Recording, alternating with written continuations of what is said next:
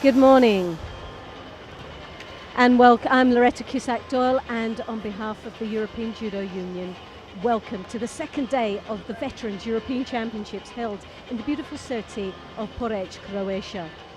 Well, the first day of competition puts France on the top of the medal table with 5 golds, 6 silvers and 10 bronze medals. And following closely is Russia with 5 golds and 3 silvers and 6 bronze. So very close indeed, and that could change over in the next couple of days.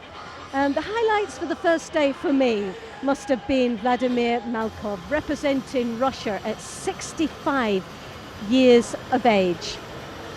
And well, we'll say 65 years of age next week. He's only 64, as he says, still young at heart. And won all his contests by Ippon. Won all his contests by Ippon and retained her title of European champion for the 5th time running. So 5 European veteran championships he's achieved. Fantastic result. When interviewed afterwards, he said this is so important for him to motivate and encourage his students back home. Well, a father of 4 and a grandfather of 4, I'm sure he's inspired so many people and very good friends out there that have followed his progress. So congratulations to Vladimir. Also, another highlight must have been the oldest competitor in the contest. At 76 years of age, Wilfried Rex represented Germany and won a bronze medal in the plus 100s in the category of M10, M11. And again, a fantastic result, showing that you're never too old to start judo.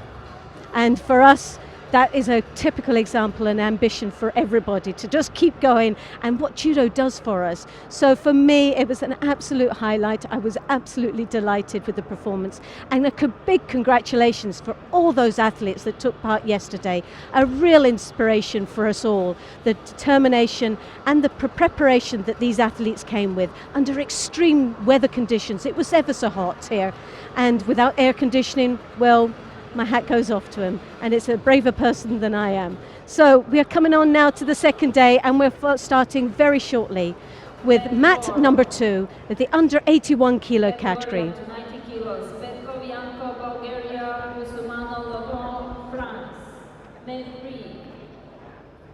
Category of 73 kilos. So, like I said, the first match of the day we will cover is mat number 2 with the M3 81 kilos, which Frédéric Raymond of France, and in the white gi, it should be coming up very shortly, and then Histov Viktov of Bulgaria in the blue. This is the M3 and M4 today, 270 competitors competing today. Overall, we've had throughout this long weekend will be 830 competitors representing 36 countries, a fantastic turnout of participants.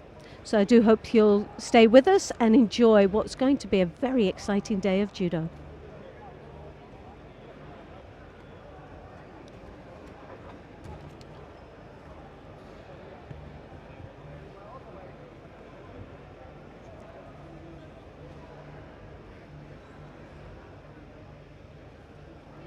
Raymond representing France in the white gi. Vitov representing Bulgaria in blue. This is the first round of the 81 kilo competition. 21 competitors in the M3 division. As we know, of those that are not sure what the M3 division is, well, this is born 76, 72, 40 to 44 years of age.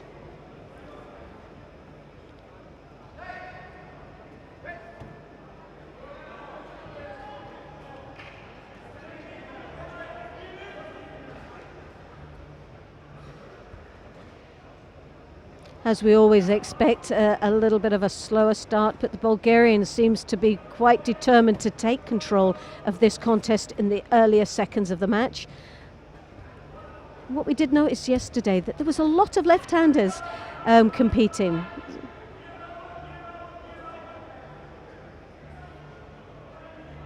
Lovely Uchimata into the Makukomi there from Raymond. Obviously didn't get that rotation that he wanted, but definitely a spectacular entry.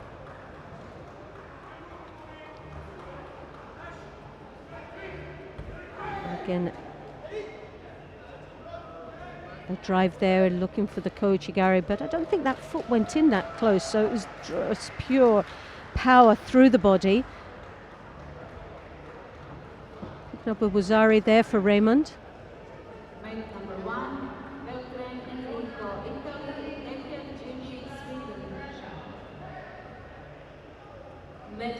Well, a very well matched fight here.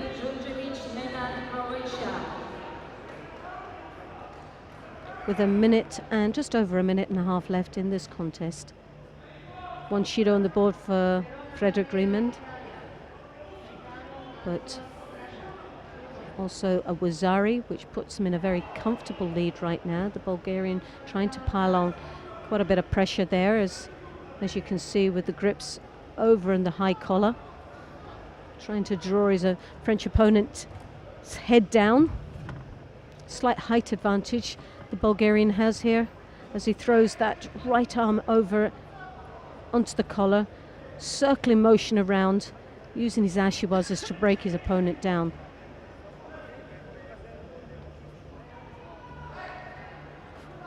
Raymond trying to control his opponent's pace. Now looking for an opening there into the Niwaza with the Sangaku turnover. Hasn't got that head, so lost control as he turned his opponent, but he's trying again, so persevering there as he pulls that arm out, hooking in, and now opting for a hold down.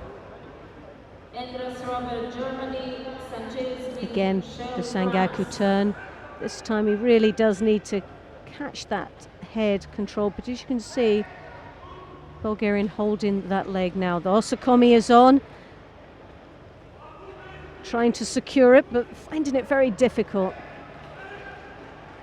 Vitov starting to tire now, finding it even more exasperating down there to try and get out, and a submission is given. So the win goes to Frederick Raymond of France, who goes through to the second round of the 81 kilo division.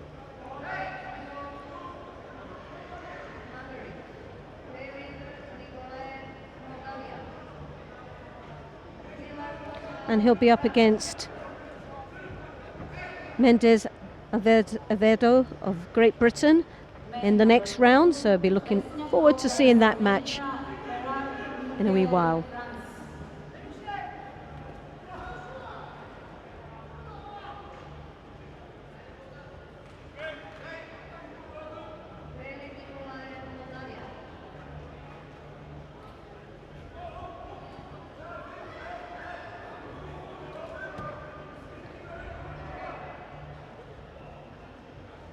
Now we come to Porod Michael of France in the white, Bogdan Liznak of Slovenia in blue,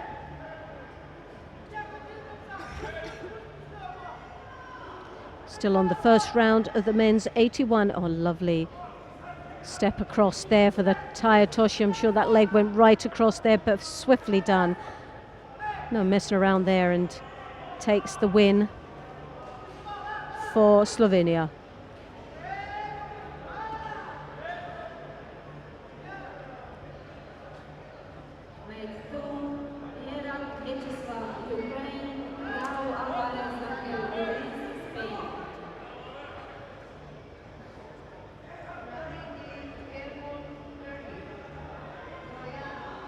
So now we have coming up representing Spain in the white gi, Graru Alvarez And representing Ukraine in the blue gi, Iraq.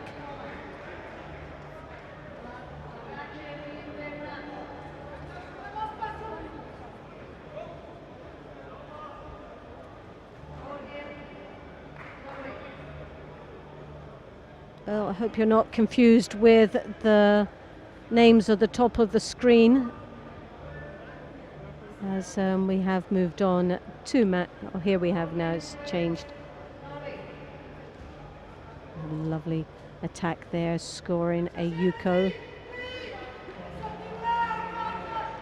There for Spain, taking the lead, and a comfortable one at that. Now, Iraq really piling the pressure there in the Newaza.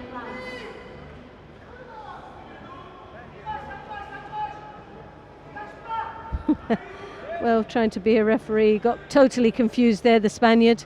Wasn't sure which side he was on, but now he's back in the land of Porec.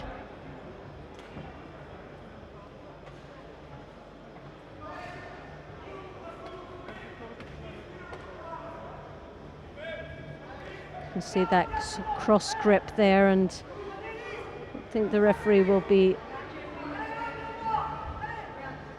Oh, definitely, Alvarez is all over the place. He's really not sure, he's totally disorientated on that mat, doesn't know what side he's on.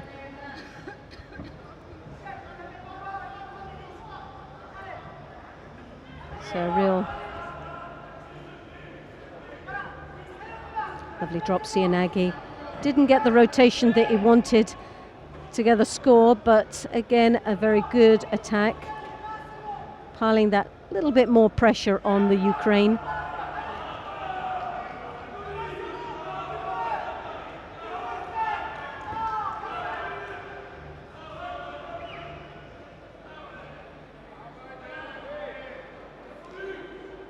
Iraq left-handed, as you can see, with the lapel grip, trying to get through. But the drop Cianagi. Garu.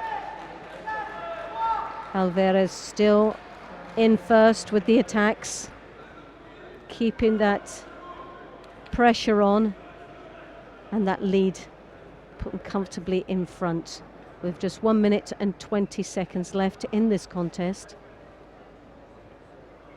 Spaniard again doing the nice drop Cianagi, but just doesn't seem to get the full rotation for the score. A lot of effort being put in, but very little in return.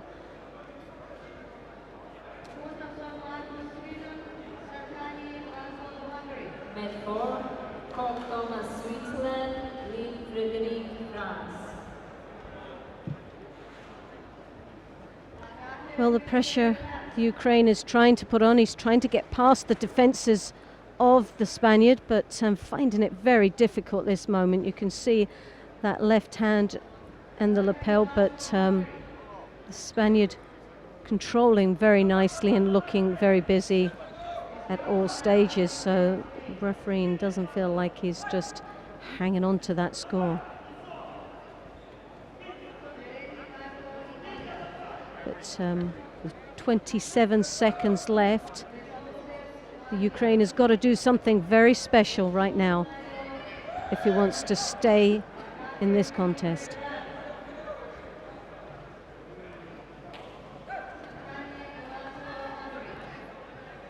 Well, the clock's ticking away, the pressure is on the Ukraine, and the Spaniard just needs to hold out and control as well as he's been doing throughout this contest.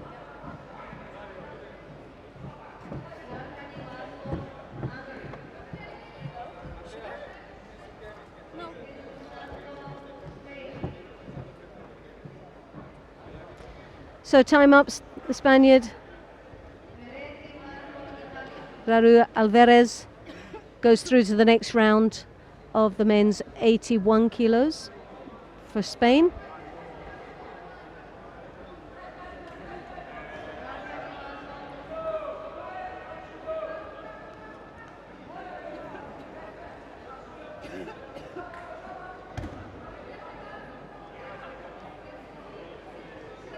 And coming up shortly, we have the next, staying with this weight category, we will have in the bottom half of the draw, we'll be coming up with France versus Turkey.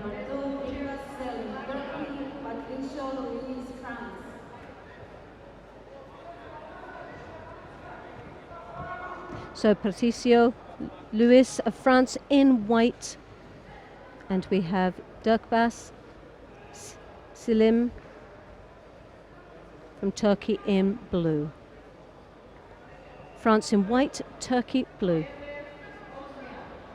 Straight away there we have a Tominagi attempt there, and he's trying to lure his opponent into the Niwaza, and again, as the Frenchman tries to avoid what seems to be a very uncomfortable and dangerous situation for the Frenchman, the pressure on from the Turk was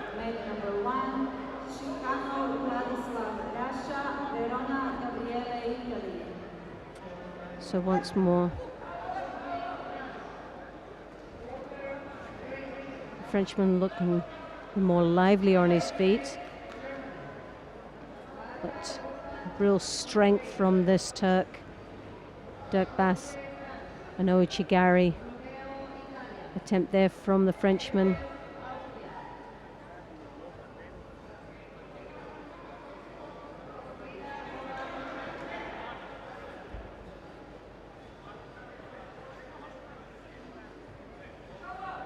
Net 4, Vosger, the Netherlands, Lepuri Fabrice, France. Well, Louis just seems to be under a little bit of pressure from France here. A lot of power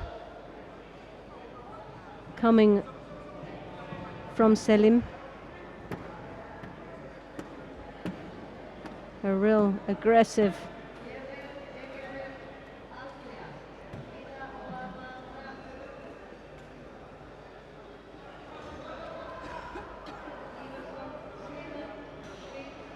Selim there now looking for the Sangaku turnover, and as we know, he seems to be very comfortable in the ground, and he's been trying to get every opportunity he possibly can to get Patricio into the Niwaza. Oh, a lovely attack. Ippon showing, but with the Kochigak.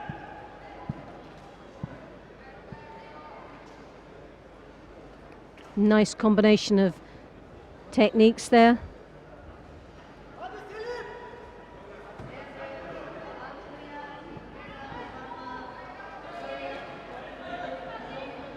Osota drawing over, lovely attack there.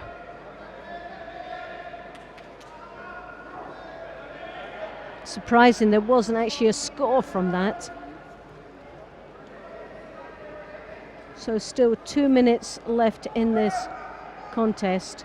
Still no score. But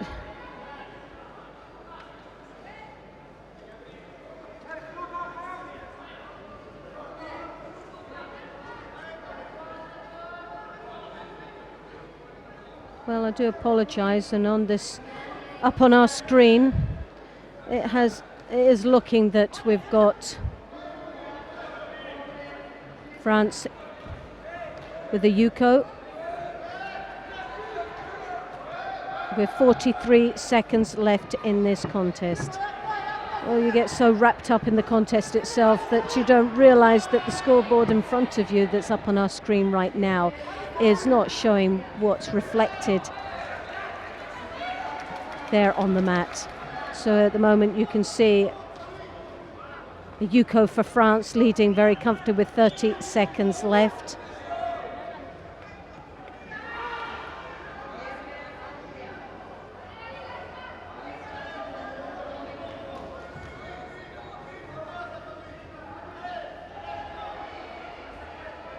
Again, sacrifice technique, just I feel to lure his opponent into the Niwaza. But the Frenchman quite comfortable in staying in the Tachiwaza and continuing with that lead as he draws his opponent to his knees. It just looks like the Turk has come to the thought that he's just not going to get past what seems a very strong French opponent. Well, a comfortable win there goes for Patricio of France, who'll go into the second round of this men's 81 kilo category.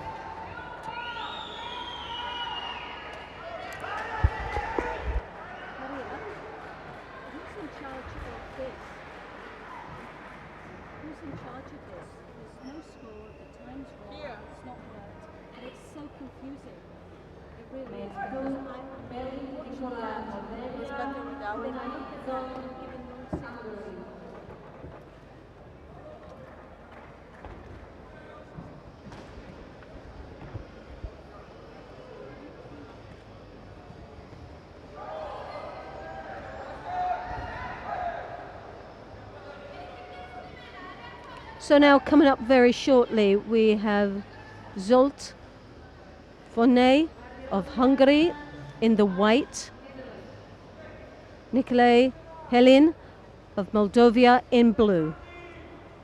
Hungary in the white, Moldova in blue. This is the first round of the men's 81 kilo category in the M3 age division, which is from 40 to 44 years of age. 21 competitors competing today in this weight division. If you've just joined us, I'm Loretta Cusack-Doyle, and on behalf of the European Judo Union, welcome to the second day of the Veterans European Championships here in the wonderful city of Porec, Croatia. Fantastic facilities, the sun's out, but it's heating up even more here, and as you can see, that's how hot it is. Ippon scored from the Hungarian Fonay, who goes through very swiftly into the second round. Well, there was no argument with that, and the Moldovan shakes his head and his hand to say thank you very much. Now, as you can see, Spoto of Italy approaching the mats now in the white gi.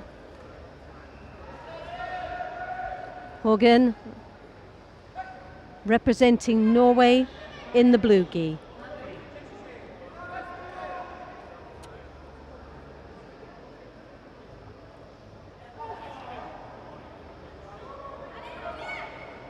Now, as you can see, these are two different type of athletes, very big indeed. M3 plus 100 weight division.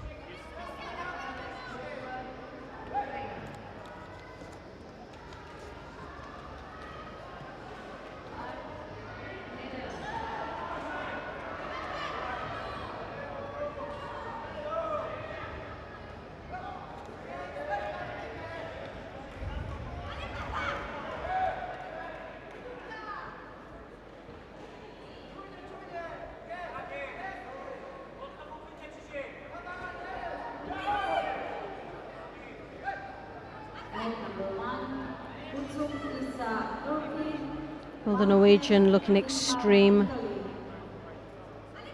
right-sided on that lapel, turning the right shoulder into his opponent. The Italian trying to square up, but not really wanting to be tempted by the Norwegian's right leg that seems to be sort of there in front. Well, he rotates all the way around looking for the Uchimata, but really didn't have any effect on his opponent. Once again,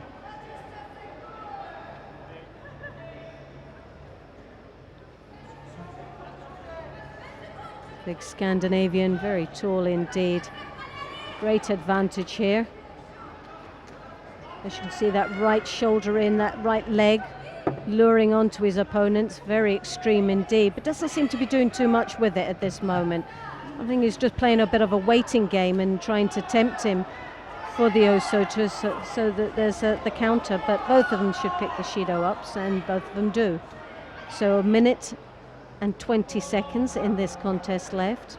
Not really much happening right now.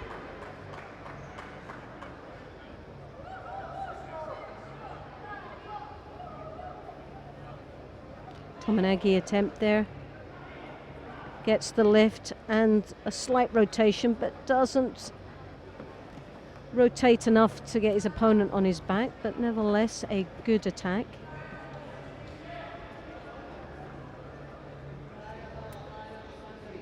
So 2 Shidos to 1, putting the Italian at this moment in the lead with just under a minute left in this contest.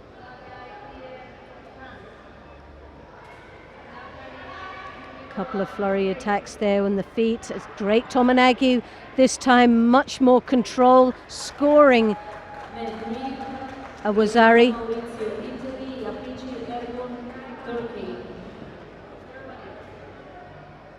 And with just over half a minute left, gives the Norwegian a hard task to come back into this contest. Well, the Scandinavian obviously didn't use his size to his advantage, those long legs, and just played a bit more of a waiting game, and it's really cost him dearly in this competition. 13 seconds to go. And I think we can safely say the Italian will go through to the next round.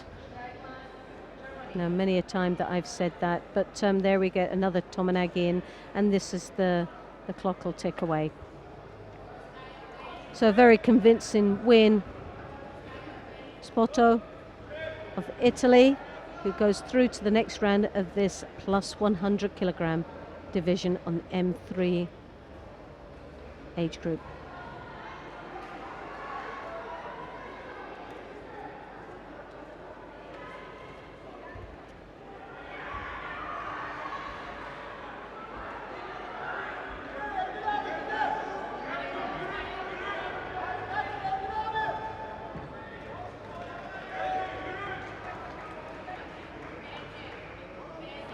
So now coming up, staying with the plus 100 kilograms, we have Lars Weber representing Germany in the white gi, and Marco Ferretti representing Italy in the blue.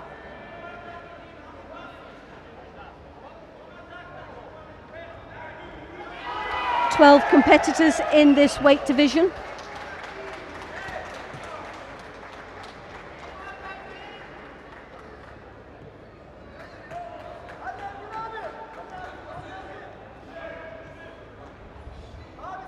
Well, this German is very big indeed, has a great height and size advantage over his opponent, but doesn't always to say that that's going to be an advantage, but when you look at him, it's quite a frightening experience if you are the smaller of the opponents, to try and get past the power and weight of your opponent. As you can see, that left arm of the German up high on the collar, controlling very nicely, drawing his opponent down, making him shorter than he already is against him. The Italian making a couple of, a big Harai Makakomi, and that power, those legs, and that weight behind that technique was enough to give him the Yuko, and the Italian was very lucky indeed not to have been thrown for a pawn. But I'm sure we're going to be seeing that technique again. So once more you see the left hand up high on the collar, controlling the right sleeve very nicely indeed. And it's just attacks for the Kosota to step the leg back and straight across for the big Harai is the combination of the German. The Italian really struggling against the size and the technical ability of this German. As you can see again, German take the Italian trying to break off that left hand, which he knows is the danger behind the big Harai Makakomi. Now a slight change of tactics here for the Italian, but whether it's just prolonging the agony, I'm not sure. The German again has got that left hand high, Not securing it as well as he did in the earlier stages of this match. But once more, he now looks for the Niwaza. Wasn't as quick as we'd expect, but, and oh my goodness, puts himself in a very difficult situation right now. Hey! Well, the German has to be very careful on how long he stays on his back, and if his defenses are not up, then he'll find himself in a very uncomfortable position. So Germany leading with 1 yuko with 43 seconds left in this contest. That left hand high collar grip, controlling his opponent's right sleeve, left sleeve.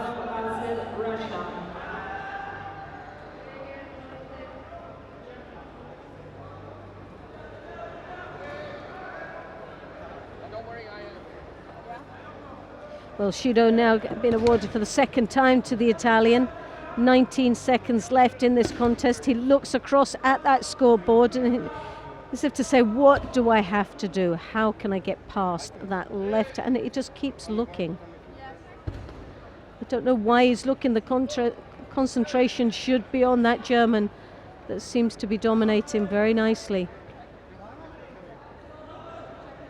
Well, the German, a very convincing win.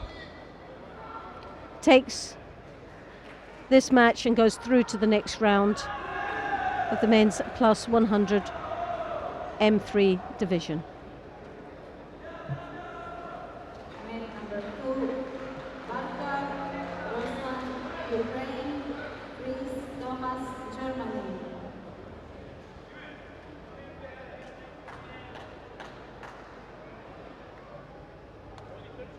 So now we have, again, another German in the white gi, Thomas Fries. And he's up against the Ukraine in the blue gi, Ruslan Bakar.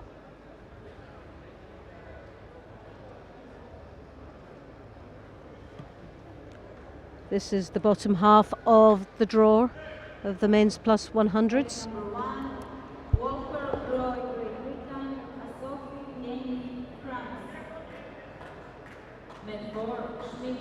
Germany, St. Peter, Sweden. Second goal, man number 1, Balkar, Ruslan, Ukraine.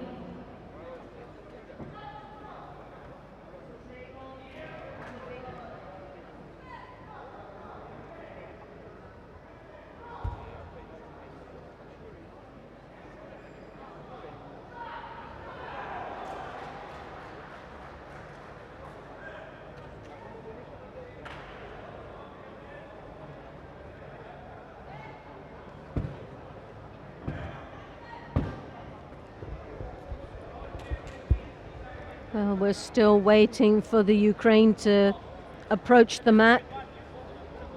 We have the second match behind him waiting, but Bakar hasn't actually appeared yet. Now, we had a couple of problems like this yesterday. They were very slow in approaching the mat. And in fact, one actually didn't turn up at all. So I hope that isn't going to be the case this time.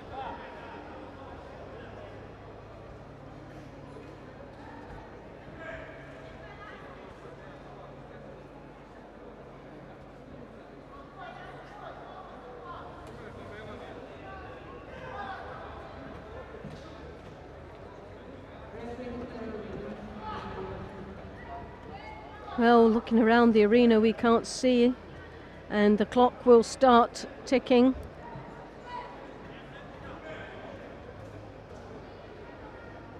Well, it has done, and the win automatically goes to Thomas Fries, and he'll be quite happy that, well,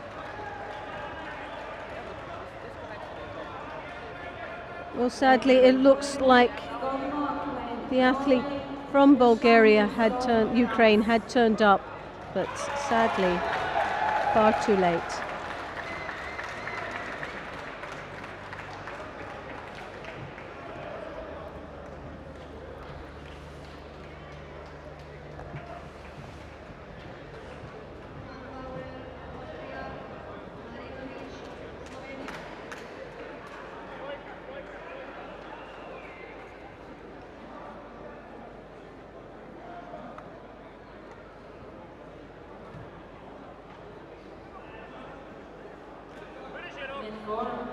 Ferenc, Netherlands. Mardiosian Armenac, France.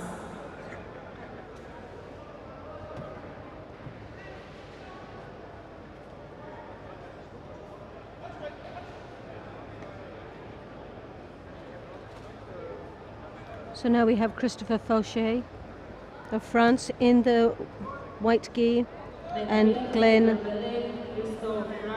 Skogmo of Norway in the blue.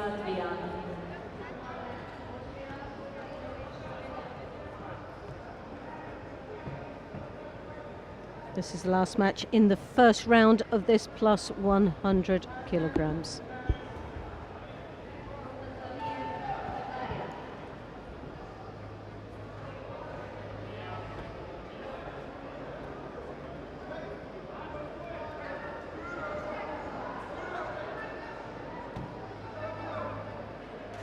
Well, once more, the weight advantage here has got to go to the Frenchman.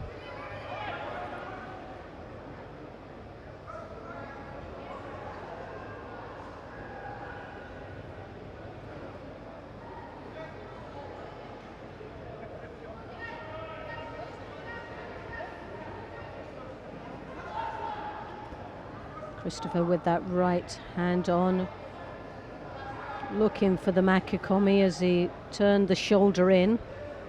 Lost control completely as he exchanged grips.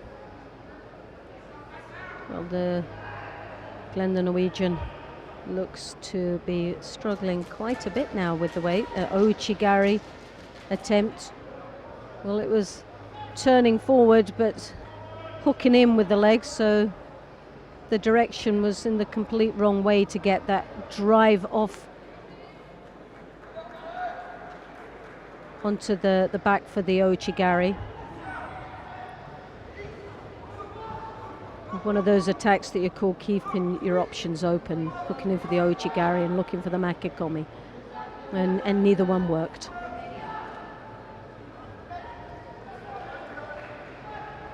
Again, you can see that right hand of the Frenchman as it comes up quite high there now. Slips across, doesn't catch the head, but looking for the Makikomi, falls on his face, but doesn't really get the rotation. Hasn't actually got control of his opponent as yet, but here we've got Glenn that's desperately trying to rotate his opponent over. And obviously the size difference is making it very difficult for him.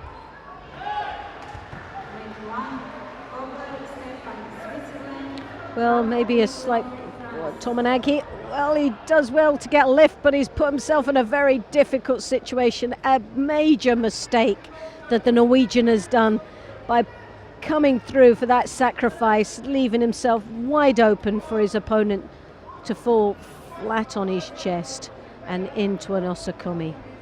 Well,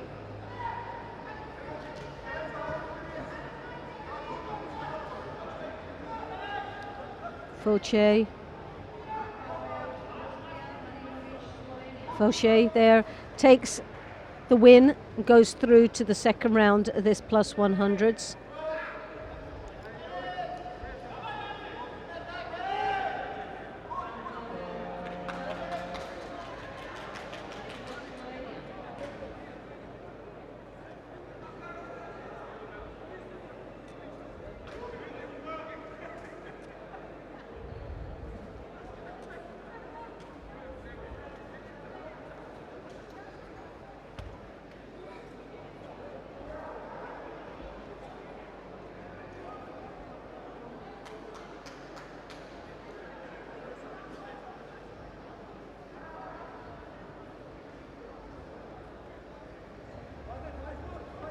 So France takes the win, and that's us now into the second round of the plus 100s, and we'll be continuing with this weight category a little bit later. So now from the heavyweights, we are now going to go to the lightweights. So we'll be looking to see a little bit more movement here, a bit more energy on that mat.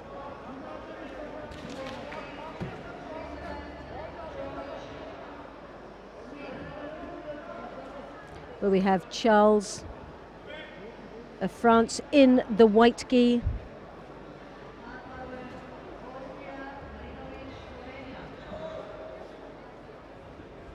And Scosi of Italy in the blue gi.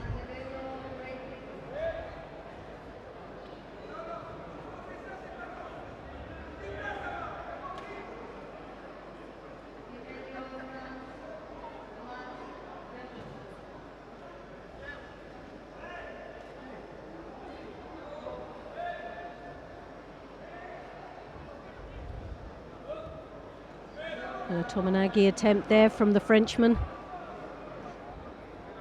Well anticipated by the Italian.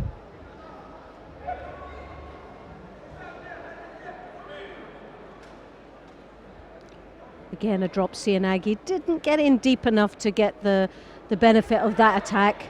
A lot of hard effort goes into doing these drops and valuable energy that you want to reserve.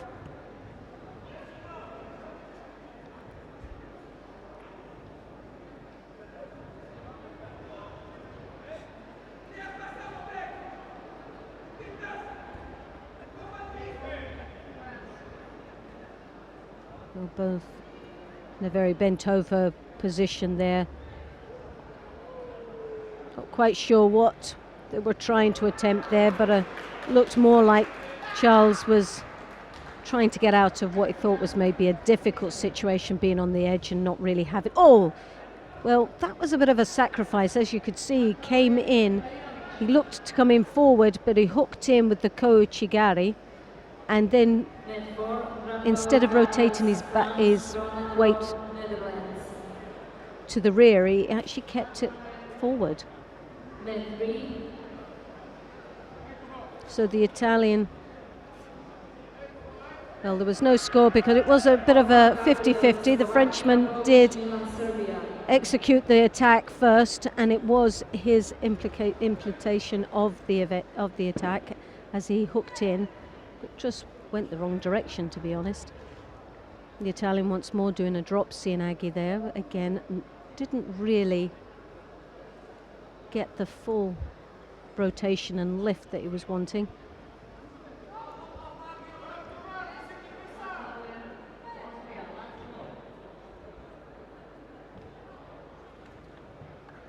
Again, another drop. Well, these drops are very poorly executed and not as effective as I'm sure they would hope to be, but I suppose it's keeping the pressure on the opponent.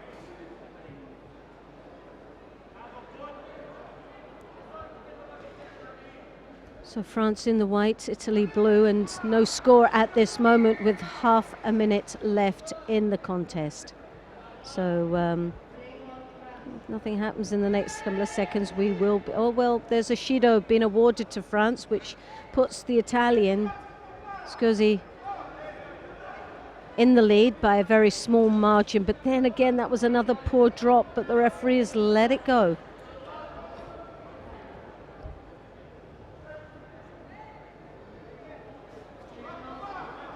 Oh, Sota attempt there from the Frenchman.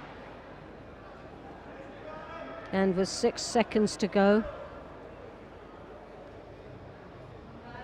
Italy has to stay very strong and not look to be negative at all. Well, he managed to hang on to that.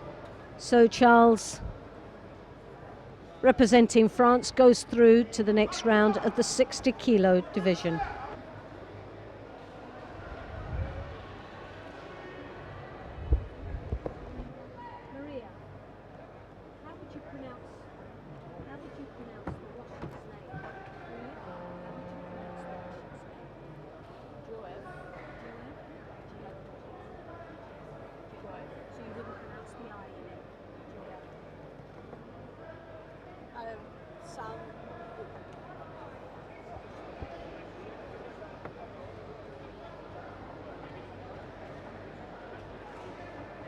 So I'm not quite sure. Oh, right, well, the scoreboard is down, as we can see. It's blacked out.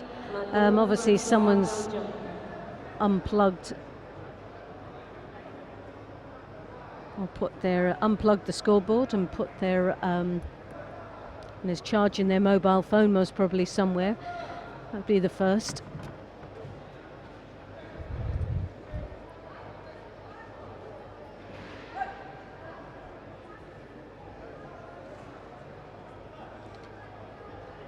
Well, it seems to be a bit of a connection, but as we've seen, right, well, we have light and we have no picture. I do apologise for those that are there waiting patiently.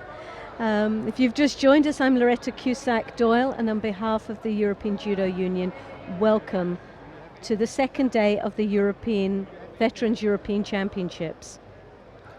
830 athletes participating over this weekend, representing 36 countries. And the highlight for me is definitely, there's a couple. Well, yesterday we celebrated Vladimir Malkov, representing Russia at 65 years of age next week. So he's still a youngster at 64. Won all his contests by Ippon and taking the Veterans European title, 5th time. A fantastic achievement. When interviewed yesterday, he said his medal is so important to motivate and encourage my students back home. And as a father of 4 and a grandfather of 4 children, I'm quite sure he has inspired many, many fans out there. Also, our oldest competitor is Wilfried Rex, represented Germany yesterday. He won a bronze medal in the M9 and M10 group at the plus 100s at 76 years of age. Fantastic result, and it just shows you that you're never too old to start competing. So for all those that are thinking about 6-year-old bronze medalist, a 65-year-old 5 times European champion, well, come on, put down that chocolate biscuit and get into the gym. Well, looks like we've come back, and we are now ready to start at the under 60 kilo. This is the last match of the first round of this weight division, which is the M3 category. And for those that don't know what the M3 category is, that you have to be born within 76 and 72, which the age group is 40 to 44. Just spring chickens in this competition here today. Well, nothing more frustrating than to be standing in front of your opponent. If it's not nerve-wracking enough to be standing outside in the corridor waiting for your name to be called, but to be standing there in front of your opponent and not being able to get started is another thing.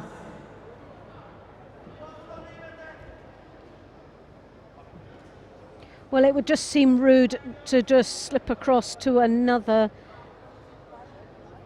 weight division, another fight, especially for those that are waiting patiently at home to view this contest. I just hope it's all been worth the wait.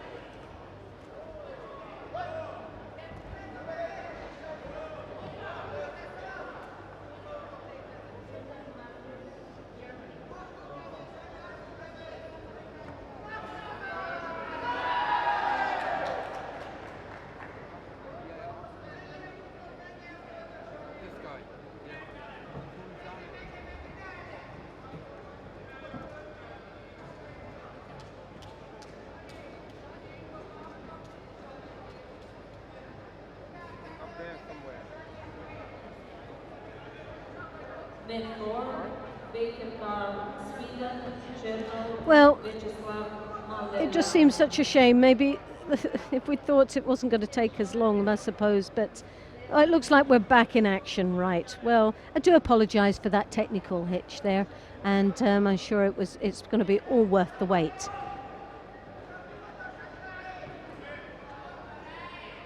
Husinov represent Azerbaijan in the white. Giov representing Russia in the blue.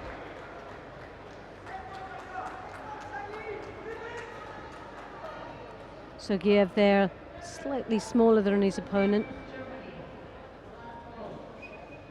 Well, now they've stood up, maybe not.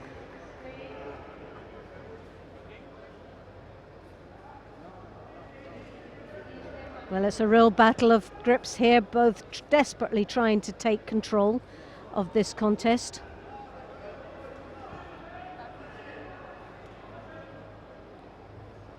Azerbaijan there looking for the Ippon Sianagi, trying desperately to get that right hand high up onto the collar. The Russian coming through, looking for that Uchimata. As you can see, the right hand blocking the Russian's entry onto that Uchimata.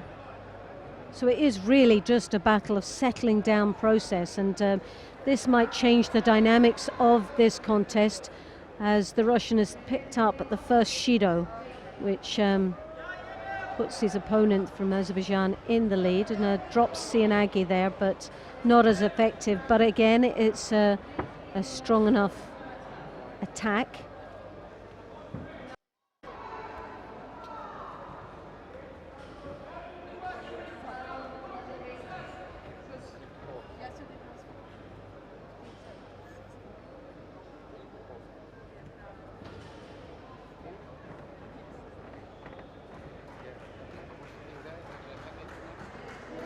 Well, 1 minute and 8 seconds left in this contest. Nothing really much to separate them. Azerbaijan, Kuzinov looking to dominate a little bit more than his opponents. The Russian picking up the second Shido. As we know, yesterday the Russians did extremely well. They're just followed by, in second position on the medal table, with 5 golds, 3 silvers and 6 bronzes. Leading that is France, who are top the medal table at this moment. And we know it'll all change, because we've still got quite a few competitors to come in the next couple of days, and we've got the delight of the finale on the Sunday of the team event, so that will be very exciting indeed.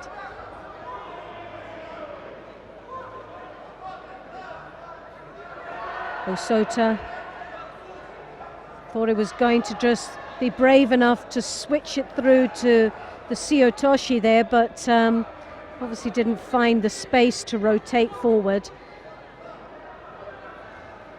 That one was the Osota attempt, but leaving his options open for the drop Sianagi, so it was a 50-50.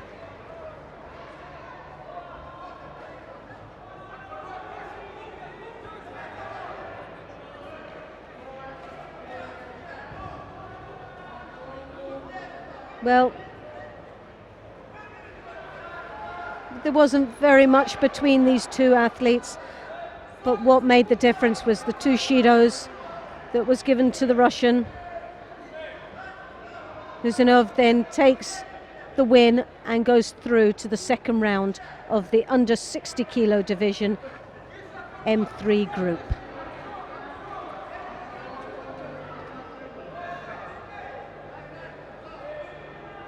And he'll be up against the Frenchman Christopher Grillon a little bit later.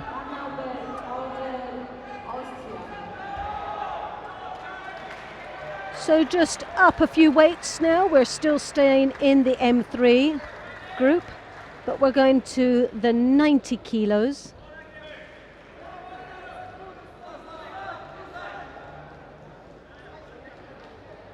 Hamburg, Holger of Austria in the white gi.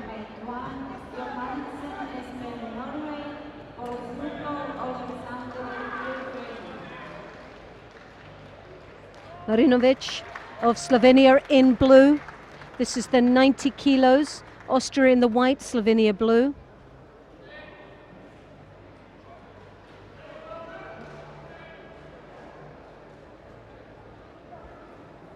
Slobodan in the blue gi, in the white gi, sorry. Is he? No, he's in the blue. So 2.5 minutes left in this contest. Oh, no. Well, it was a mate. Nice attempt.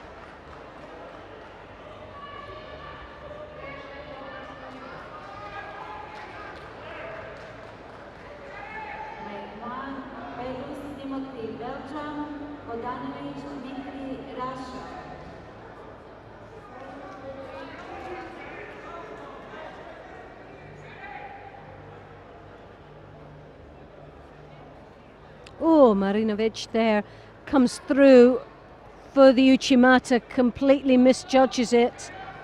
Could have cost him very dearly there. If only the Austrian had reacted a little bit quicker and stepped across.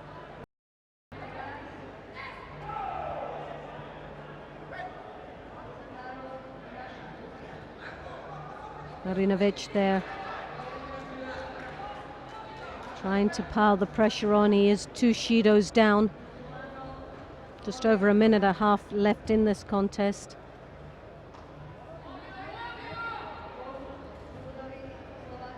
Hanbur playing a very defensive game right now, but cannot just rely on the 2 shidos that he leads with right now. Again, the pressure on from the Slovenian. As we know, he's got a cracking Uchimata there.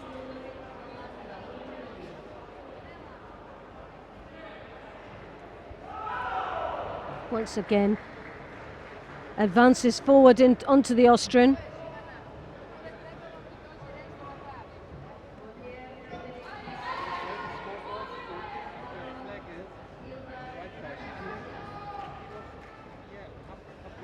And Makakomi there, but just lost all control.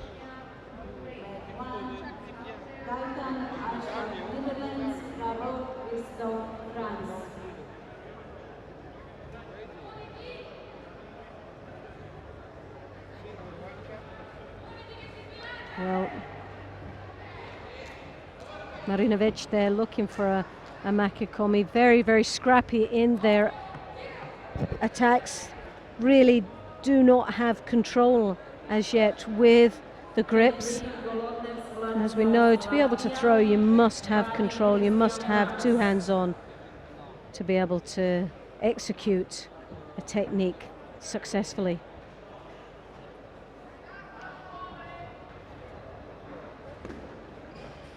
Austrian again, just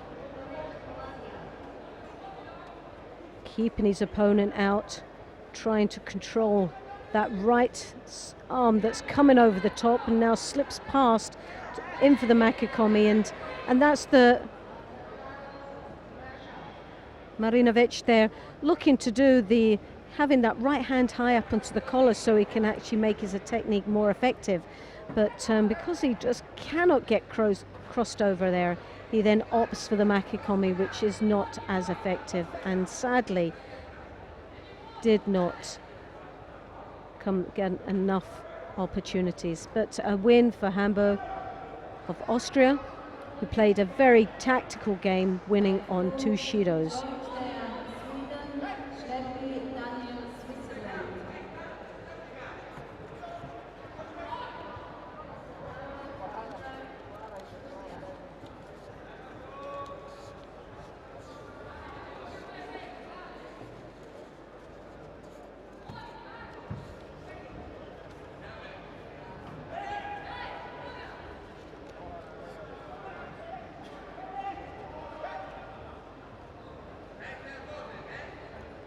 Shalepi of Switzerland in the white, Kolik of Sweden in blue, just under 90 kilos, M3 division.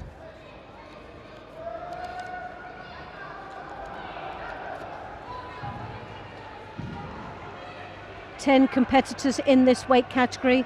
This is the first round.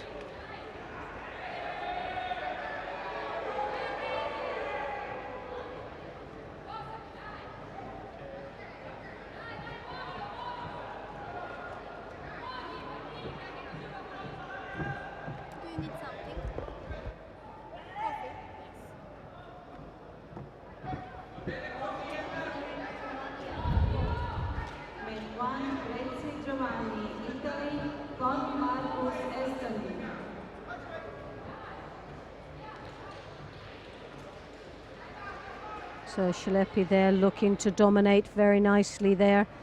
As you can see, that right hand high onto the collar, elbow drawn in, hooking there for the Uchimata, but with the opportunity of being flexible with the combination of Uchimata. And real control and direction, draws his opponent down to the ground onto his back. And now we have the Yosakomi. The colleague there working extremely hard to try and get out.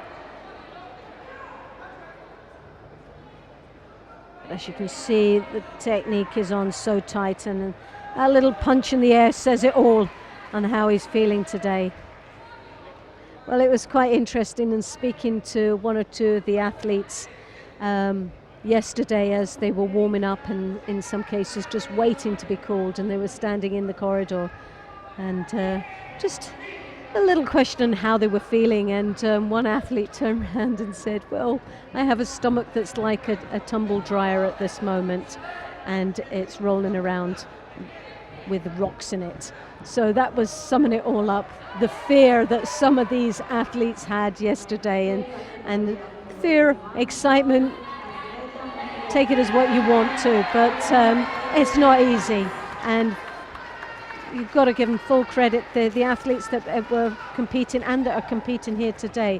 The preparation, you can see, the physical preparation that has been done to participate at this level has been outstanding, and something that I totally underestimated.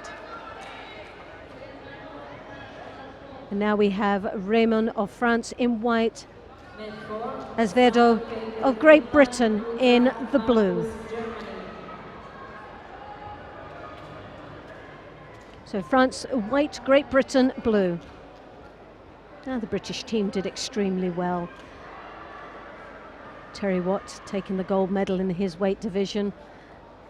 It was lovely to see these gentlemen, and what a great team spirit they had throughout the day, supporting each other as far as coaching roles and teammates. So congratulations to them. So Azevedo there rubbing his head. I'm not quite sure how serious it is, but just a little bit stunned, but nothing serious. He gets back into the swing of things now, and well, you can see there is a little bit of a head clashing going on. Raymond drawing the head forward. Azevedo there taking the initiative in going forward. Little swing of the hips and rotation of the head there just to throw his opponent off. Raymond looking very cagey indeed and apprehensive as he engages with the British contender, who comes over with that right hand onto the belt, hooks him in the Uchimata. Wonderful attack there. Now looks for any opportunity down in the knee waza, but as you can see, Raymond is keeping it very tight indeed, but Azevedo persevering down there. Referee as well. So Yuko and Awazari on the board, and Mendez. Azevedo doing extremely well and takes the ippon. So a wonderful match there for Mendez.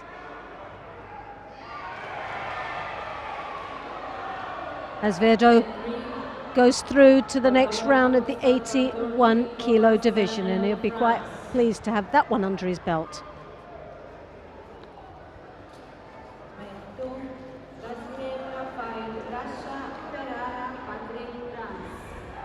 So that puts Mendez into the third round.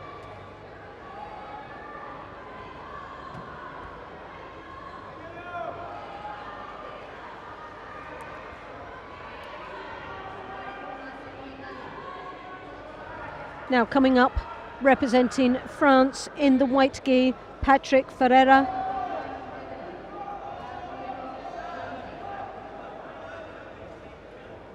Rafael Gadziev representing Russia in the blue. Ferreira, white. Oh, and a lovely ippon, Sianagi for ippon for Ferreira. And Gaziev didn't know what hit him. He'll be pretty stunned by that with the opening seconds of this contest.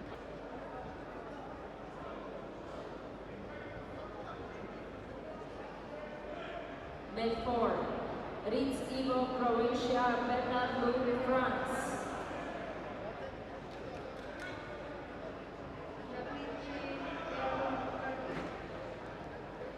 Lovely take back there, scoring a Yuko for the Slovenian.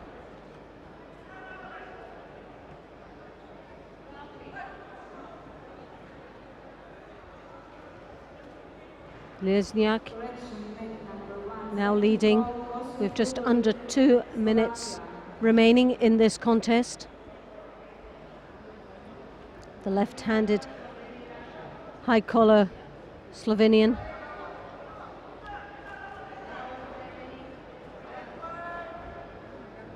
Nicely once more controlled as he rotates over with Sangaku. Controlling quite nicely, taking his time, but is that leg in position? Well, it isn't, but he's on the right side to rotate him over, and does so as he persevered, but just lost the control at that latter stage.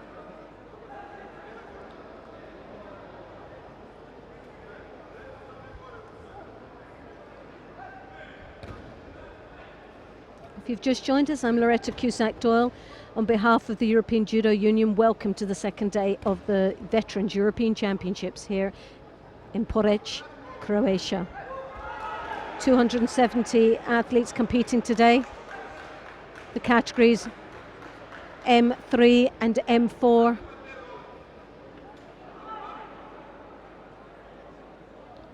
And if you're not sure what that is, it's born M3, born 76 to 72 and 71 to 67. So from 40 up to 49 years of age.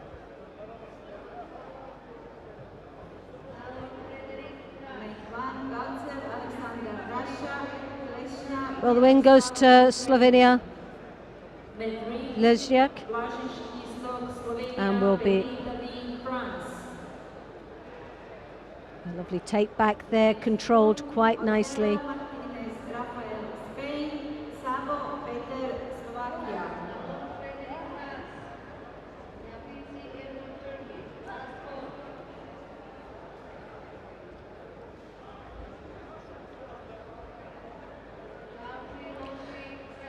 Now how we have from Slovak, Zabo in the white, and representing Spain in the blue, Otero Martinez.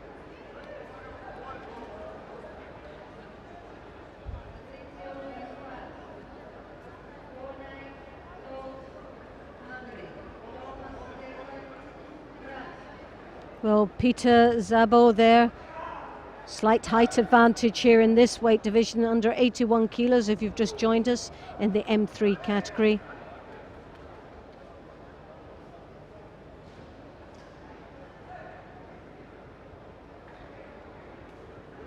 A real 50-50 here in controlling this match. Neither one of them having the advantage at this moment. Well, that's the left hand is starting to slide up high into the collar from Zabo. But as you see that Rafael, with that right hand now, is secured the right high collar sleeve grip.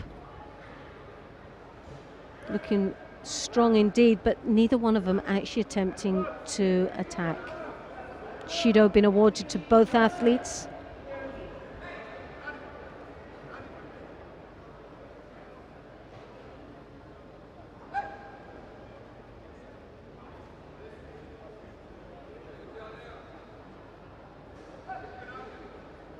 Once more, very strong right-handed grip there from Rafael.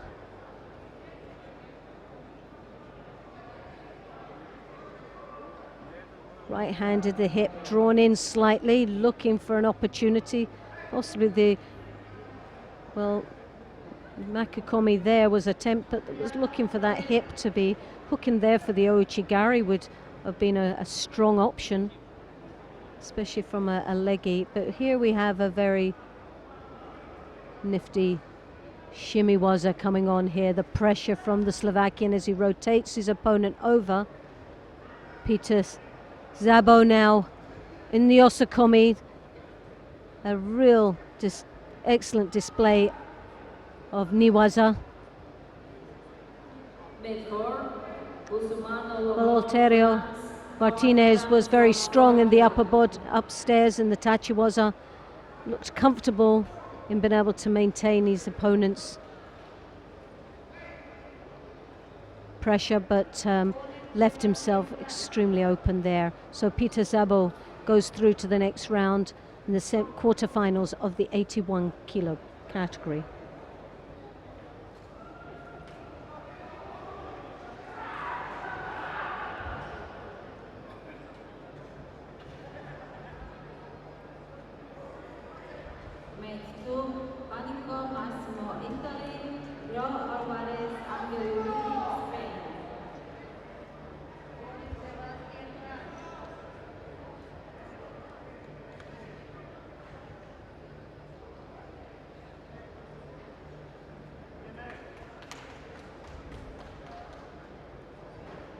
So now we have Raul Alvarez of Spain in the white and representing Italy in the blue. Panico.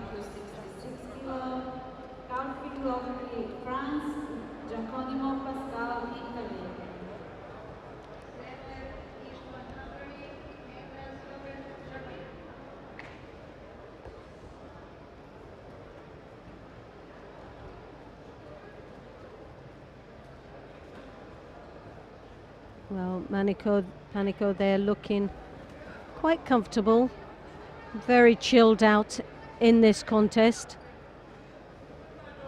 Just taking his time. As you can see, he's coming round. Got the left hand. He's not sure which way to put that left hand, whether it's inside or behind. He's just looking for any option, in fact, just to try and control this contest. But sharp reactions the Italian has.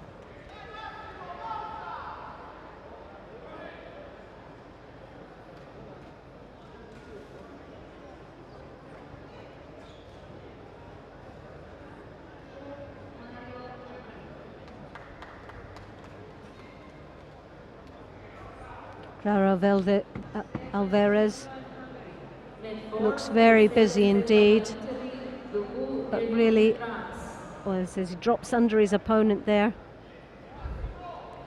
Has put in more attacks at this moment, but Panico has been a bit more precise in the attacks. Wazari on the board, so Panico in a very comfortable lead right now. Well, that was a very swifty move.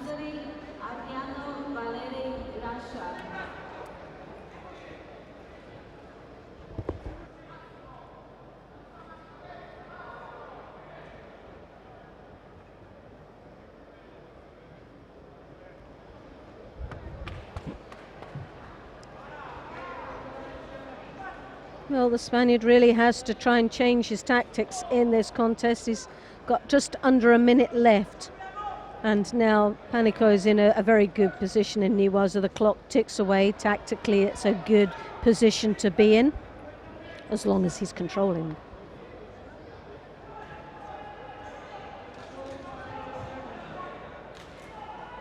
Well, again, that left hand, as you can see from the Italian, trying to creep over, creep in. It's really, he's just trying to settle in on the left. Leaving himself open a little bit for that drop Cianagi, but didn't seem too phased by it. Raul Alvarez now piling a little bit more pressure on, but as you can see, 20 seconds left. He comes in for Epon Sianagi, looks for the Koichi Gari, but left himself on the back foot to be countered, and Panico capitalized on that and countered with, and was scored a Wazari in Wazari Aseti Epon. So 9 seconds left in that contest, and completely dominated by the Italian Panico Massimo, that goes through to the next round and a place in the quarterfinals of the 81 kilo division. So we'll look forward to seeing him a little bit later, and we'll be coming up now shortly to see who he will be against.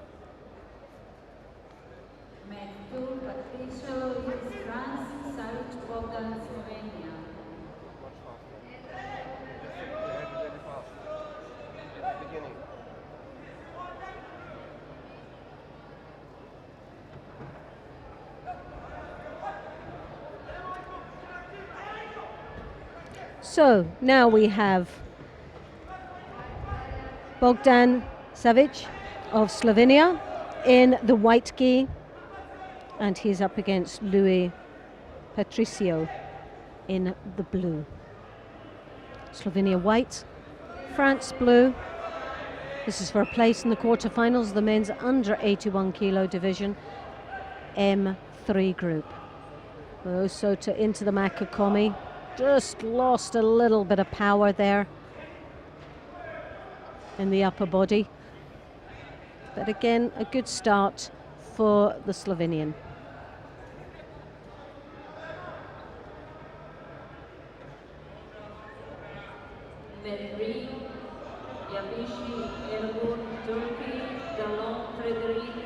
Savage there with a right-handed grip, high collar, very deep indeed. Way! Well, that's a fantastic counter there.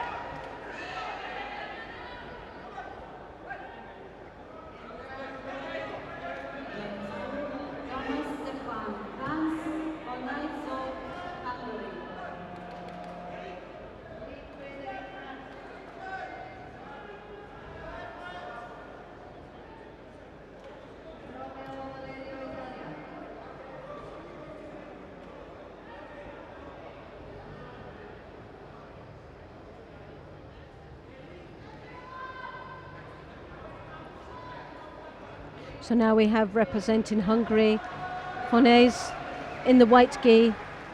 Representing France in the blue gi is Thomas.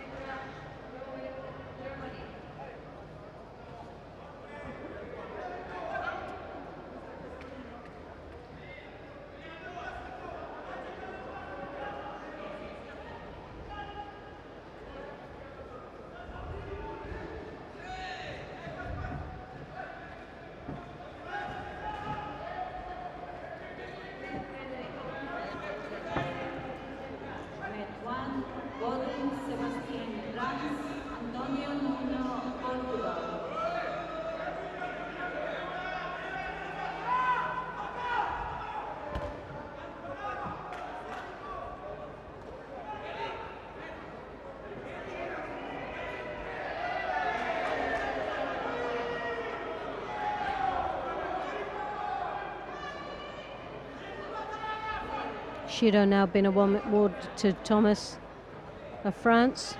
Just under 2 minutes left.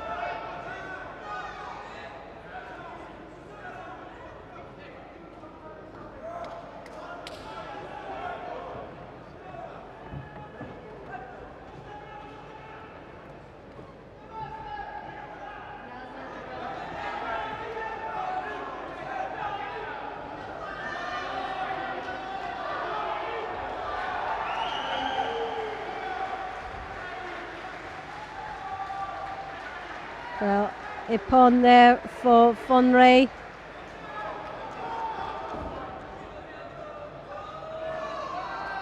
taking the Hungarian into the quarterfinal.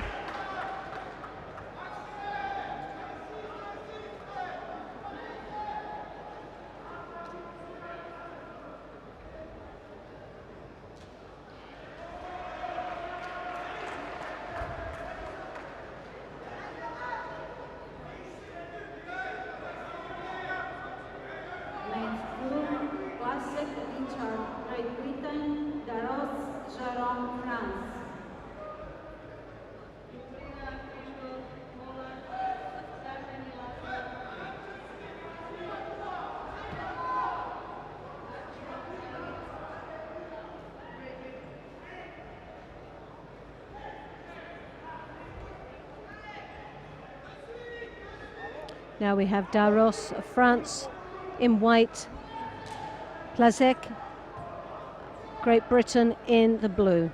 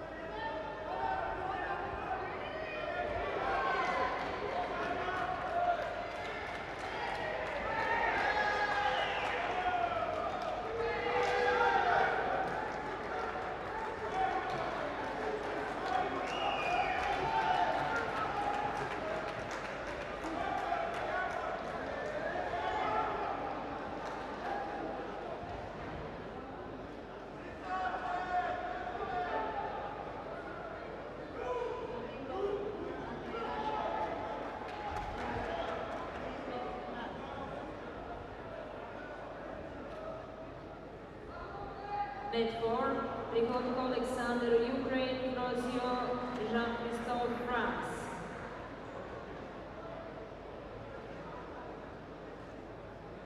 Net 3, Alep Metin, Turkey, Marverti, Fernando, Italy.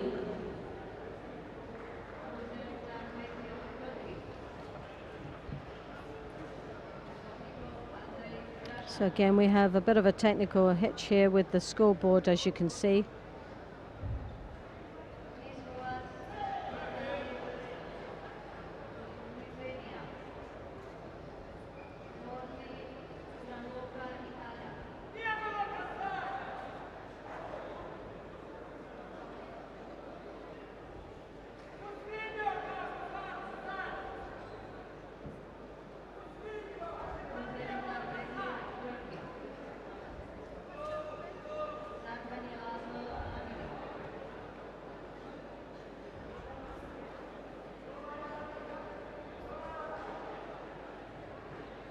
Mate 1, Arakelian, Karon, Armenia, Sosi, Rodolfo, Germany.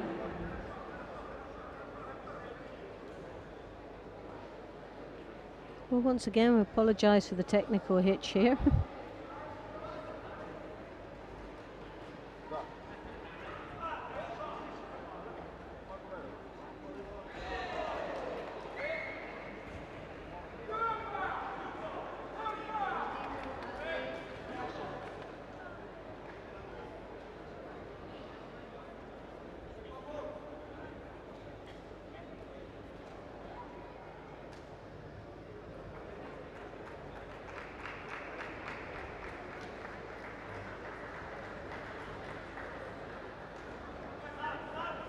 Med 3, Le Gorbele Christophe, France, Schultz Mario, Germany.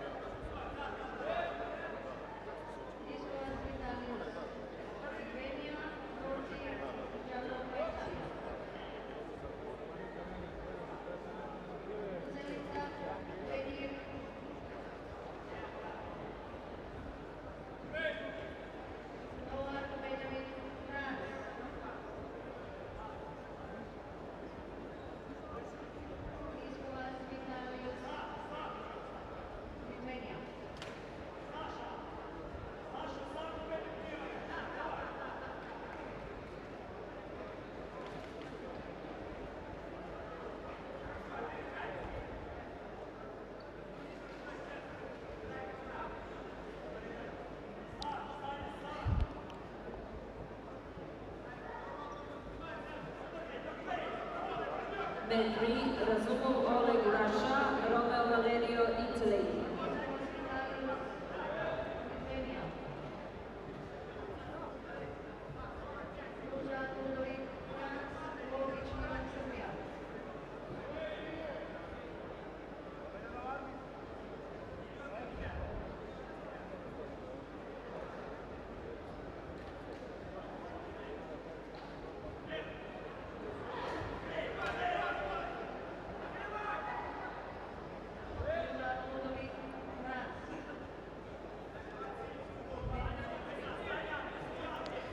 Well, it just seems to be all waiting for this mat. There's a few problems.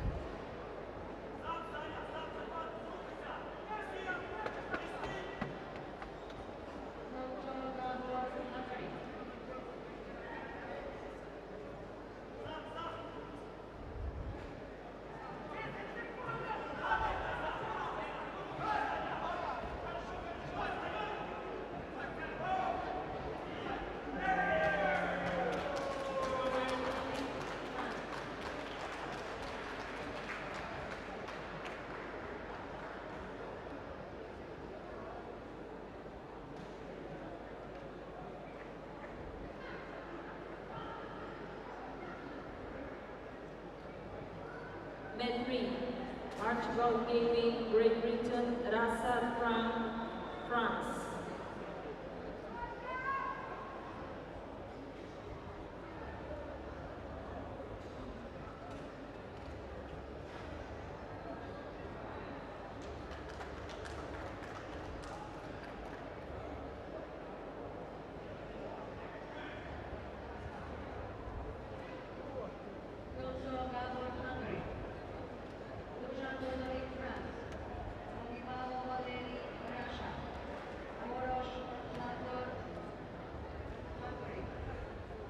Med 4, Andras Robert, Germany, Zemler Istvan, Hungary.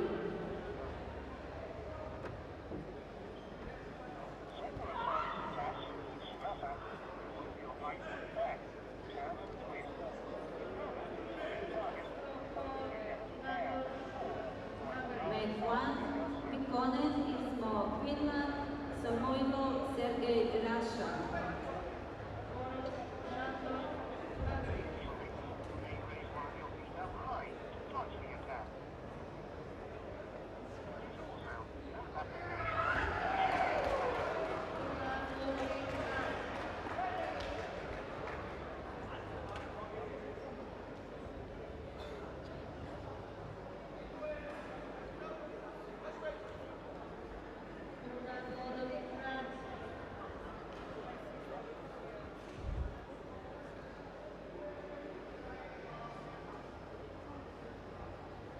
Med 3, Zorfi Gianluca, Italy, Kovac Vitalius, Lithuania.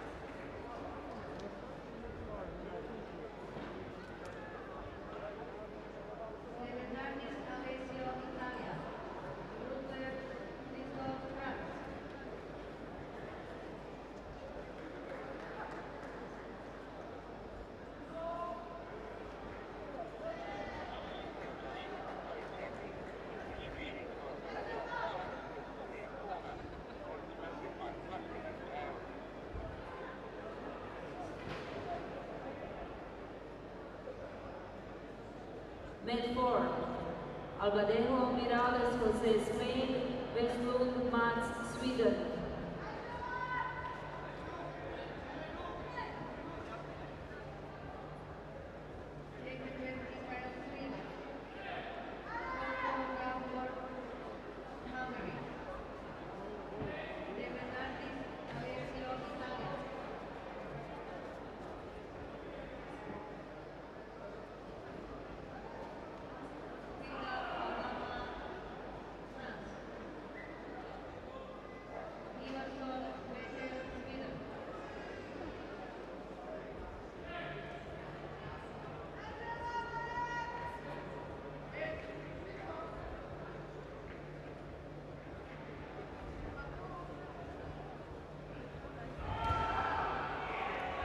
We're back again now. Daros of France in the white. Classic. Great Britain in the blue.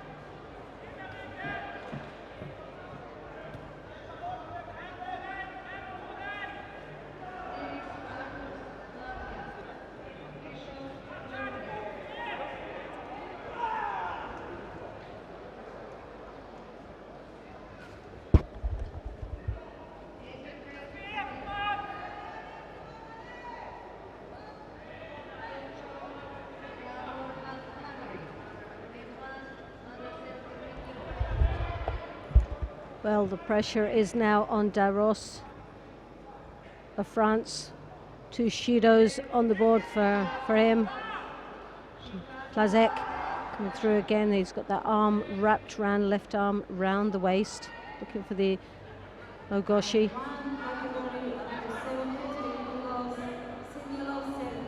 So 3 Shidos to the Frenchman. Again, that left hand for Plazek into the Yoko Tomonagi. Nice technique.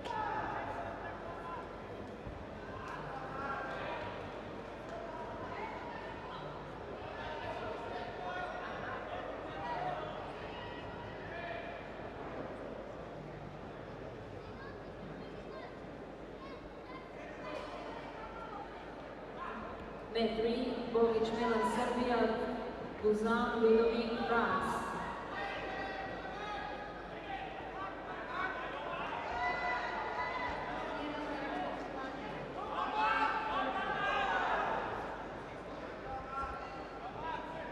Well, he's starting to secure that very nicely indeed.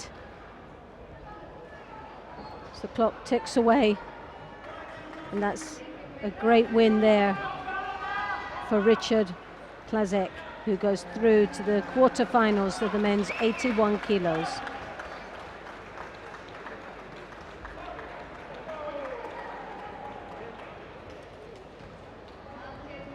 And he'll be up against Honre Zsolt of Hungary later on this afternoon.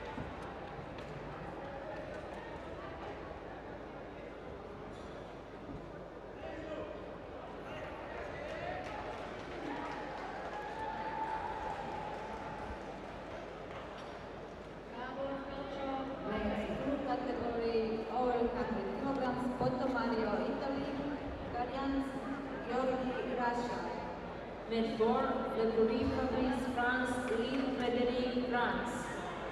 Med 1, Ekevich from Sweden, Rustundak Bekir, Turkey.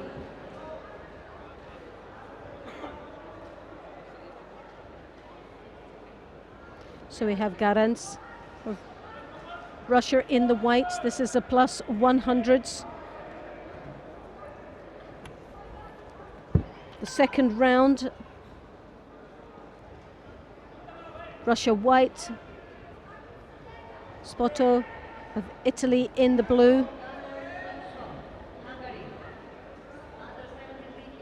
It's the second round, but the place for the semi-final of the plus 100s M3 division.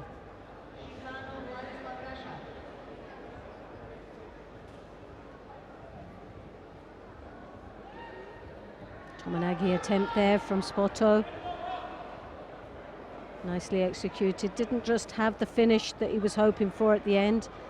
Up against a very big man here from Russia.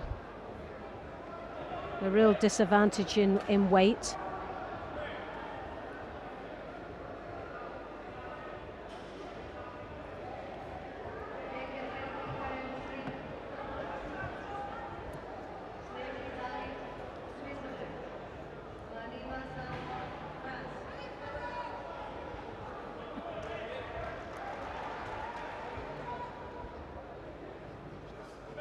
Russian there with the left hand on the lapel there. That's the controlling side. Here's a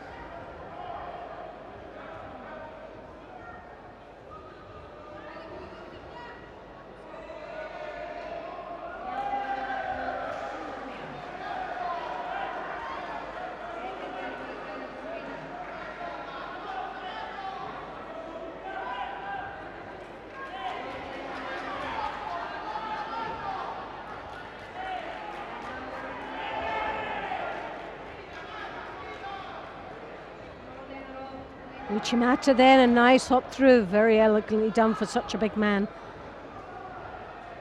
Well, it's great range this Russian athlete has. I saw earlier the Tsuru Kobayashi switching through now for the Uchimata. Nice movements, the Tominagi there. Well, Tominagi more sumigesh as the foot was slightly lower.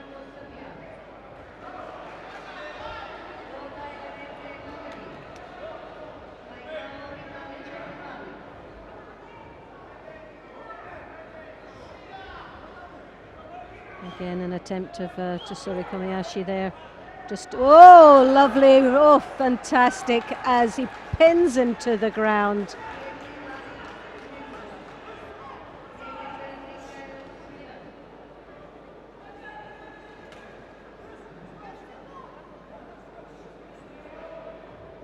And the clock ticks away nicely, and the size of this Russian, well, I can't see Spoto getting out there. So punches the air. I think that says it all. Quite delighted with that performance. Very elegantly done. So quite a great range of technical ability from this athlete.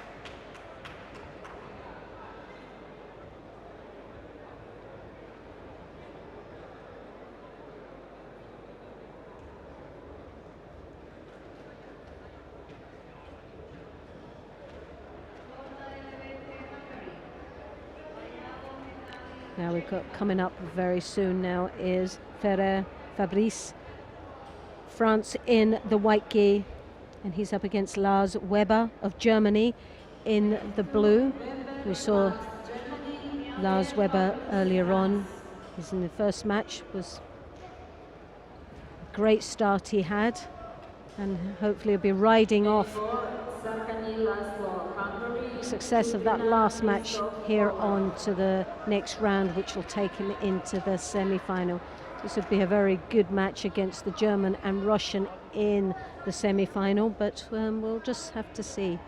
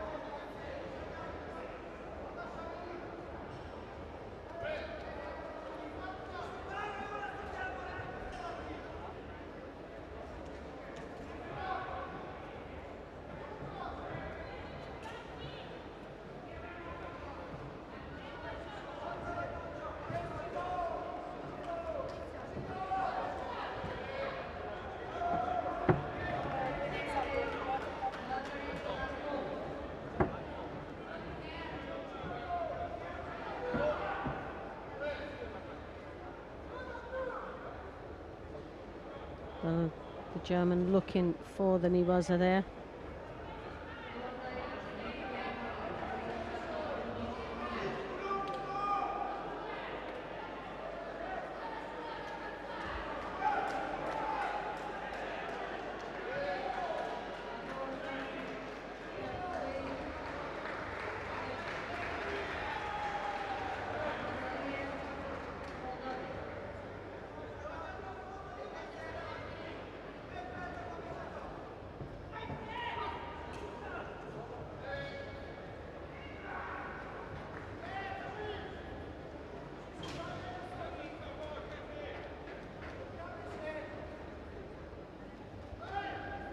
Oh, and a lovely attack there.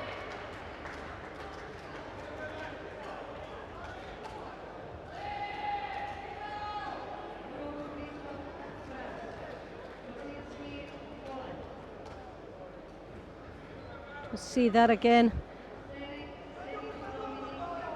Oh, that's a real continuation from his first match.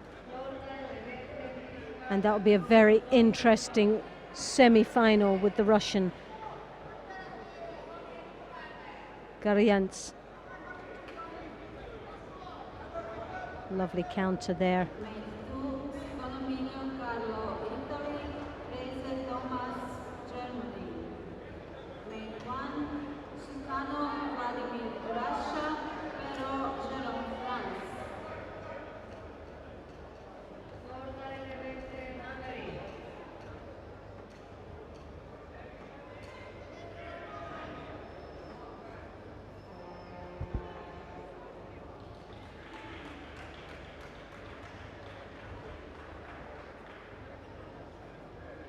Now we have Fries of Germany, and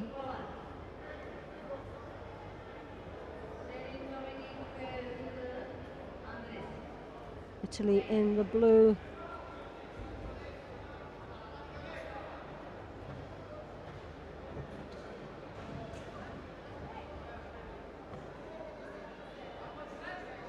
Skogmagniglo of Italy.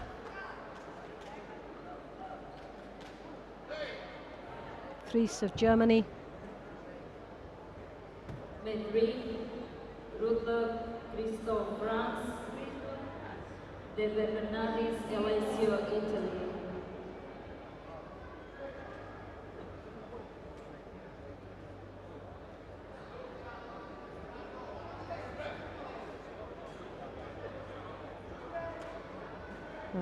Shido been awarded to Fries.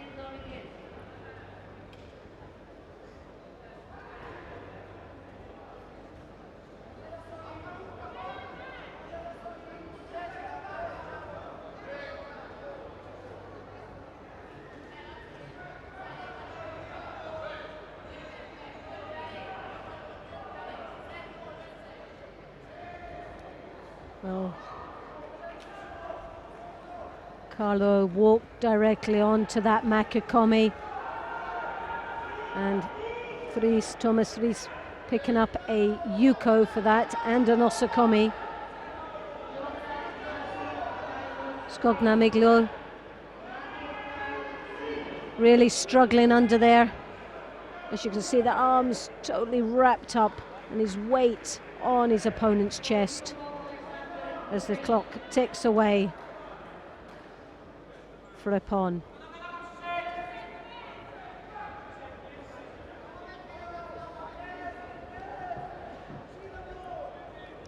So Fries of Germany goes through to the semi-finals of the plus 100s.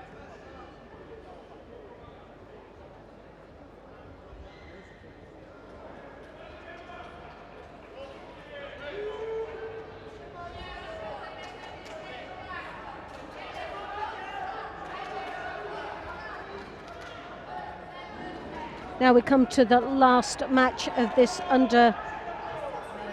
plus 100s.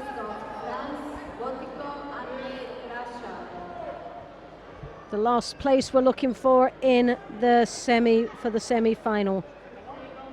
And this is against Botikov of Russia in the white,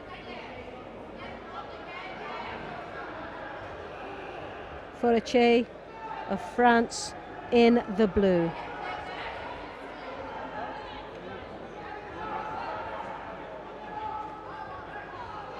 Porec, slight height advantage. As that right arm's trying desperate to go over the top. The Russian right sleeve on the lapel. Left hand on that sleeve as he controls the Frenchman quite nicely, dominating with the grip.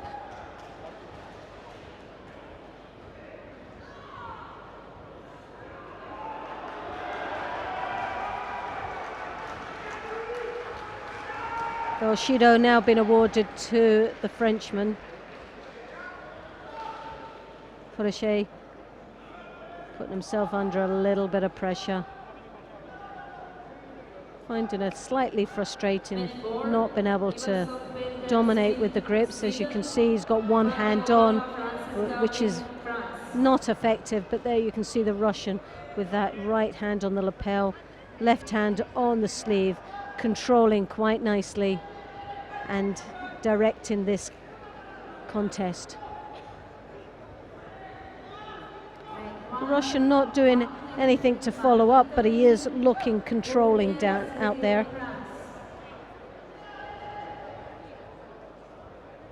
Dictating the pace of this match, which really is the importance of winning any. Lovely drop, Sianagi. The elbow came slightly under there, foot of the Marotte. Scoring Epon, just getting right under the centre of his opponent's balance. The Frenchman just walked straight onto that.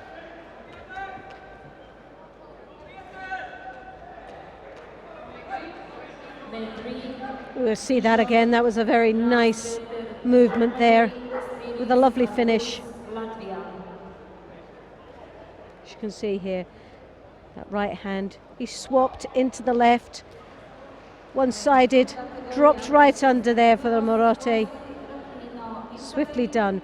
For the continuation of all that time, he was on the right-handed grip, dominated all, then switched left and dropped right underneath him. Echenberg there, now in the white gi. Scosi of Italy in the blue. Now this is the going from the extreme like we did before, now to the lowest weight category, 60 kilos.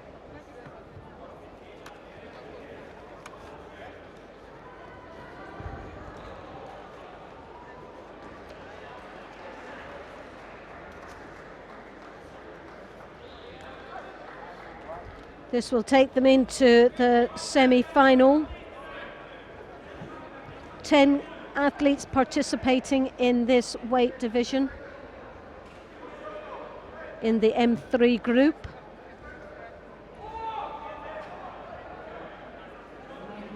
Now, we saw Scozi defeating Charles of France very convincingly indeed.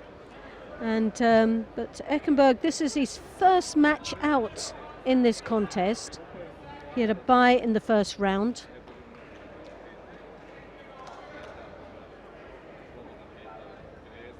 So that first match nerves are still to settle down in this contest. But he's doing well. He's down a Shido at this moment. But it's for him it's a bit of a settling process. But here we Sota into the Makakomi. Nicely executed from the Italian as he looks now for the Niwaza, and the shimmy was a bit on the face there, and the refereeing call mate. So 1 minute and 48 seconds left in this contest. Referee obviously not happy with the coach. As we know, there's no coaching while contest is in play.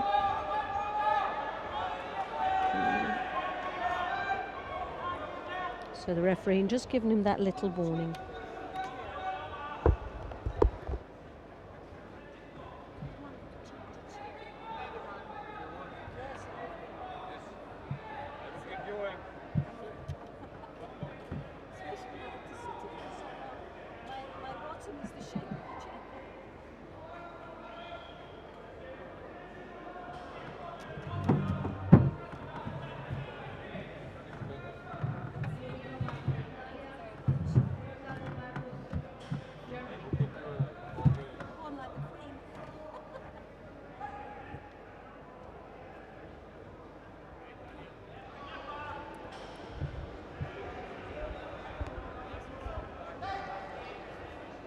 Well, what a turnaround. Eckenberg now settling in with the Wazari on the board. Shido to his name, but Scozi with the Yuko, so there's not too much that divides them.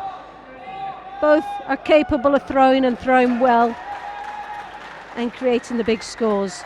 But we have 42 seconds left in this contest. Can Scozi come back from this?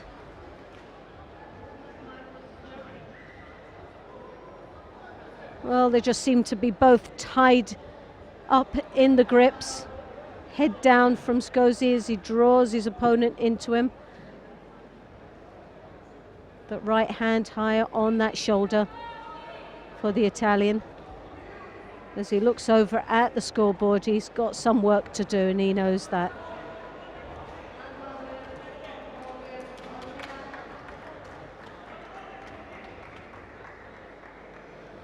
Taitoshi will Harai into a Makakomi, but time's up and the Swede does extremely well. Mikael Eckenberg quite happy to get that first match out of the way, but it puts him into the semi-finals of the under 60 kilo category.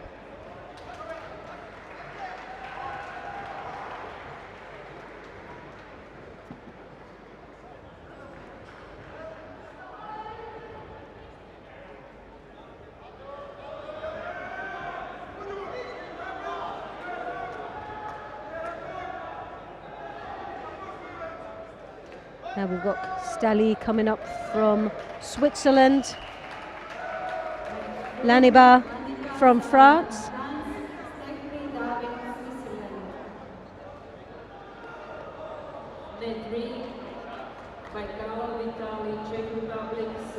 so Stali of Switzerland in the white gi,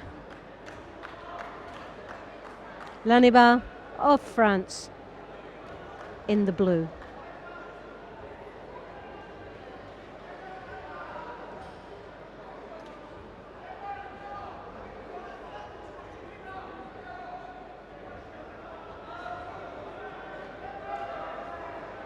Obviously something there on the mats. We clean up before these gentlemen approach the mat area.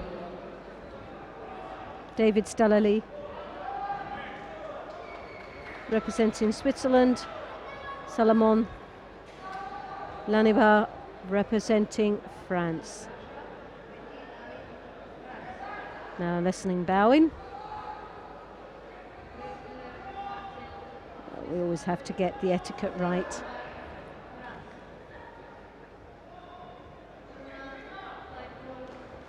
Well, an attempt of a Cianagi, switched as he could feel a reaction from his opponent, David.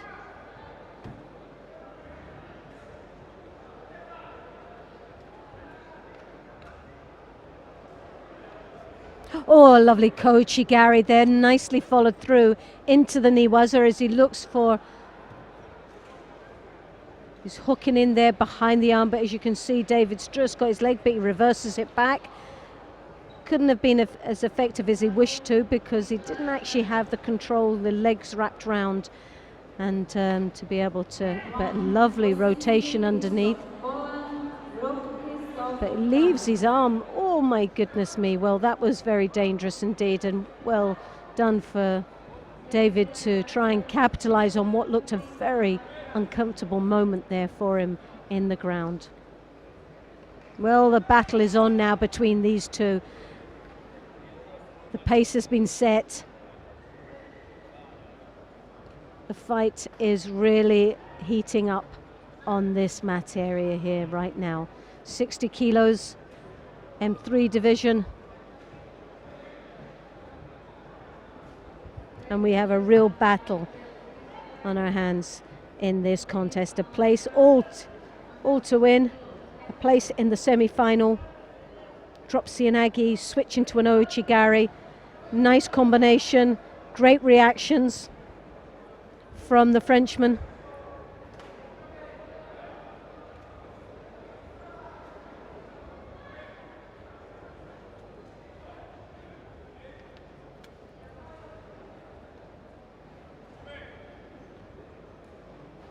Frenchman with the right hand over his opponent's left, pulling on that lapel, looking for the Ippon Cianagi combination into the Kouchigari. We've seen it earlier on, very effective indeed. Just needs Ouchigari there, but well, I wasn't so sure about Ippon, but still a very good attack indeed. But it looks like it's staying. From this angle, it looked more towards his side rather than on his back.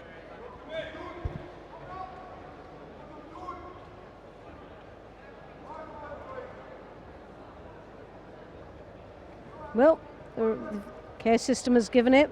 So a very impressive win from the Frenchman Laniba, who goes through into the semi-final of the men's 60 kilos.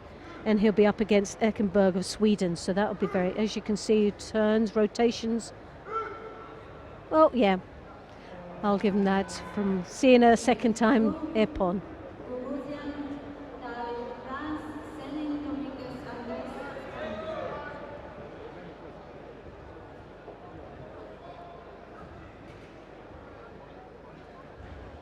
Now we come to the bottom half. Last two places for a semi-final.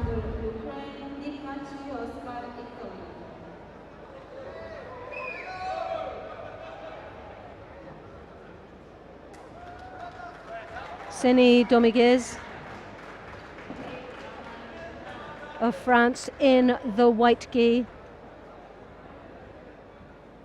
Gogouzian of France in the blue.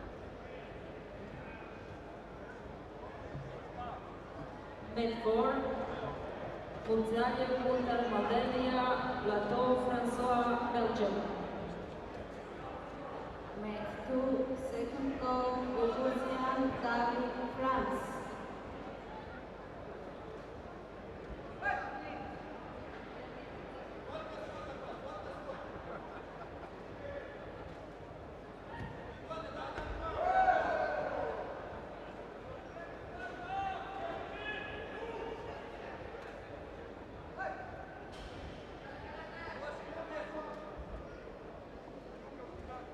So we are just waiting from Gogouzian of France to approach the mat.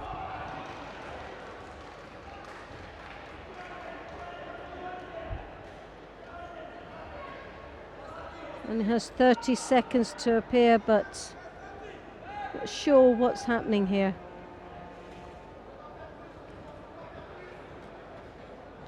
Well, an absolute shame if it doesn't make the mat in 8 seconds. He will forfeit. What's so sad is the next match after this is the French, I think it was the French doctor that was standing directly behind, and he's just gone off to see where the athlete is, but I think he's going to just be too late.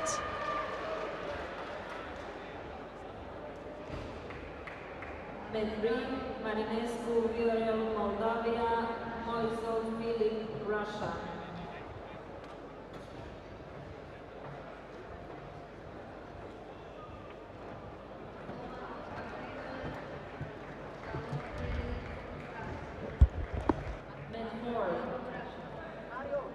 Bacon Carlos, Sweden, Orda Martin Carlos, Spain.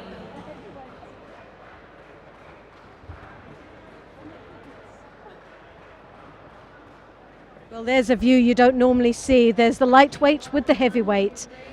Comes to his waistline, but it looks like Gogosian has not appeared, which automatically puts Seni Dominguez through to the semi-final of the under-60s.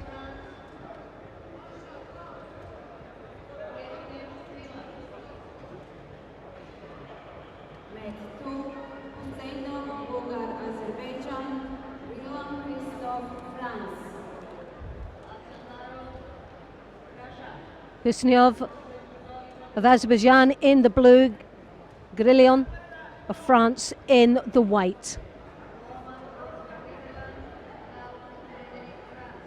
Grillon Christopher in the white gi, Husnov in the blue gi from Azerbaijan.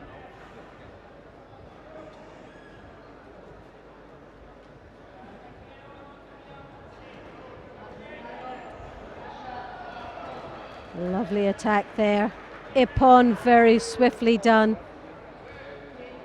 putting Volga Husnov through to the semi-final against Seni Dominguez of Spain later on.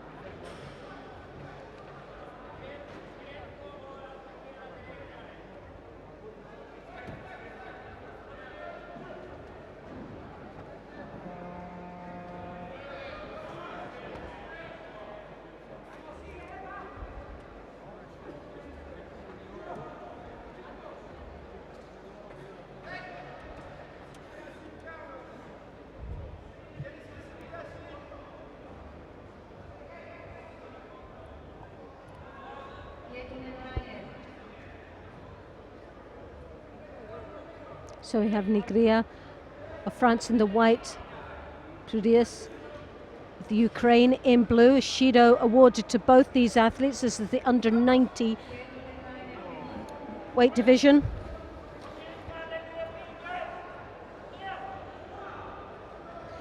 Second round.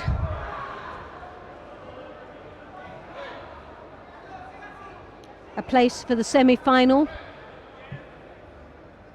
If you've just joined us, I'm Loretta Cusack-Doyle, and on behalf of the European Judo Union, welcome to the second day of this European Veterans Championships.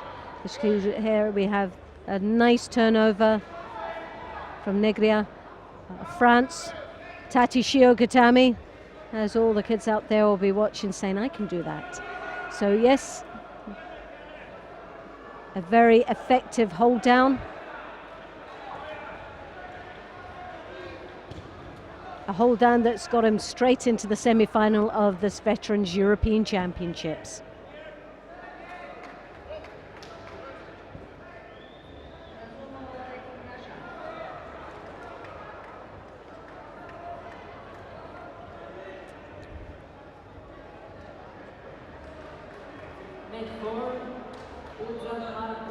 Germany, Zunino Marco, Italy.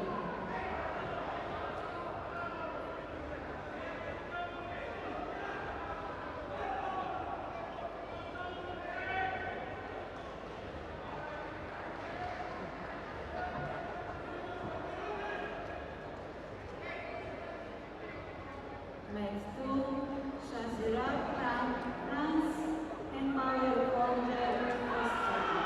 So we've got Hembauer of Austria in the white gi, and then he's up against Franck Chezirat of France. Hembauer in the white, Chezirat of France in blue.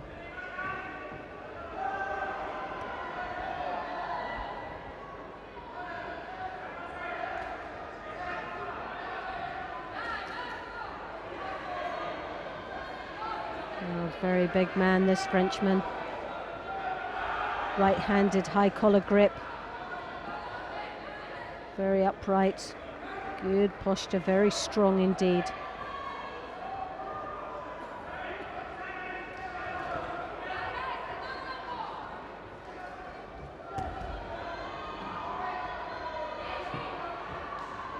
Hembauer looking a little bit apprehensive there. A real bent over situation, not allowing himself to create any opportunities that are coming through. Ashiwaza are there, more of a hack to the ground. As you can see, that one hurt, as he was saying, ouch. Well, even the big men feel the pain.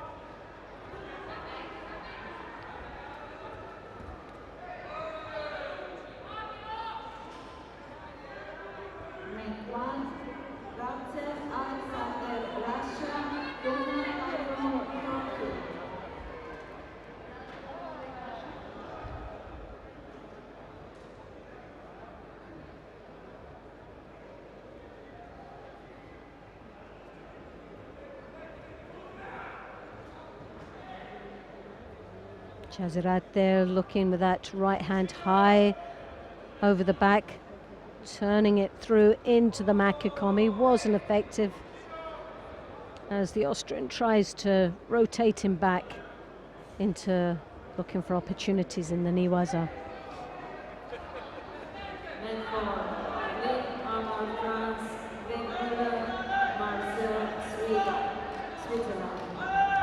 The Austrian with that left hand on that shoulder there. Not sure how effective it would be against such a powerful man. He comes round, looked a little bit uncomfortable there. Very dangerous moment for the Austrian at that point.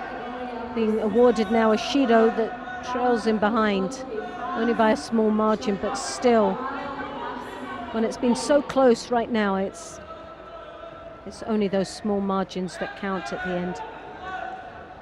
So the left hand is creeping round the waistline from the Austrian. As you can see, the reach the Frenchman has, and he's keeping the hips back, but a real effort there from the Austrian as he comes through with the hips.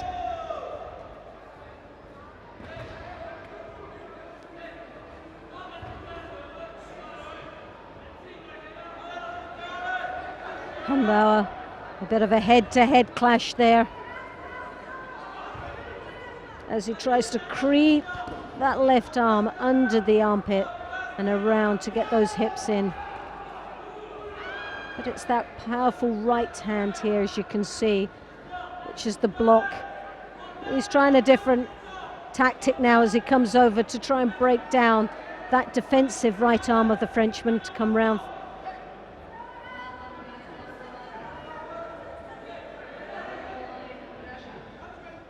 Well, Ashido should really go to the Frenchman. He's doing very little. Not sure with the time, but that's the time over. And a real effort from Hanbauer. But the win goes to France. Chazirat goes into the semi-final of the under 90 kilo category. And he'll be up against his teammate Nigria, France, later on. Nedri, Bakalogu, Mustafa, Turkey, Yaparo, Musfik, Azerbaijan. Next two, Veteri, Yarven, the Netherlands, Drescher, Alban, France.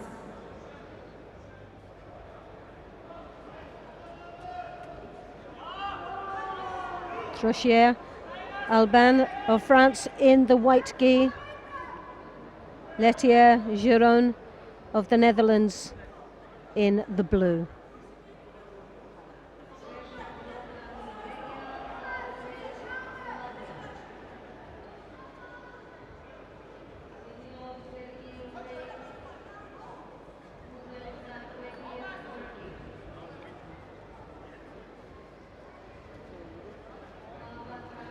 Oh, lovely.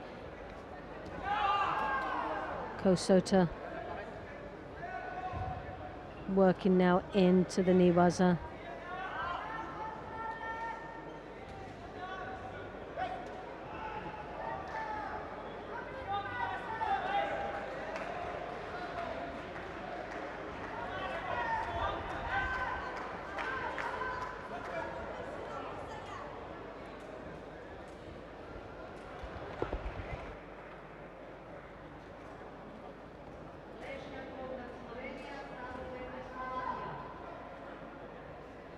Chigari there from the Dutchman. Tomanagi. Great aerial awareness of the Dutchman as he spins off the attack.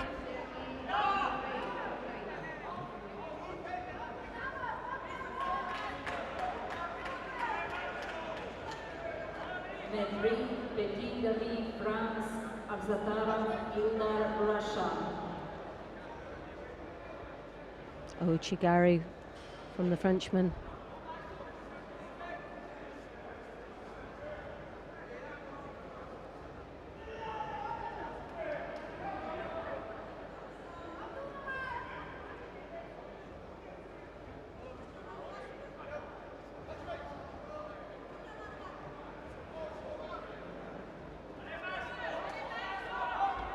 No, nice ashiwaza between both these athletes. Very effective at breaking their partner's balance. Very close to scoring on a few occasions. With just under a minute and a half left in this contest. Just feels like they've been out there so much longer.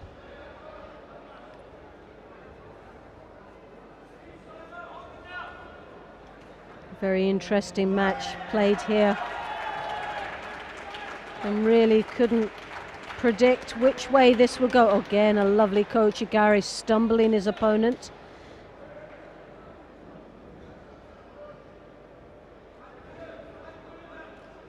Well, these ashiwazas are very effective, and as the tiredness sets in to both these athletes. No Shidos on the board, golden score a possibility, still 42 seconds left. But there's very little to divide them. Kosota switching for a counter of the Ouchigari. A good change of direction, a good counter.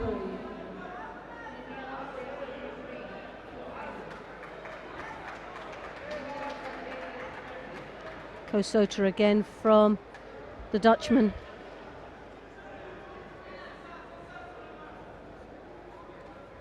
Tominagi, Yoko Tomai. Yuko scored. Continuation now into the Niwaza, looking for an opportunity down there, as much as the clock ticking away of a tactical situation. And the time's up, and great, the timing couldn't have been better for the Frenchman. Well, oh my goodness, they've taken it off. Well, it was an arch, and I thought that if they arched out of it, it was still counted as a score. Well, obviously I'm wrong. Regardless that they arch, even if it was an arch and they were close to their back, it would still be a pawn. Here it was a definite arch of rotation. And we can see that again before we go on to the golden score.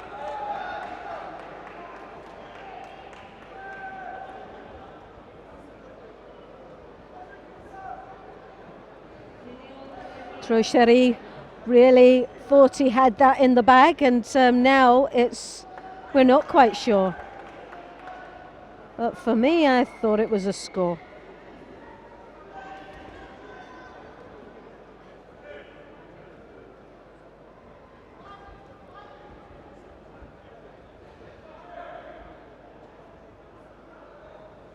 Well, the care system has looked at it, and obviously the landing has got to be close onto the shoulder rather than the arch, and it didn't count, so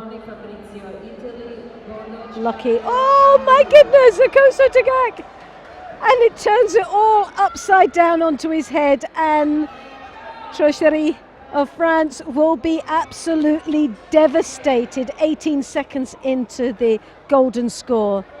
The Terrier of Netherlands, Kosotagak, straight in. He was threatening it all the way through this contest. A little bit of complacency there from the Frenchman, and capitalized nicely from the Dutch.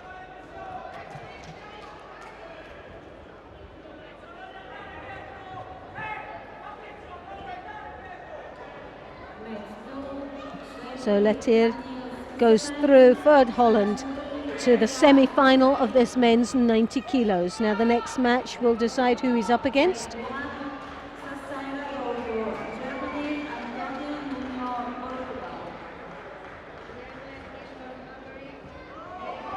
Schlappy of Daniel of Swiss.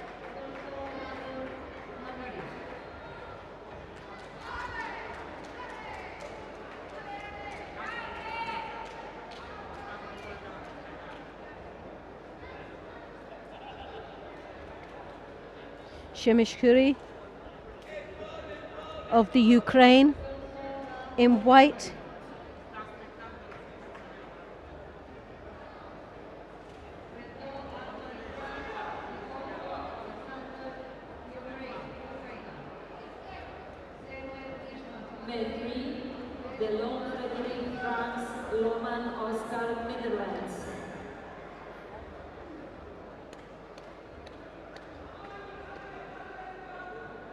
So Shemeshuri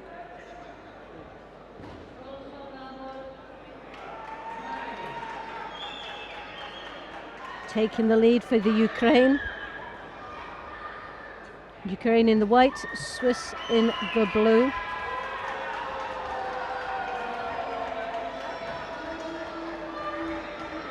Oh, Kosota. Wonderful attack there. Well,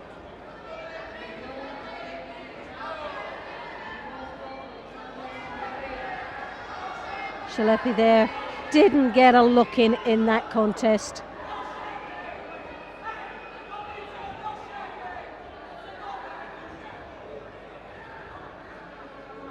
For the Ippon of Kosodagari, that was a wonderful finish there for the second round of this men's under 90 kilos. And we're looking forward to the semi-finals a little bit later. But now we're going across to the 81 kilo category.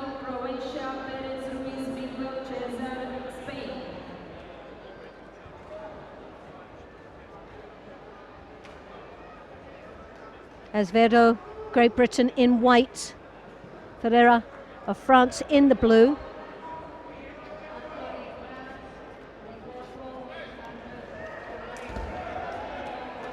As we saw earlier on, a very convincing win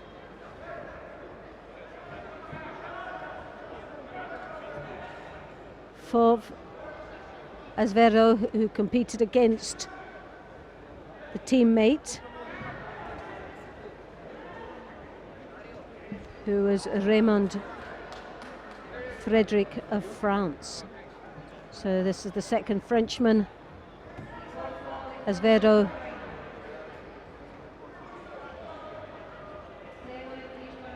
will have fought today, but as we know, Ferreira in his first match against Gaziev made light work of a swift move through into the quarterfinals. It was very impressive indeed. So this will be a tough match indeed. So Great Britain with 2 Shidos to 1 at this moment.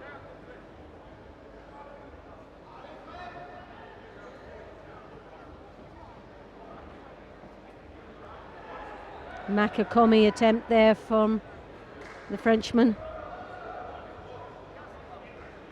Azevedo now looking for the Niwaza as he tries to rotate his opponent over. Nice little bit of groundwork there.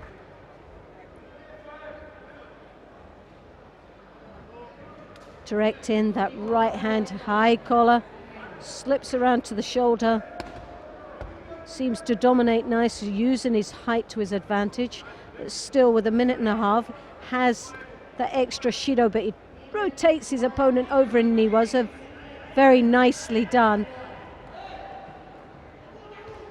Sadly a mate being called there, but some really effective Niwaza taking place at that time, putting the Frenchman under extreme pressure.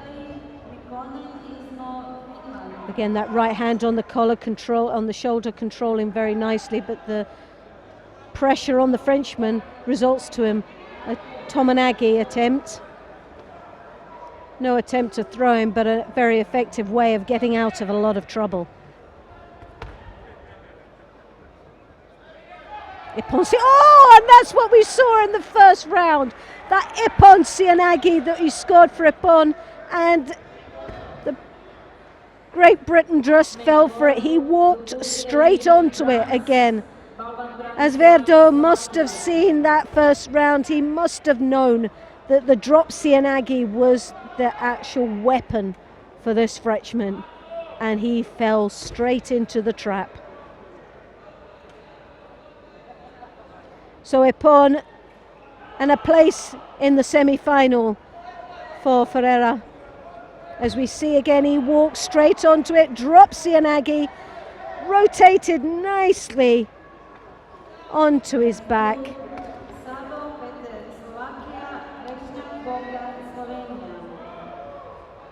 A one to watch for the final, I think. So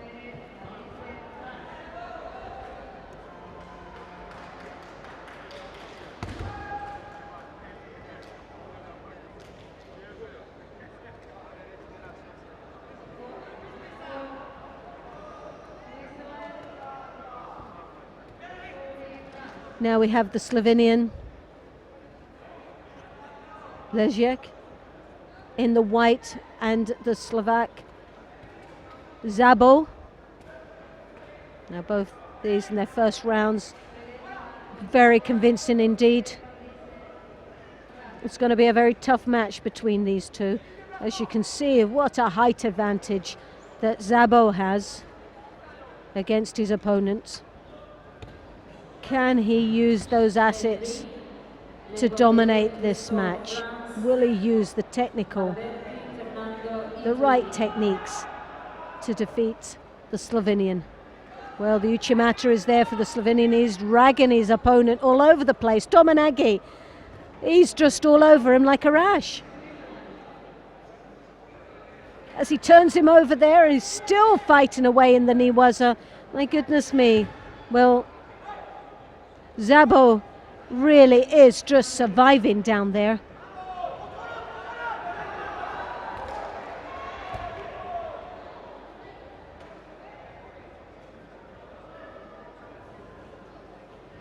Lesniak there, really all over his opponent, totally dominating the first minute of this contest.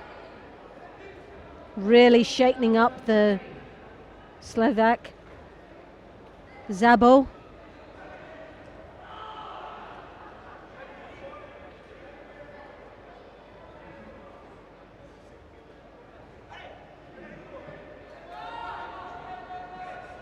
Again, that left-handed high collar grip with Tominagi attempt. Oh, it was so close, but just didn't have the finish on the Tominagi. Again, the Slovenian really working and piling the pressure on in the Niwaza. Well, a fight is really on here. No score on the board, but my goodness me, the Slovenian is all over the Slovakian.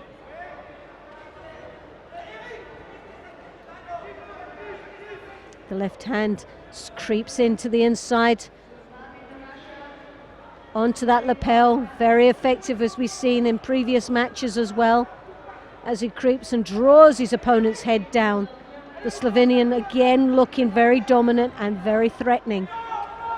Whoa, good rotation. He did extremely well to counter that.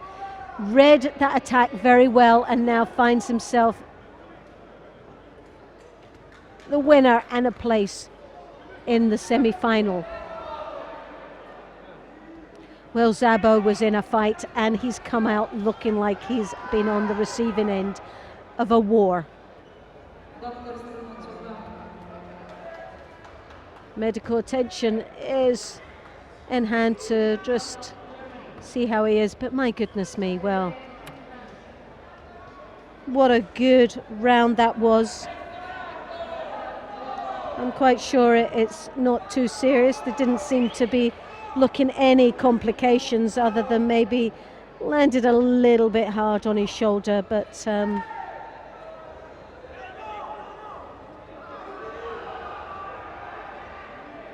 Koso Tagak didn't get the drive that he wanted. Totally anticipated by the Slovenian, who countered and came on top.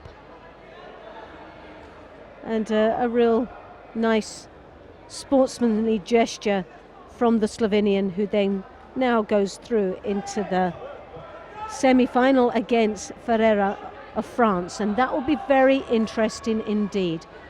Look forward to seeing that a little bit later.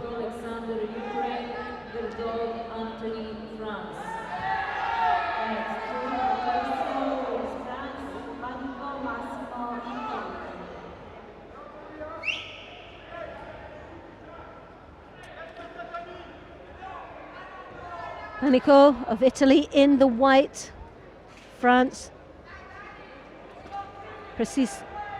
Parisio of France in the blue.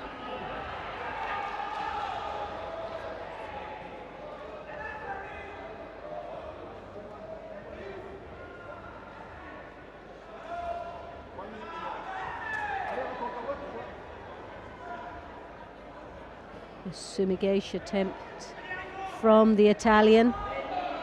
Now this is the 81 kilo division we're watching, M3 group. We're looking at the bottom half of the draw, the last two places in the semi-finals to fight for. Side step here. Left to right grips. Very similar in their approach. Uchimata from the Italian.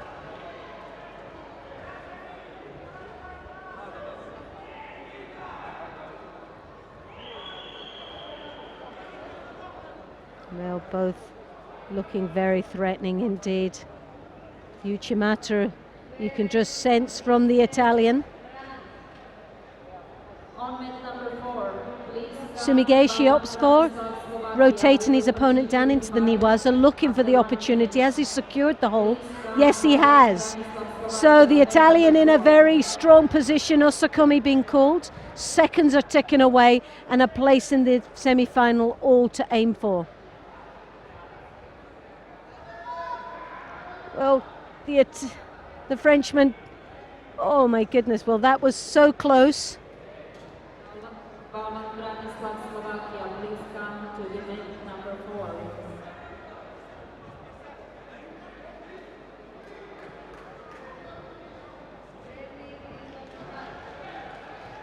Right, well it was up to a Wazari now on the board for the Italians. So one Yuko, one Wazari. Now he's starting to really move away from the Frenchman and take real control of this match. The pressure on Patricio, all to do, nothing to lose, which will make this last 34 seconds very exciting indeed if he wants it enough. You can see that puff of air, he's run out of steam, he cannot get past the defensive grip of Panico. With 22 seconds to go, the Frenchman really steps up a gear, but I think he's left it too late. It's going to be very difficult indeed. But with and a Kochigari and a counter attack for Ippon. As he came in, he reached through for the Kochigari, he stepped back and made the ultimate mistake, which then was the Ashibarai, scoring Ippon. Excellent display of judo there, very exciting match indeed, and it'll be a very exciting semi-final later on with this Italian Panico.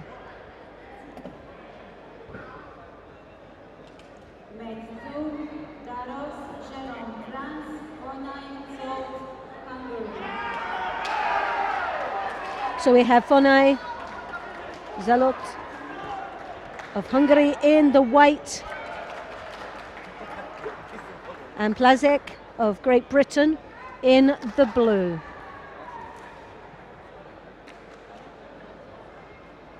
Oh, no, sorry, I'm wrong. It's Dados. Well, a bit of wishful thinking there on my half of wanting the British one to win, but it wasn't to be. I got carried away with myself. But no, we have Dados. My sincere apologies for all those French spectators out there that are on the edge of their seat going, she's got it wrong.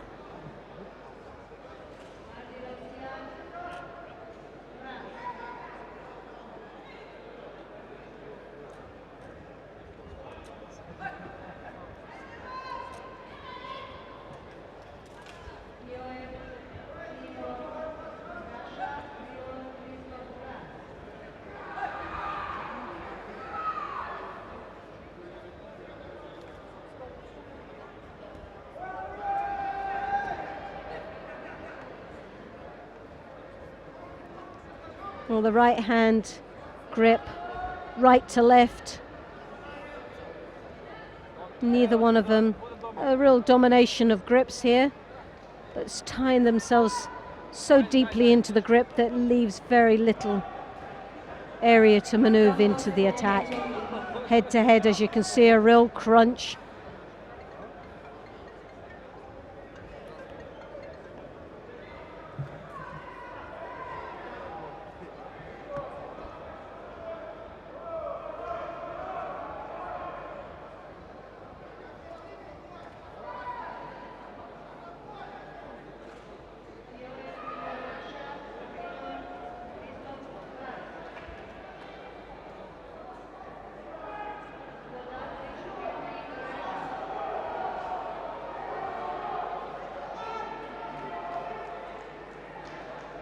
4, Westgotland, Sweden, Zemler Istvan, Hungary.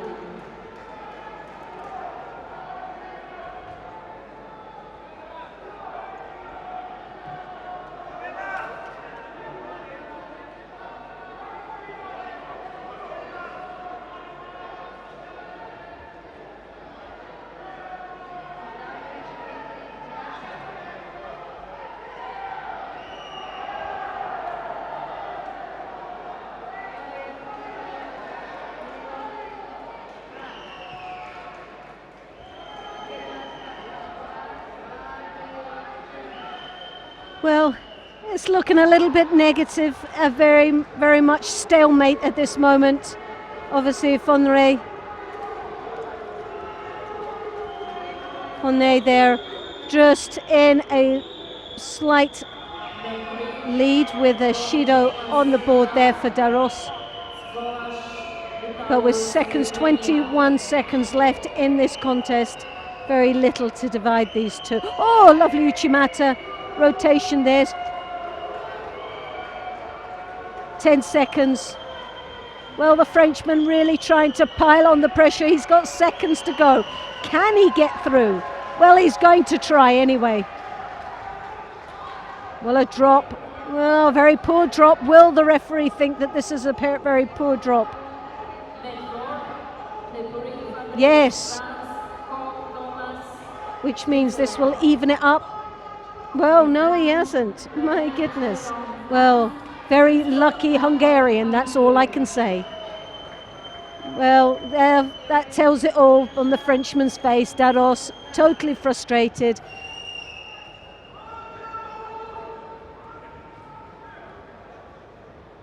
And will be very disappointed on that.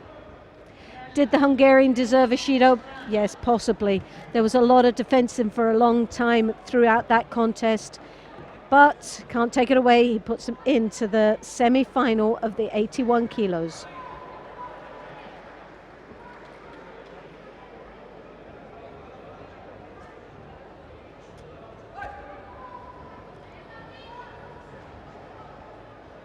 So we go to the plus 100s.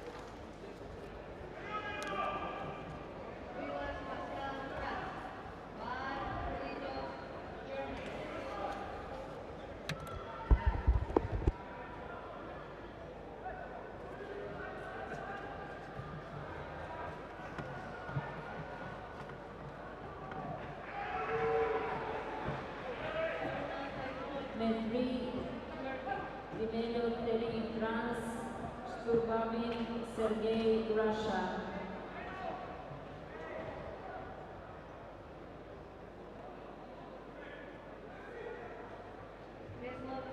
Latvia. Schultz, Germany.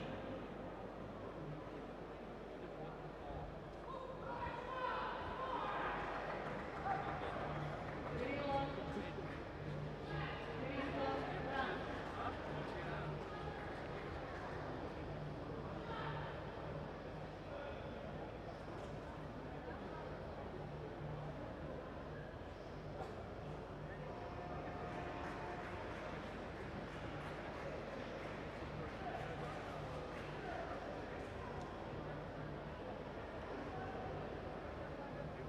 Med 1, Mijalkovic Marko, Serbia, Rudiger Cyril, France. Med 4, Sakani Laszlo, Hungary, Lagashvili, France.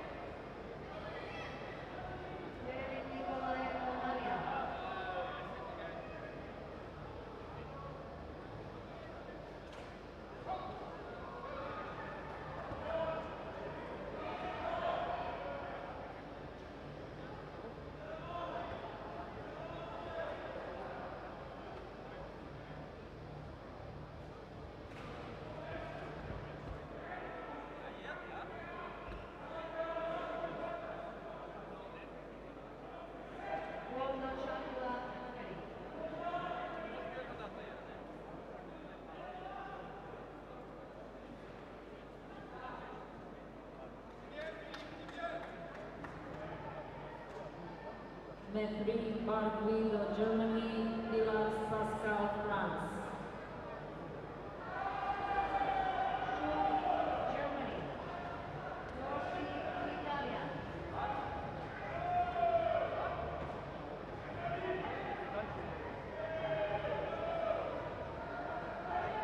Med 4, Villa Obama, Francis Gabin, France, Schmidt Donald, Germany. Med 2, category up to 60 kilos, Vivant Christophe, France, Yoel Imut, Russia.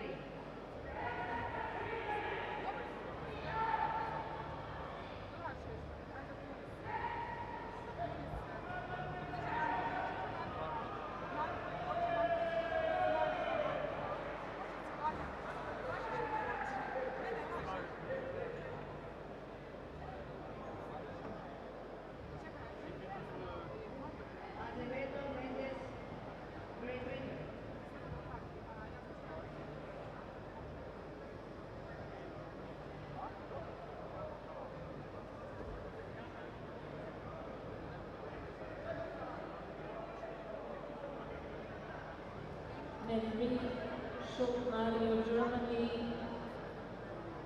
The Slovak Andreas, Latvia.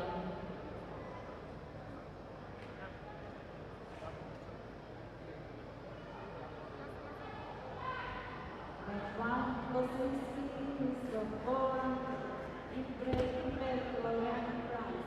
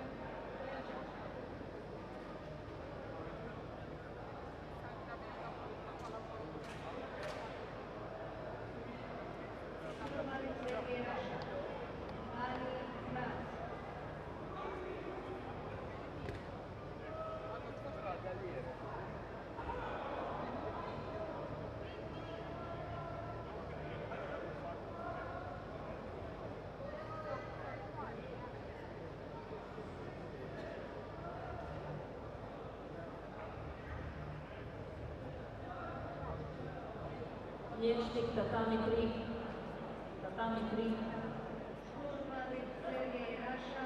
Next two, category up to 81 kilos. Patsuk Artur, Estonia. Perot Mikhail, France.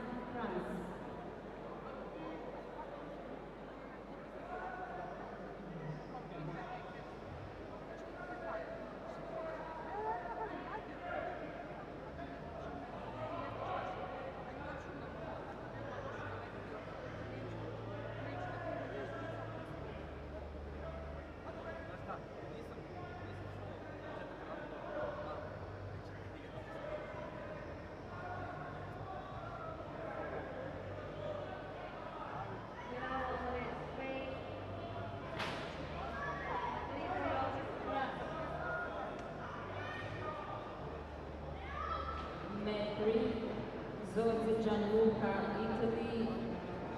Stigman, Stefan, Germany.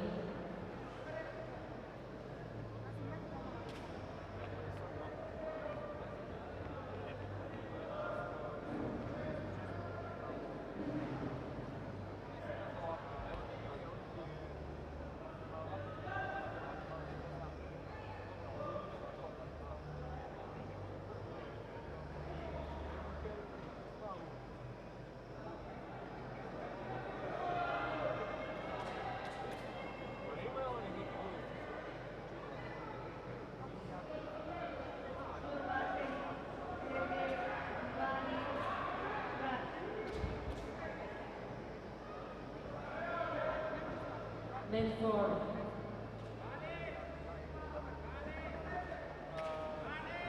Guy Perry, France. Patrician, Anna, France.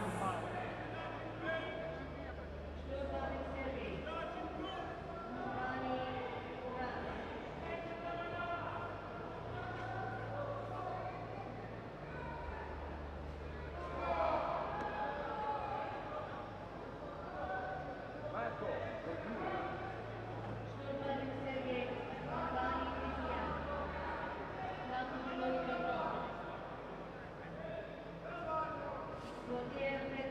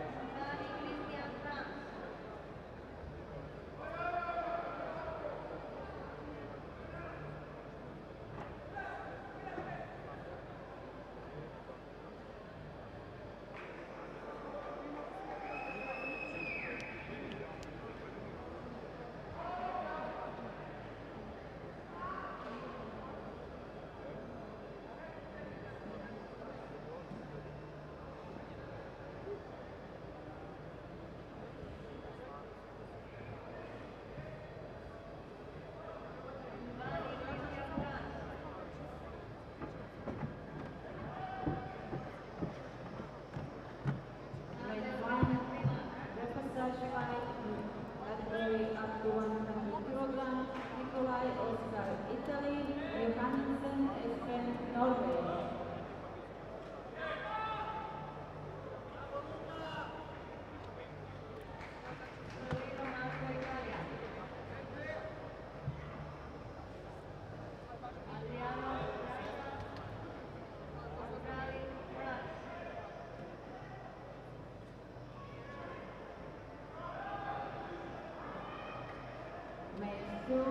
Thomas Stefan, France, Berlin, Nicolau, Moldavia.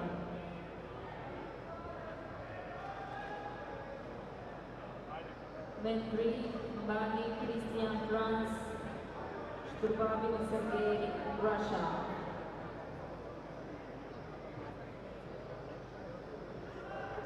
Men 4, Lepesticon, Christophe, France, Belmiller, Marcel, Switzerland. Adriano, Russia. Mikhail, France.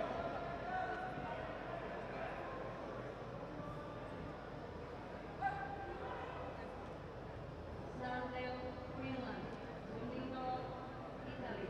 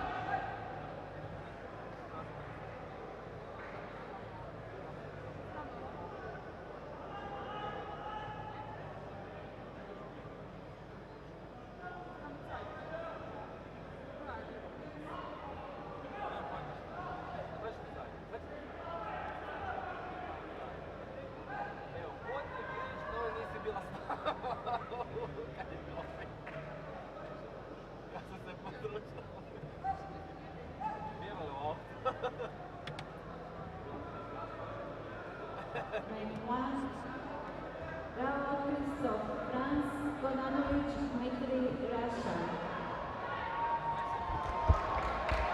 Now we have the rapid charge. Helene of Moldova in white, Thomas of France in the blue. So rapid charge of the 81 kilo category, group 3. And this has been a very tough weight category indeed. Some outstanding performances along the way here.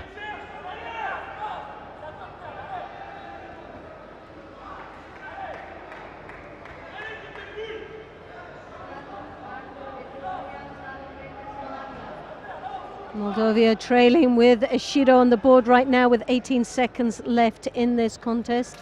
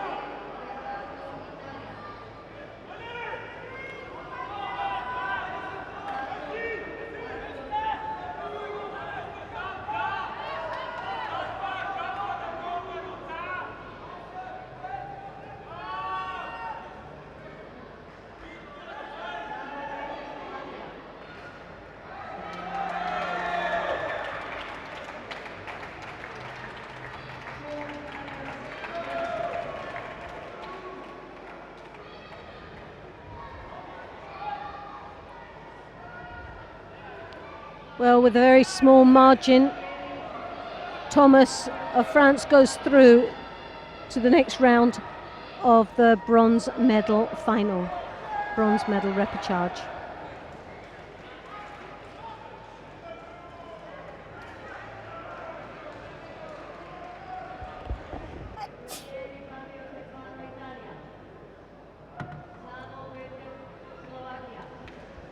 Well, if you've just joined us, I'm Loretta Cusack-Doyle on behalf of the European Judo Union. Welcome to the second day of this Veterans European Championships here in Porec, Croatia. Some outstanding performances throughout the day. And we're here now watching the repechage of the 81 kilo category. Aziev, Russia in the white.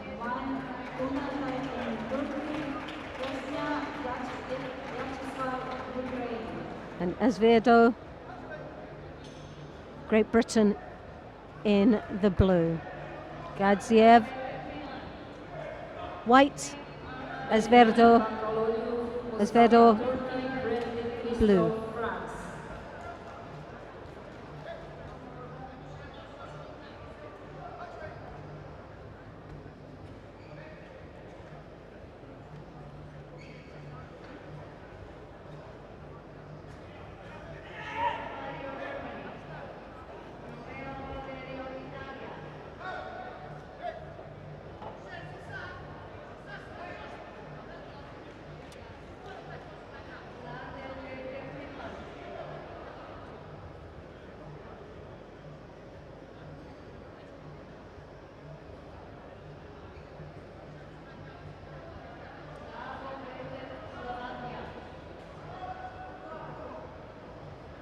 A strong controlling grip there from Great Britain. Creating an opportunity for Shido to go across to Russia. As he reaches across there with that right hand again. When he does connect, it's very controlling indeed. He does extremely well off that. And that's the weapon that he has. Good as she was as hooking him. Uchimata he's got. But as we know, his niwaza is very effective when he gets down there.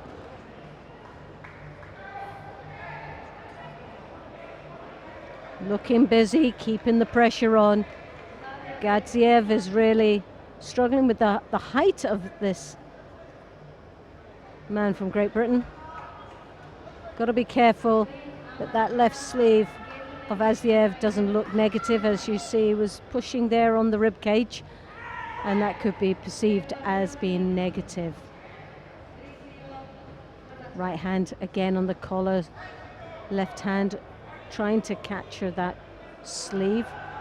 Those long legs have got such reach they can come across for that Osoto. As that little lack of concentration as he looks over at the scoreboard is very dangerous indeed, and he's got to be very careful there. The most important thing is that he does focus on his opponent. The Russians are very strong, very clever judo players, and it's never over until that bell has gone. So Azvedo really has to stay focused in this match. Two Shidos on the board for Gadziev.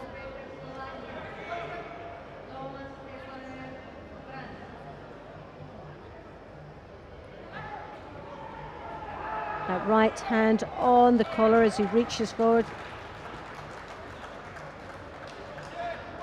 From the British contender. Well, now we've got a change of control. Gadziev had that high collar grip, drawing his opponent down. Now Shido will be awarded, I think.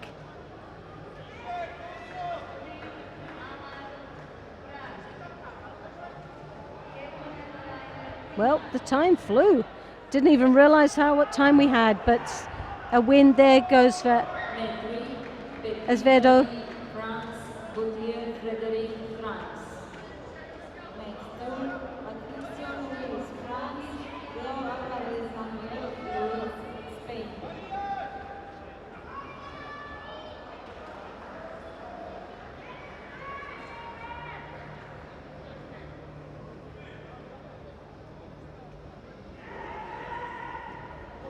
So we have here Grau Alvarez, Spain in the white, Patricio of France in the blue.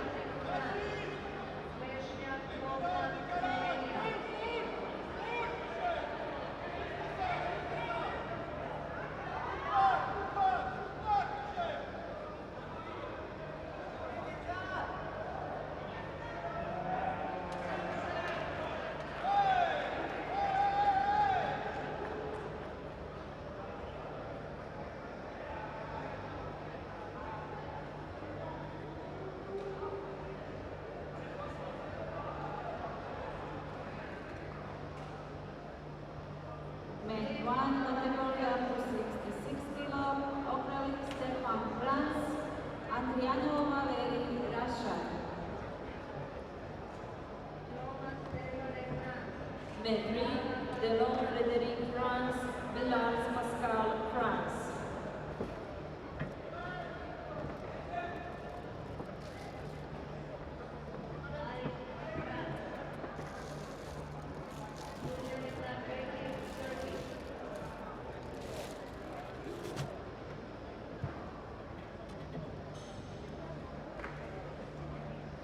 Men 4, Zunino Marco, Italy. Sander Peter, Finland. Tayotoshi there from Alvarez.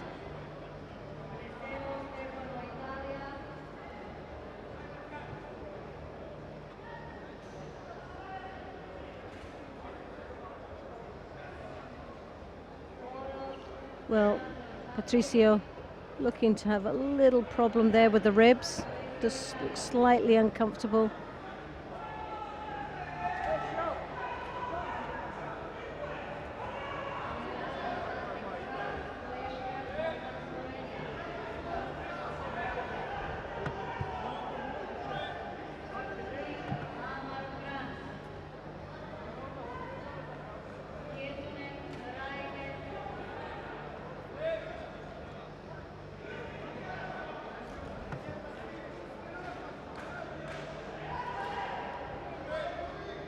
That right hand high collar. Ippon Cianagi to the Kochi. Lovely score. Great combination of techniques.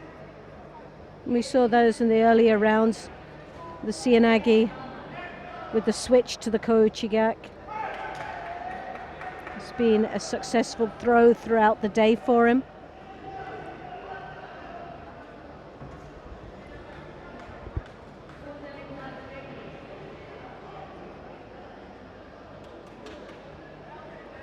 The Frenchman trying desperately to control that left hand sleeve, as you can see there.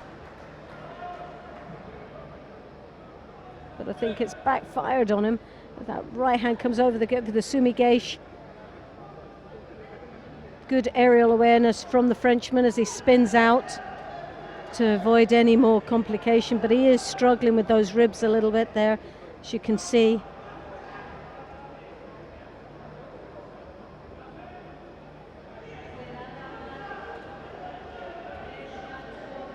Garu Alvarez, Spain leading with 1 yuko on the board. Drop Cianagi again, whoa, well, that's got to be a pawn. Well, from here it looked like it, but it was no score. It was so quick, did he manage to spin out?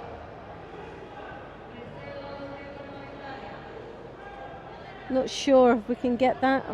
Let's see. Well, a Wazari has been scored. You should see the Kochi counter to the drops.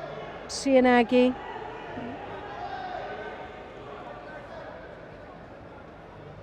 Well, very close for a pawn. Wazari has been scored.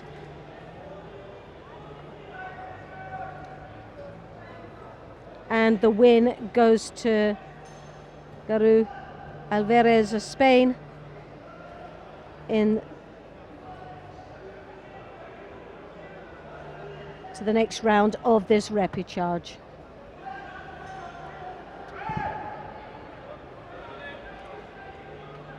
And he will meet Asverdo Mendes of Great Britain a little bit later.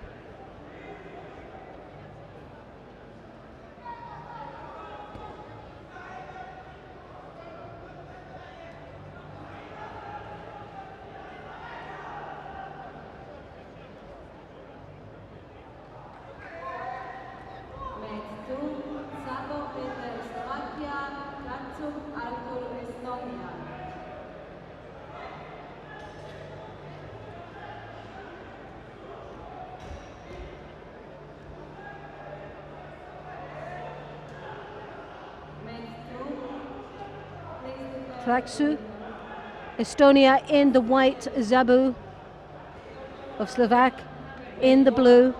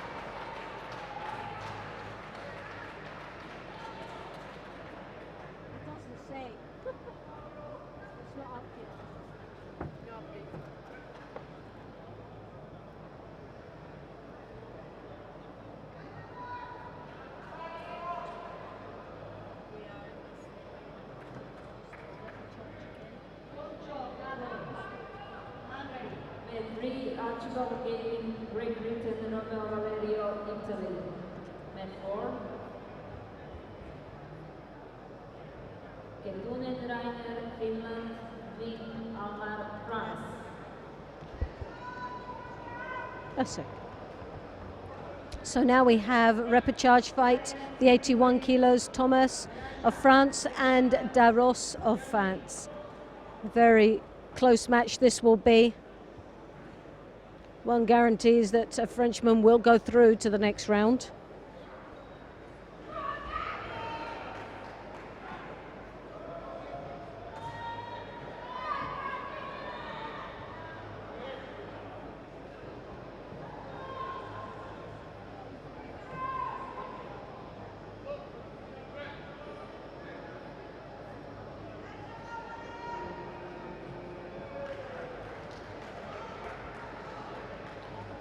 Well, a Shido been awarded to both athletes. Just 2 minutes left in this contest.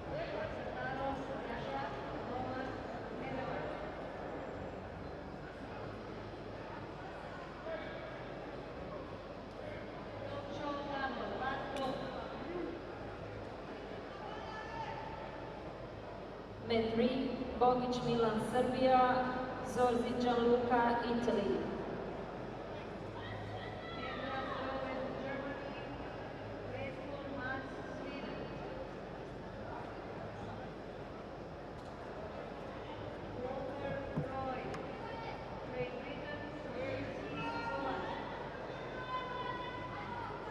Well, as expected, very close indeed, and very little action from these two. Both very apprehensive. Neither one of them want to make that major commitment. A little bit more life coming from Daros.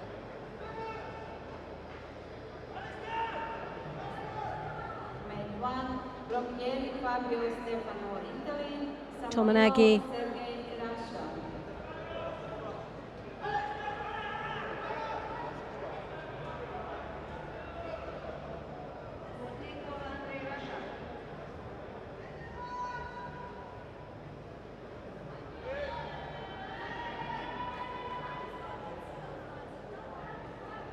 So now Thomas picking up the 3 Shidos, and as we know, one more would result in a hand Sokumaki with 44 seconds to go.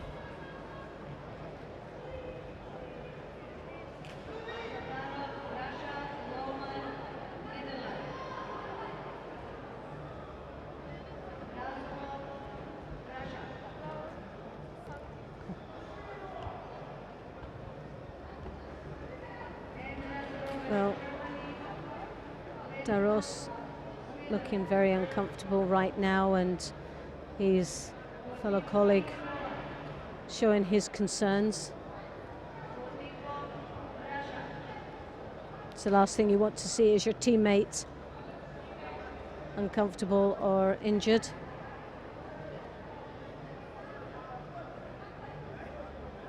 Well, he doesn't look too stable on his feet, but I'm sure the referee will make sure that he's fully fit, and he obviously seems okay. But 37 seconds with 3 Shidos to his name, it's going to make it very difficult.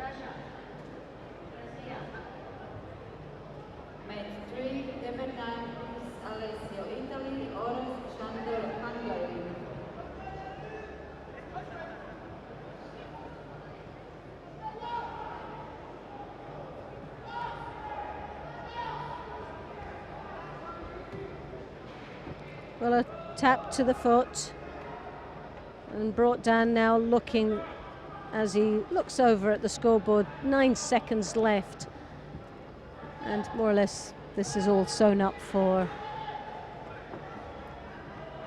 Daros.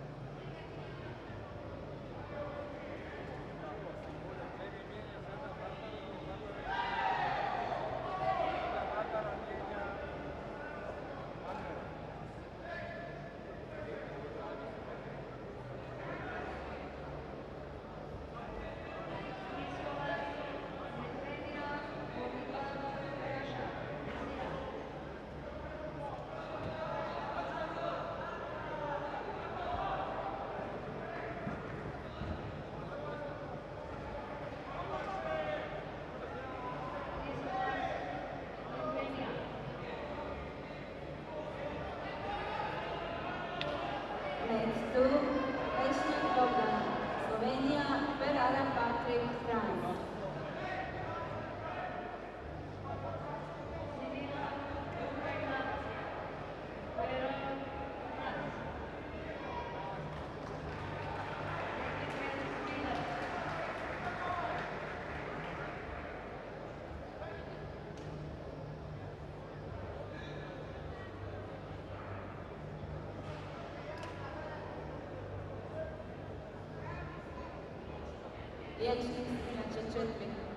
Liječnik Strunjača 4.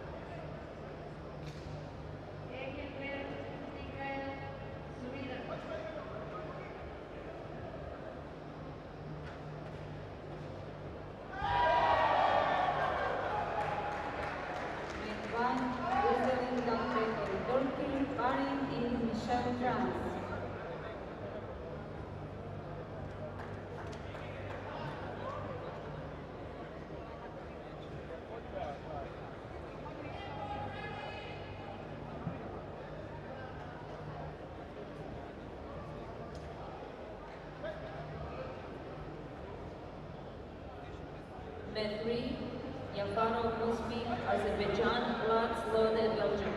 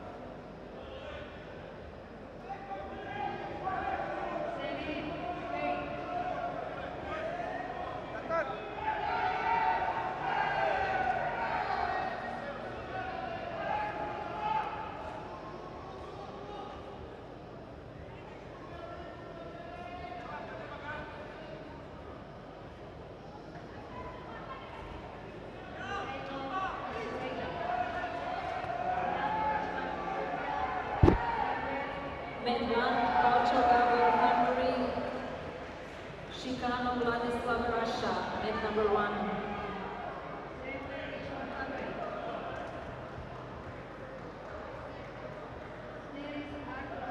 So Patrick Ferreira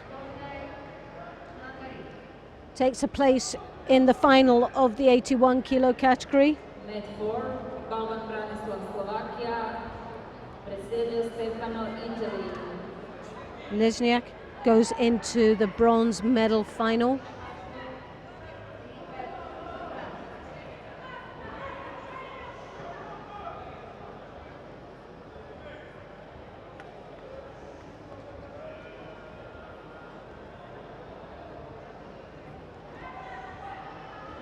This goes also to Makakomi, continuous. He rolls across. Nice end there. and have secured place in the final. Now we come to the next semi-final. Panico of Italy in the white gi, Forney of Hungary in blue.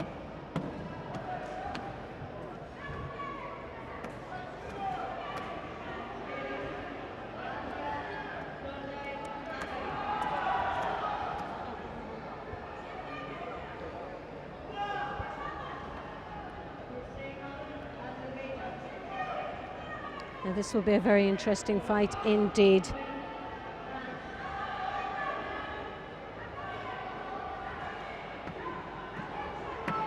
Very tough one.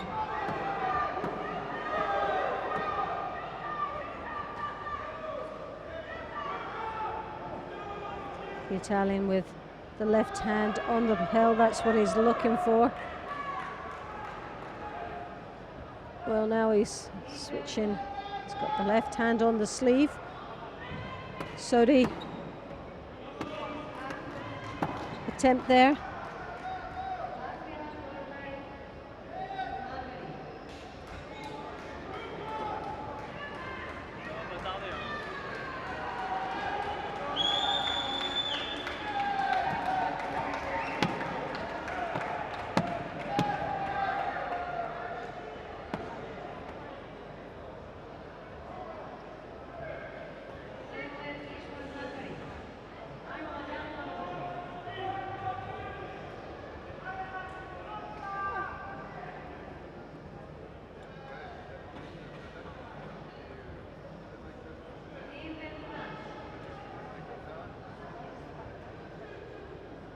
Medri, Loman, Oscar, Netherlands. Aksatarov, Ildan, Russia.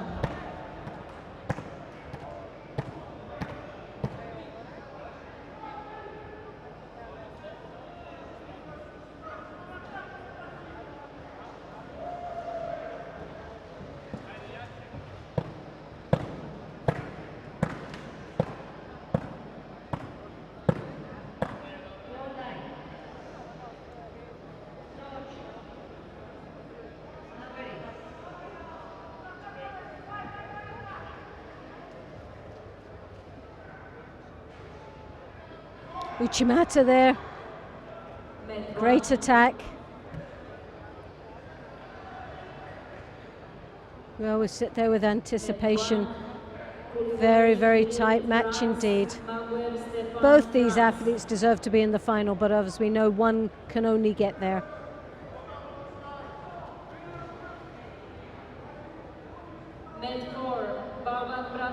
Hungarian with that right hand high on the collar there, nice and controlled.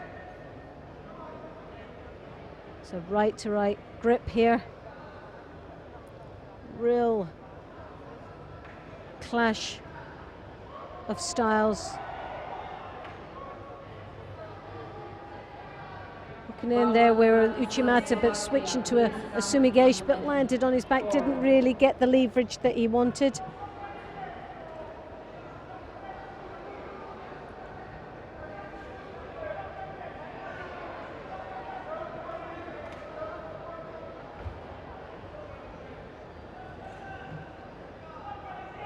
Again, the Uchimata. Forney now looking to try and capture something down into the Niwaza. The Italian not giving too much away down there, but will pick up his first Shido now with 17 seconds to go.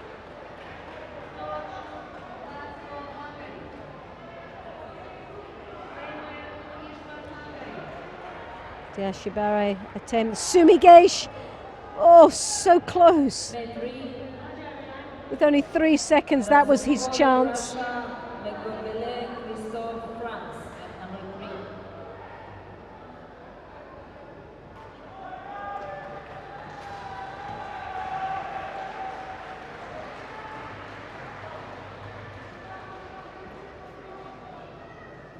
And a place in the final goes to the Hungarian.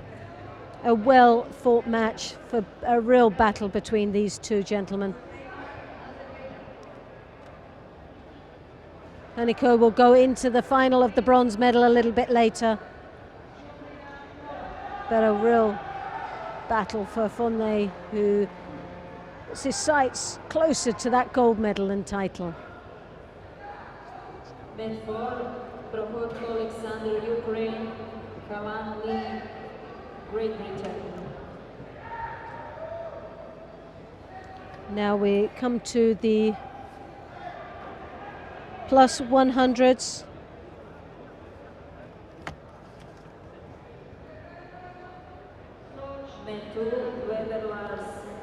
Well, this will be a very exciting final indeed, semi-final. In fact, this should have been the final of this European Championships. Both these athletes have been outstanding.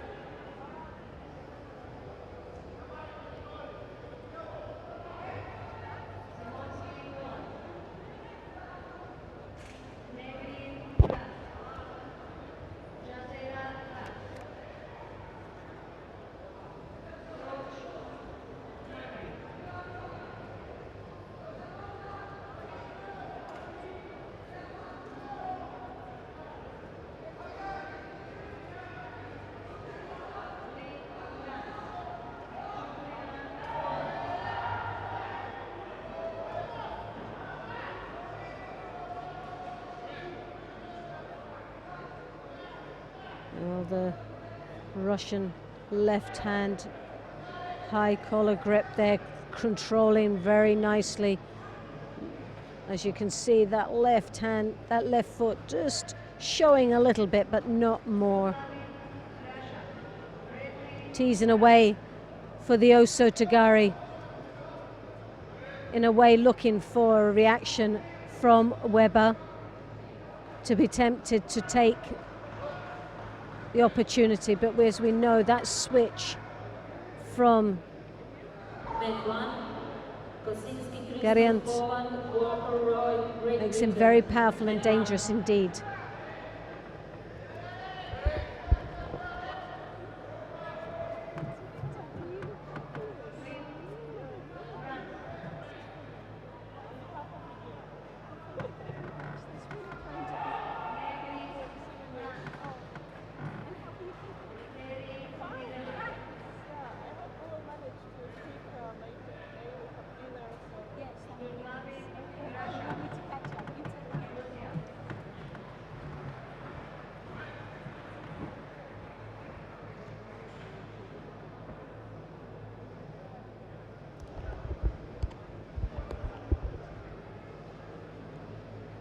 So, as predicted, Gariant, Osoro well executed, fantastic finish.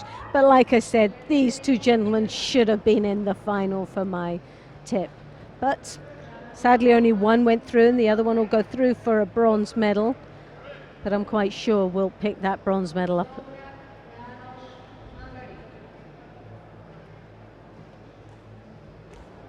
Now we come to the next semi-final of the plus 100s in the M3 group, which is Thomas Fries representing Germany, Andrei Botikov representing Russia.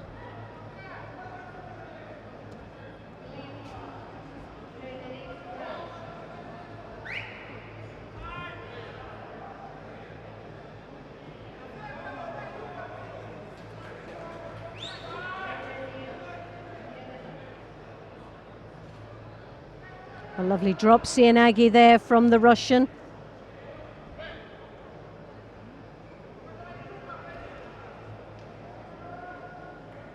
Medri, Totel Levente, Hungary, Stiri Sartos, Latvia.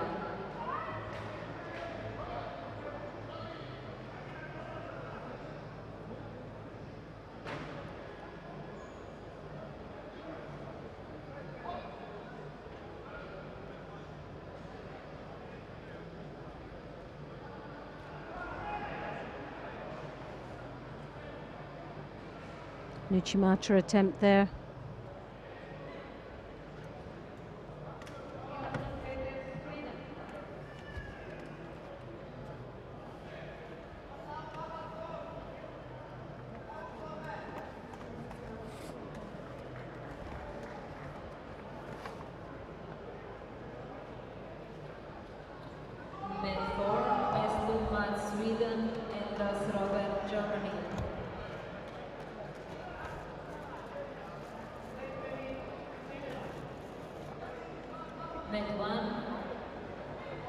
Perot, Jeremy, France, Sidilov, Sergei, Ukraine, Melbourne. Well, 1 minute and 26 seconds left in this contest. The real threat here is the Russian with that brilliant drop Sienagi that we've seen in many of matches leading up to this semi-final. Well, not as effective there, but he was tempted to take the leg.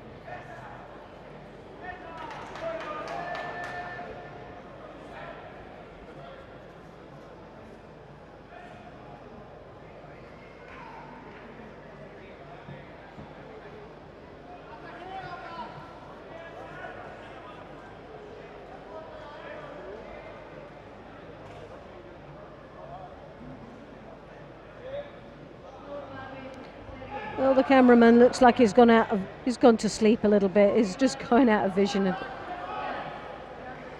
So do apologise for that.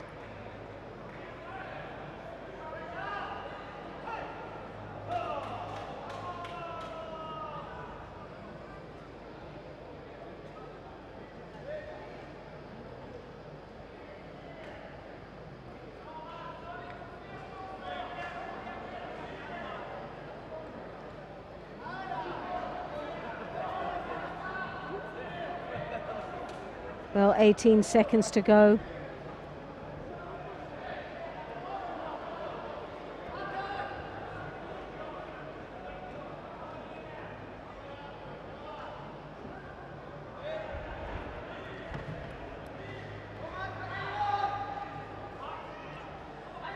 Well, the German finding it very difficult to find an opportunity to get through the defences of the Russian and the real threat of the Sienagi, but we're now into the golden score.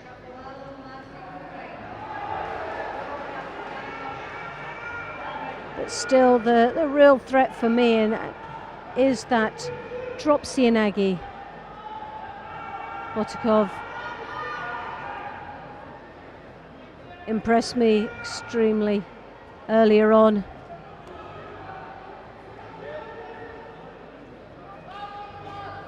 Fries is now starting to look very tired indeed, and not surprisingly. There's been some real battles to get to this semi-final now, finds himself in a golden score.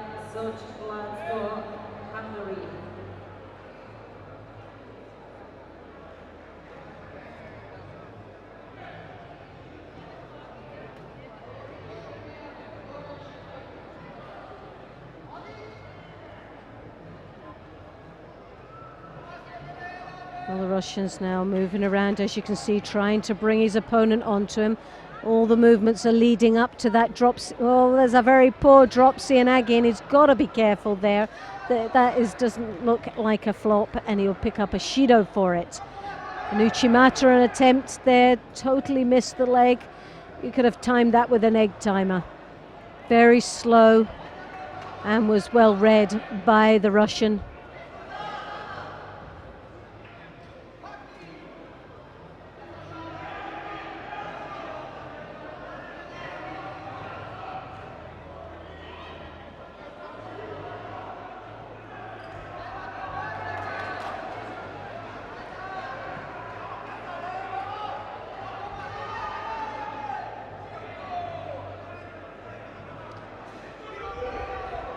Well, it's interesting to see what will happen now, but I think that the Russian might, well, he was very lucky.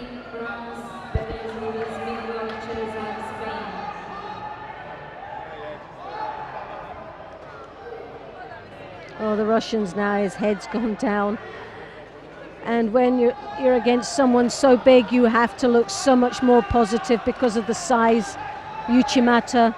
Now, the Russian is just barging off any attacks. That's 3 attacks now that the German has put in with the Uchimata, and I think it's now at the time that Russia will pick up a Shido and forfeit this final.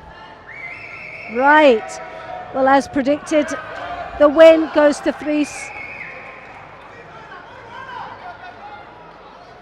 One too many Uchimatas, defended off him, wasn't actually putting in any attacks in that golden score, and he'll be very disappointed in that.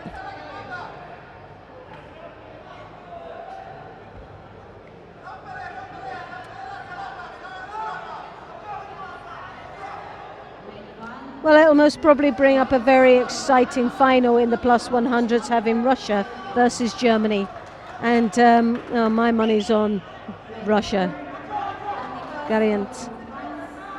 So we'll just see how that pans out a little bit later on. Now we're down to the 60 kilos.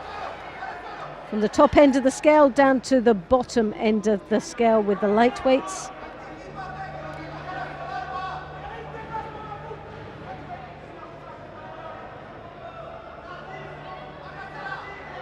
This is the semi-final. Eckenberg in the white. Lanibar. Oh, lovely. Oh, Chigari, a real spin on that. Lovely and deep. And Ippon scored. Well, you can't ask for any better than that. Fantastic bit of judo.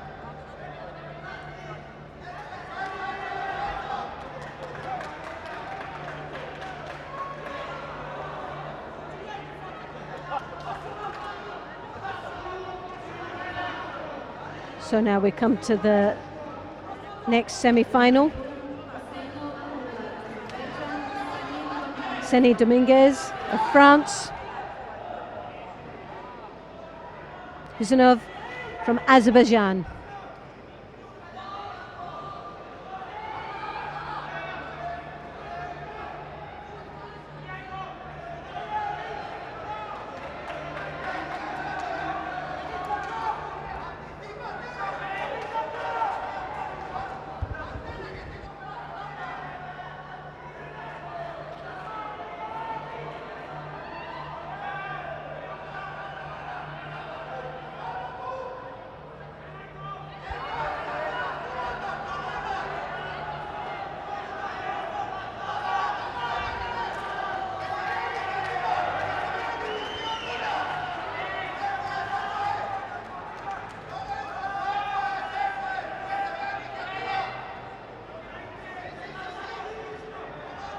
Well, Yoko Tomonagi there, lovely start for the Spaniard.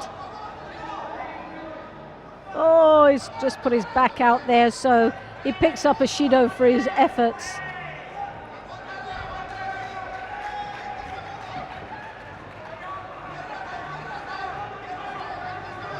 Well, just over 2.5 minutes in this contest.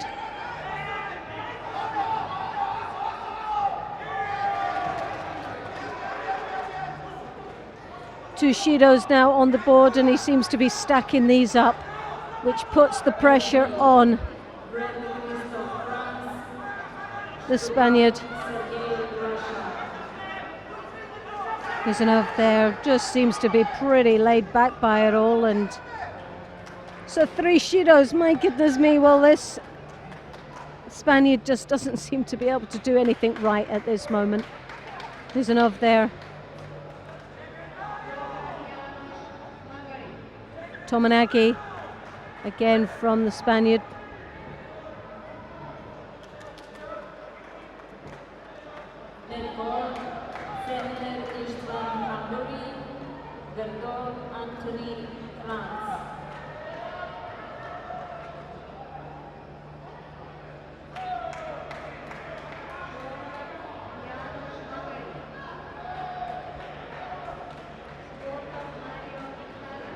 Well, Hans Okumaki, the 4th and final Shido, was awarded to Seni Dominguez, which resulted in a Hans Okumaki. So Biznov goes through to the final from Azerbaijan against Lanibar of France. So that'll be very, very interesting indeed, that final. Well, we've got some great finals coming up, and I just can't wait till the final block. So I hope that you will join us a little bit later.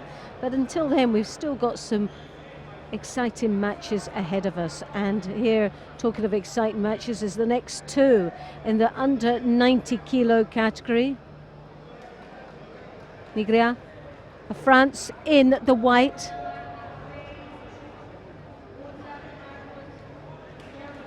Chazerat of France in the blue.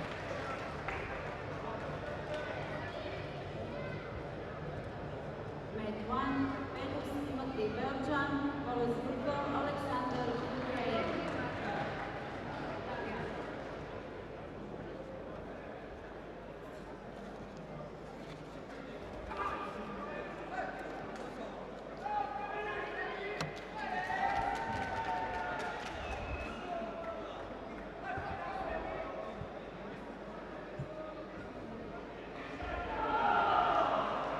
Maverick Villas Pascal, France, Petit Dali, France.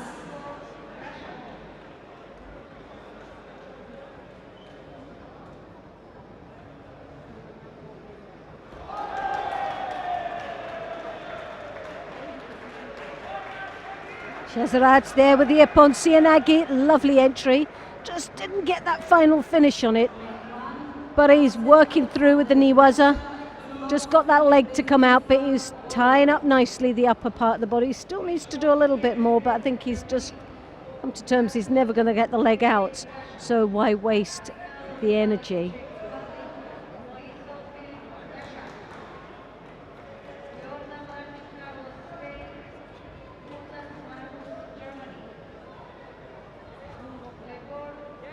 Nigria there with Yuko on the board, a nice comfortable lead. Chazerat really now has to do something special. Tomonagi attempts there, but just the foot slap, but he continues to work within the Niwas and rotates his opponent onto his back. He's there halfway across. He's still piling the pressure on, but just lost the connection. Well, there was a great opportunity there.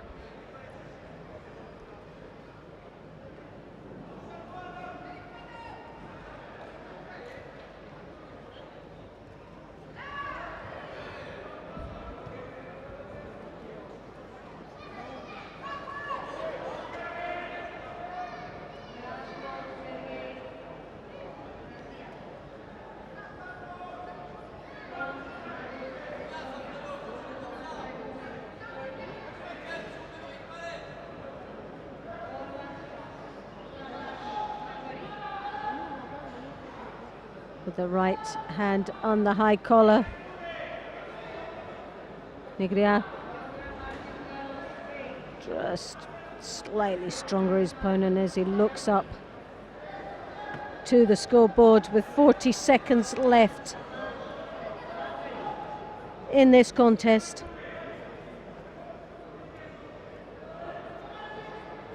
Nigria taking a real comfortable lead and now controlling the rest of this contest. Tomonagi is crushed by Nigria.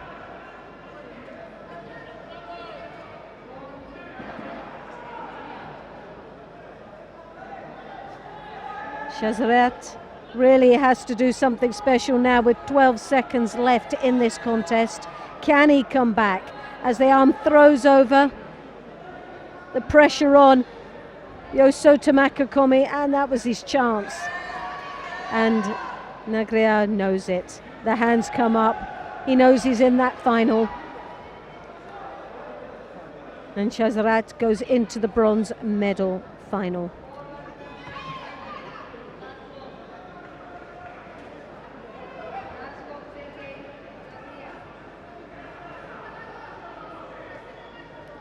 So Negri from France in the final, and we're coming up very shortly to who he will be with.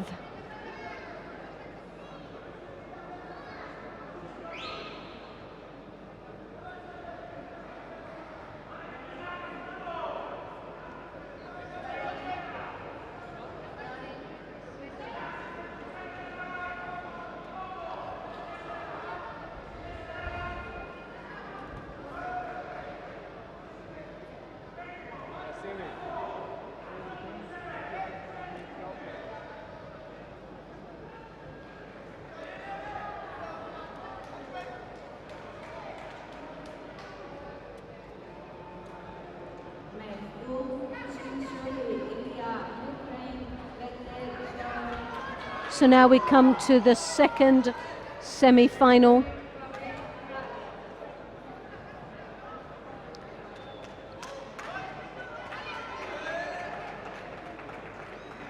Jeroen Letteri from the Netherlands.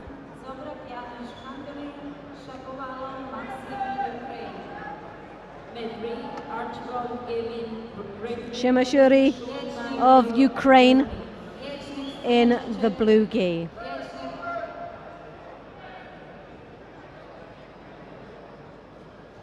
Letteri from the Netherlands. Shemashuri.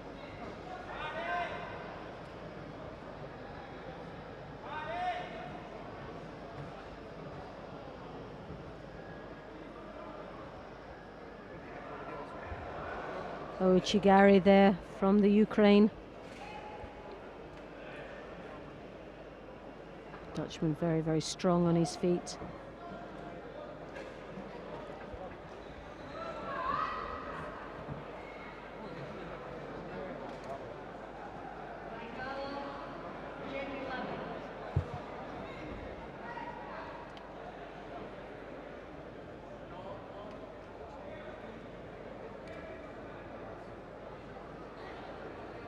Well, the Dutchman seems to be very cagey indeed and just holding back, and he'd be looking at a Shido now if he's not careful.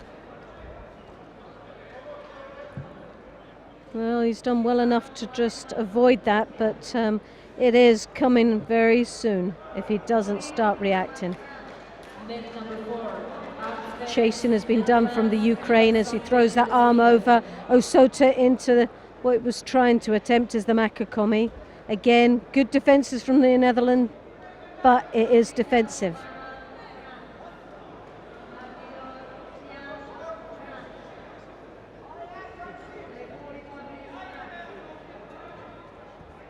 Left hand on the lapel, controlling nicely from the Dutchman, but he has got his right sleeve tied up, which means he can't throw over the top to attack. Well, that's what you can see, that right hand was dropped down. Now some nice knees are going to be coming from here. You can just sense it. A real attack. He's hooked up on that arm. He's piling the pressure on. I'm not sure from this angle whether the shimiwaza is on or not, but it's not a comfortable position, I can say, for the Dutchman.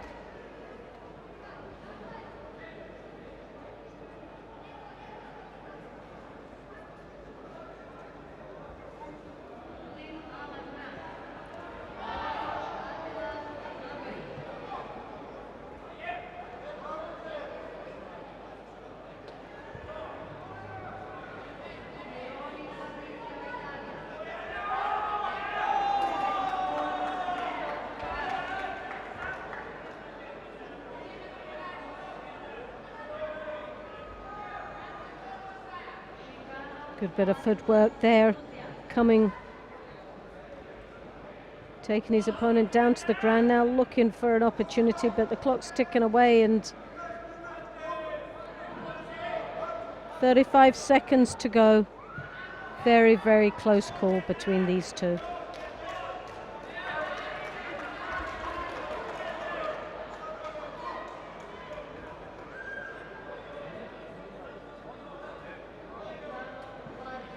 Letteri, dangerous move to ride off the back of the Ukraine.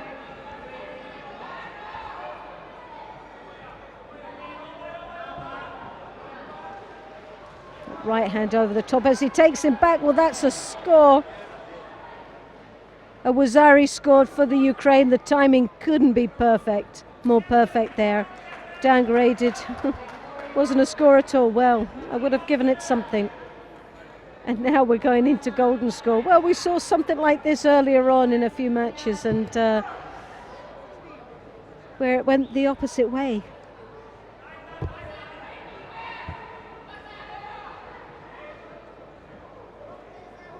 It'll be interesting to see what that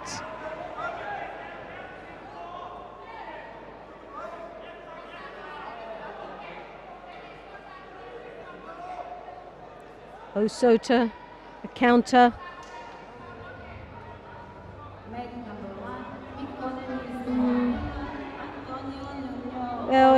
for me, there was a landing. I know there was a rotation of it, but I would have said at least a Yuko. But not to be. They are going to continue.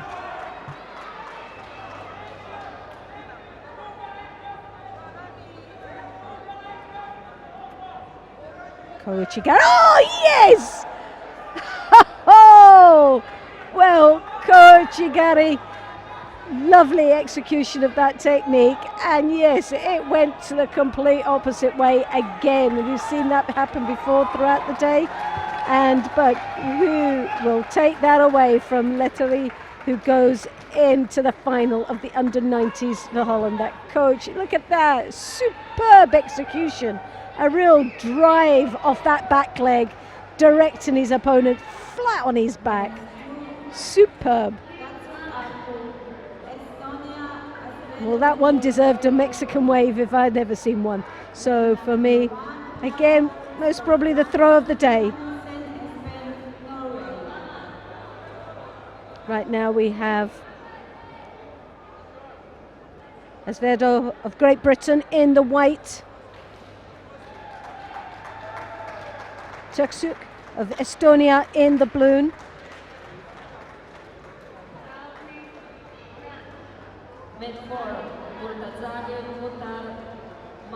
81 kilos.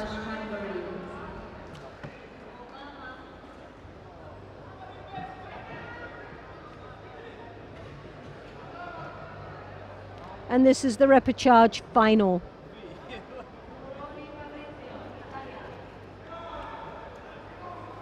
So this is for a bronze medal. Can Great Britain continue with the successes they had from the first day? Well, my goodness me, he's trying. Well, the pace is up, he set it. The real determination in this man from Great Britain. Mendez Asvedo.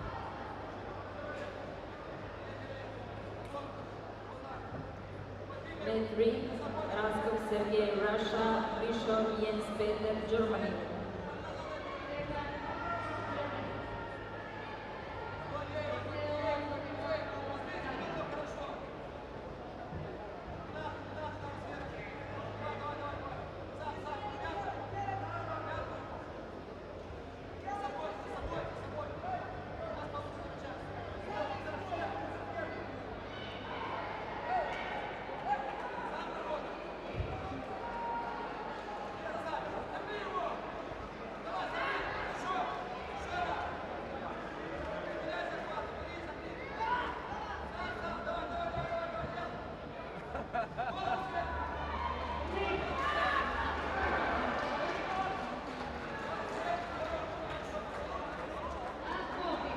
Well, now it's looking like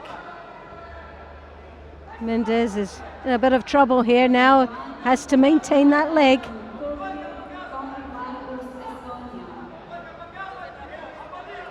Well, he's doing well enough at this moment, but it's a lot of pressure to be under at this moment. And you can see there the shimmy waza is attempted at the same time as trying to get the leg out, which is the danger as well. As he tries to bridge, the head will come up. So it's a catch, and also the clock's ticking away. So 31 seconds.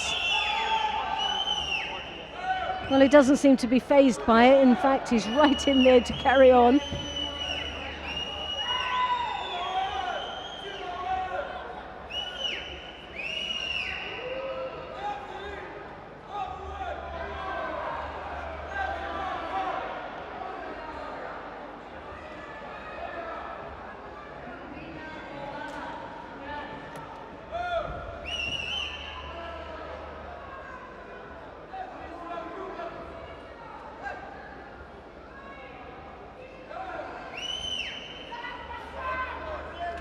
Namakukomi, oh my goodness, he walked onto that. Yuko scored for the Estonian.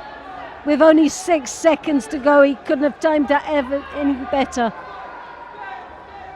Can he get the choke? He's got, oh my goodness me. Well, the attitude here, well, no. Unfair sportsmanship between these two. Both deserve to be thrown off the mat for their conduct. Not acceptable at all. And these men with their experience behind them should know better.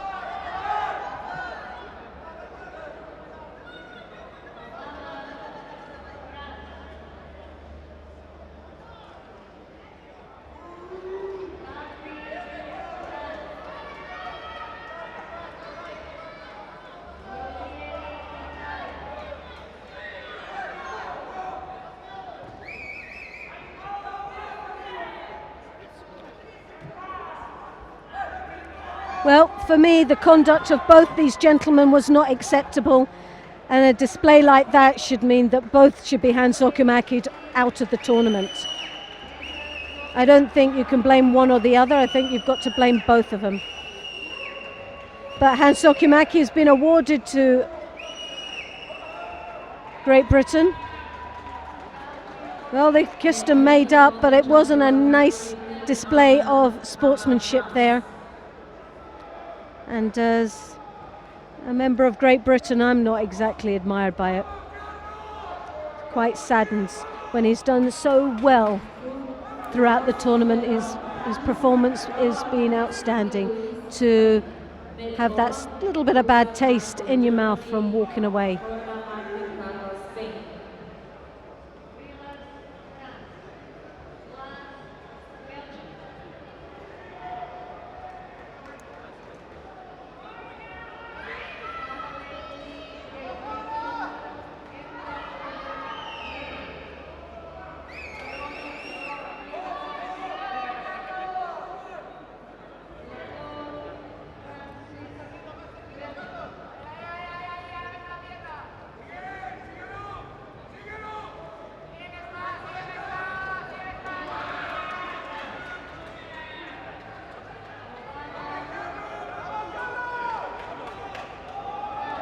We have Agu Alvarez of Spain in the white, Daros of France in the blue.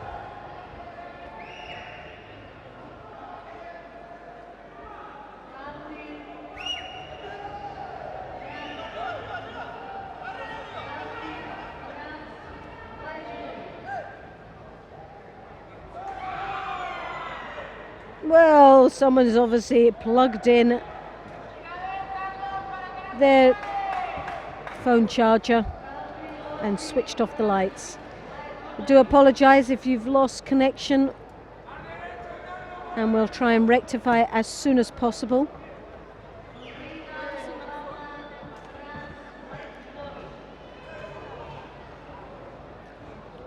Maria, mat number 2. No, I have no signal from. I have nothing. I have only mat number 4 now.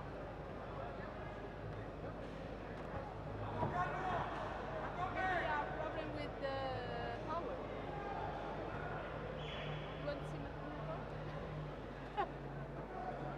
Just leave it for now until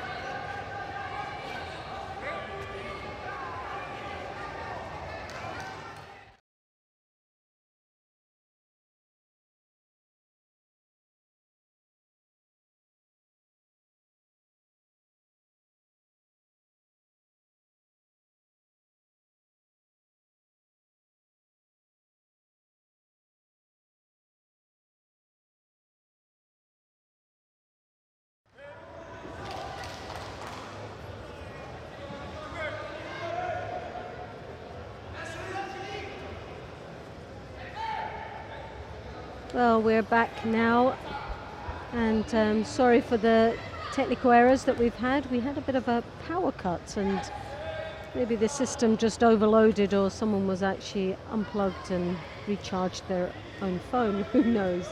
But it did take a little while for us to work out the problem, but I think, fingers crossed, everything will run smoothly from now on. So we're here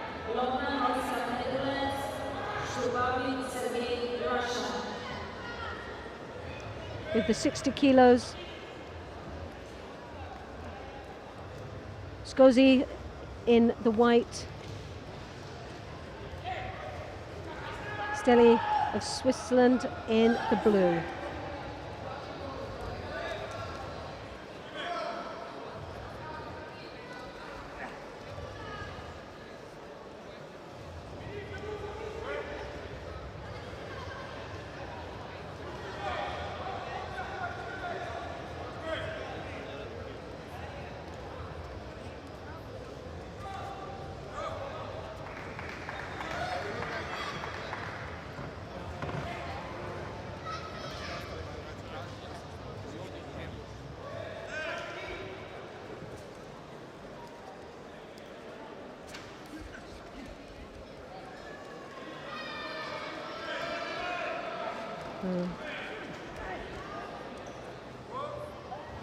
Italian there taking a Yuko.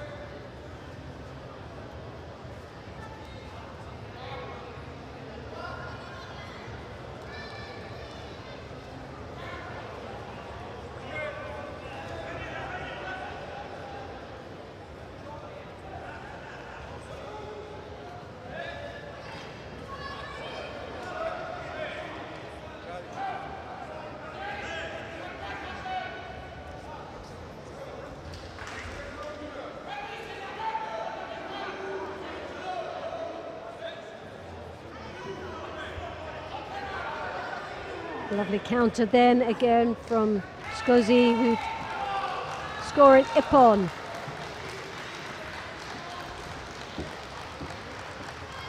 With 13 seconds to go.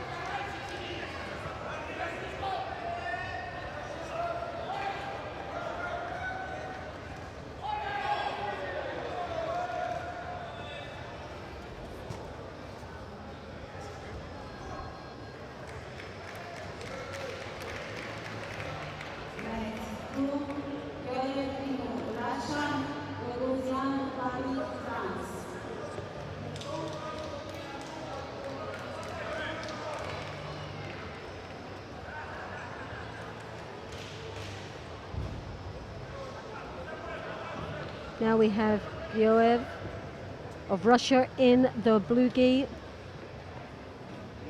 He'll be up against David Gagosian of France in the white. Gagosian white, Giev of Russia in blue.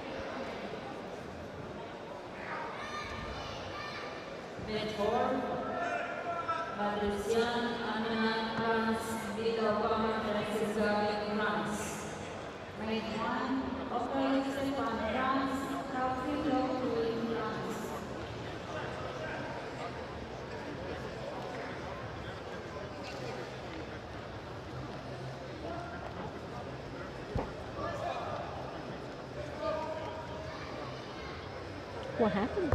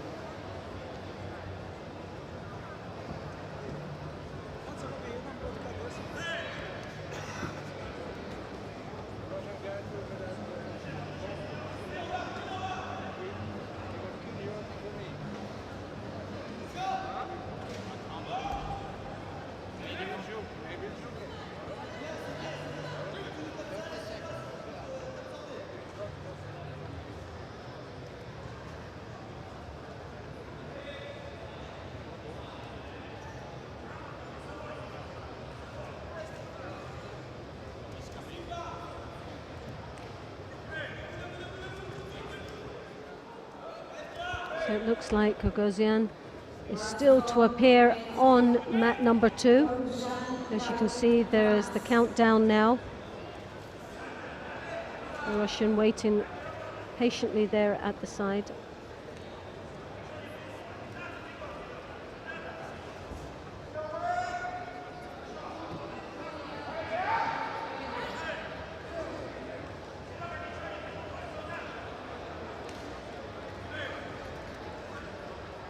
Yoev brought to the mat and awarded the fight.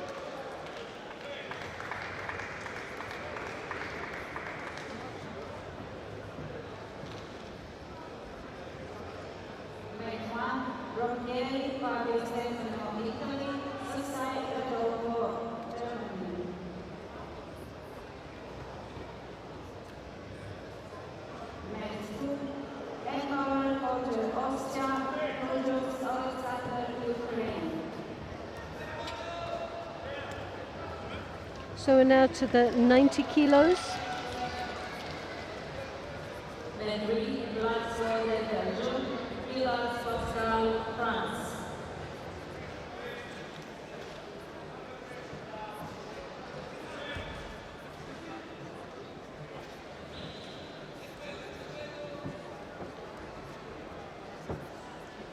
Trudius of Ukraine in the white.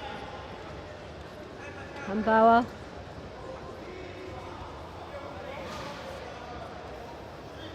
of Austria in the blue.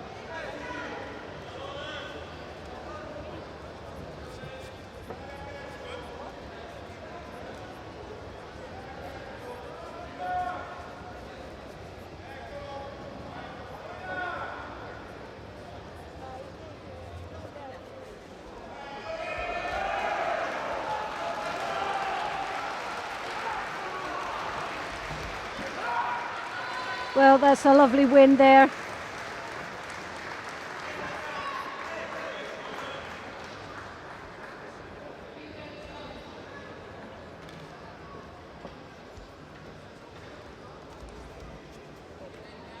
Hanbauer of Austria with a win with Ippon.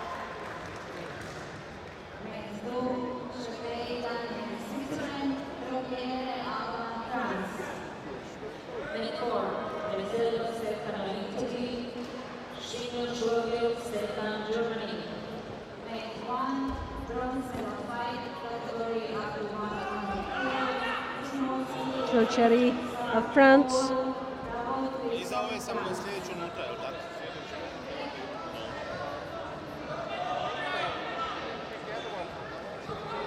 And Shepley of Switzerland in the blue.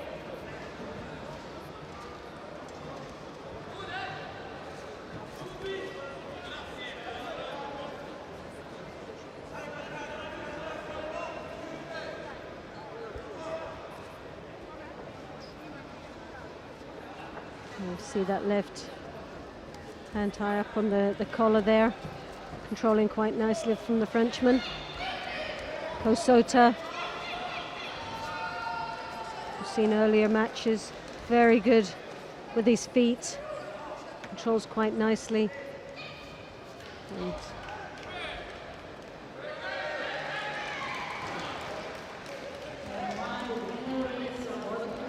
And Chuchimata, yes! Oh, fantastic!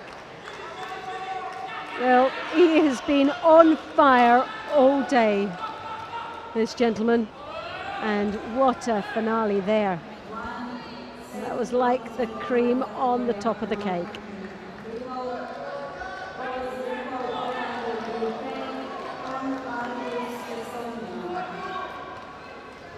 Tertiary of France goes, fantastic win.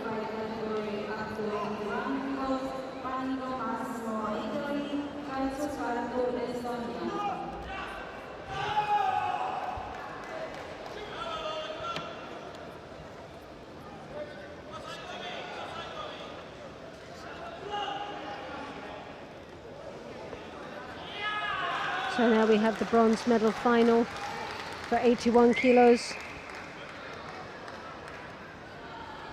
Taksuk with Estonia in white, Haniko of Italy in the blue.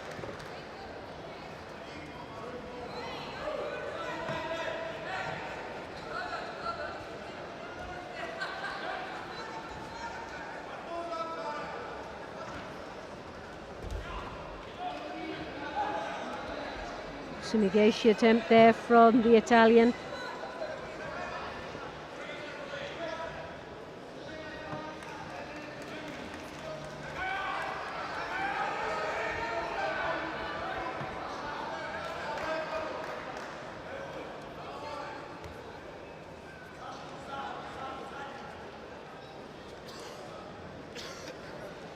Bronze in white category of 21 kilos, Sobigalo, Valery, Russia, Shukmaria, Germany.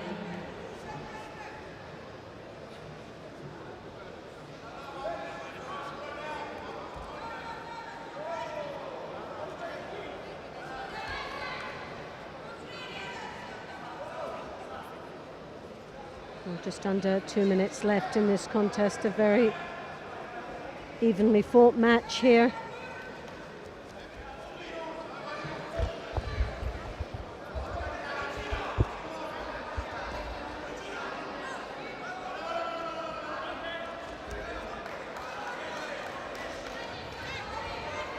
Sinagi from the Estonian.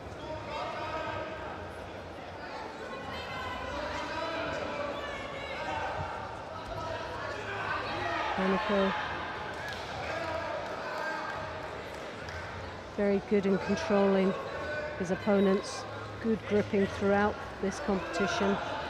Uchimata into a Makikomi, but gets taken back right over the top. A nice bit of judo there from the Estonian, now into Osakumi. And it looks like the Estonian has had this all sewn up now as he settles in to a much tighter position.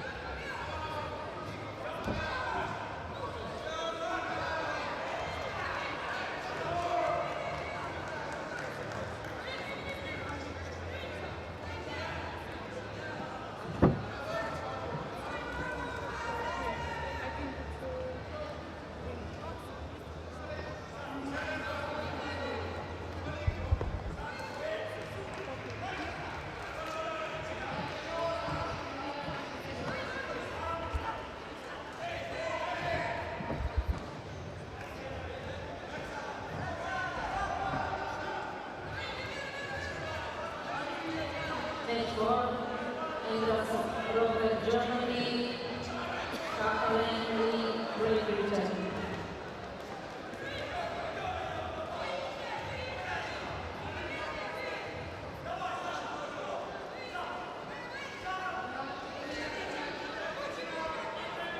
Next two, bronze category up to 21 kilos, Mexico, Pennsylvania,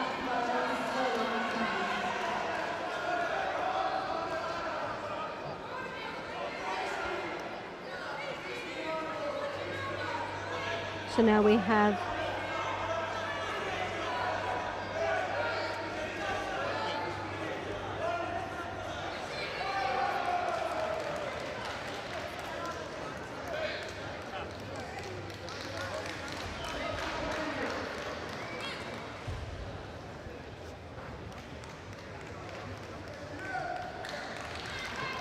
Daros in France in the white gi.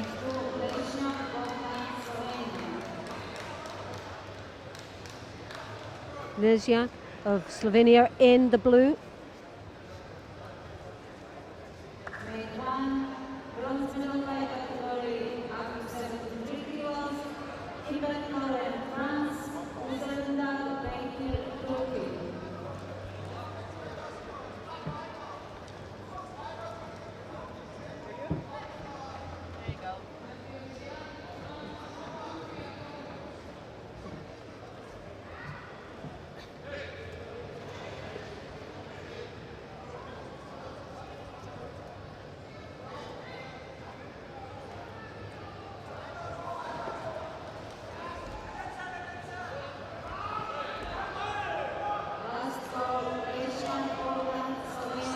looking for Lesniak of Slovenia.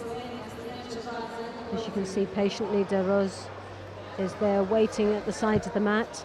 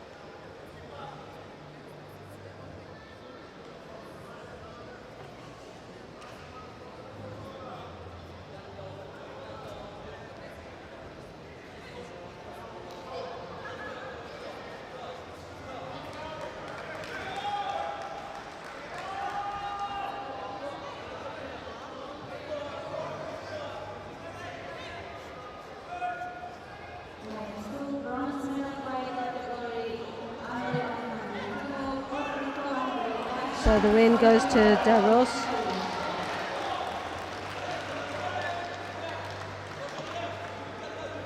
Now we have the plus 100s.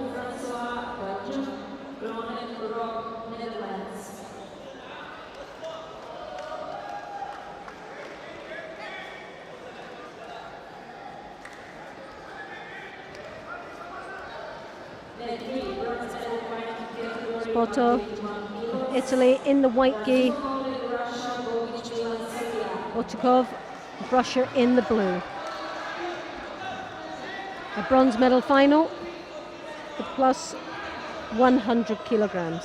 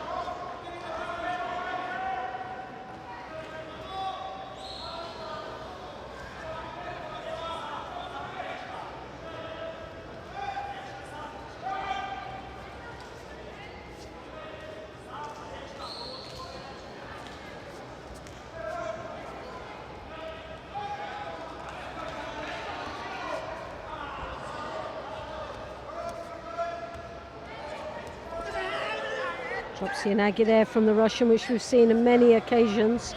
Unfortunately, in the semi-final, just wouldn't get in with those Sianagis and ran out of time. But a real strong contender for the final position, but now has to contend with looking to achieve a bronze medal here in this tournament.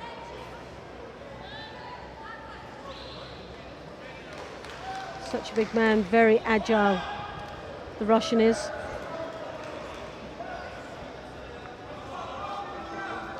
Tomanagi attempt there from the Italian. The Russian now trying to draw his opponent back in to finish him off in the ground, but a little bit too slow to react there.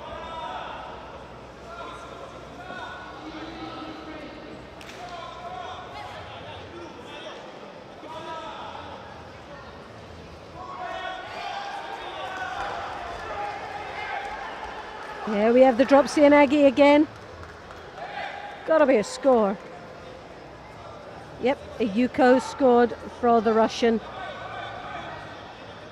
And the speed of that. Otikov. Again, driving through. Owazari, that's gotta be. So Yuko and Owazari and Onosakomi. Oh, they've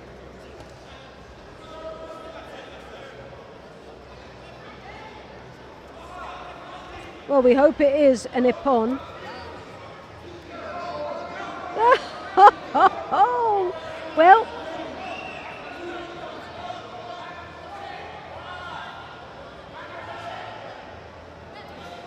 Well, this is what you get for just holding the fire, because Wazari has scored. He did have an Osakumi, could have been all over and done with there. With 28 seconds left, he's still in a very comfortable lead with a Wazari and a Yuko on the board. Both got a Shido apiece here. Spoto now starting to pile the pressure on. In most cases, they tend to leave themselves open in trying to get through. Some very strong defenses here, in which the Russian will. He'll try and clamp down as the clock ticks away with 11 seconds to go. Botikov won't do anything silly right now. He's in a comfortable lead, as we've said, and there's only 2 Shidos, one apiece here right now. So he has plenty of time. Just doesn't need to do anything silly. And that's the win. Botikov gets the bronze medal.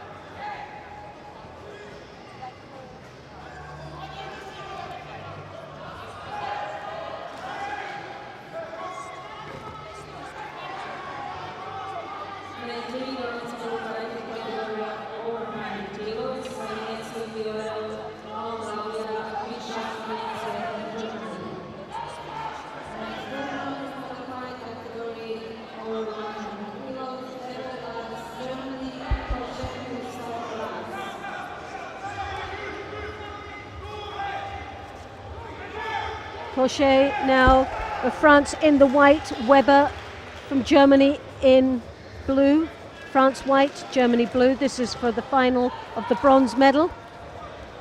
Now, as we saw, Weber in his earliest matches has had an outstanding performance.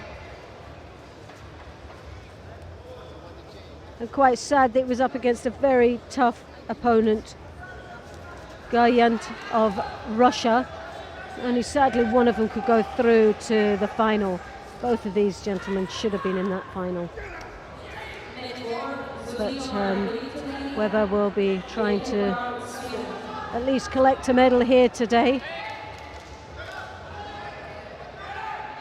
Just hope he's got over the disappointed of not to get into the final. And that's always the case when you lose in the semi-finals, to be able to compose yourself, get back into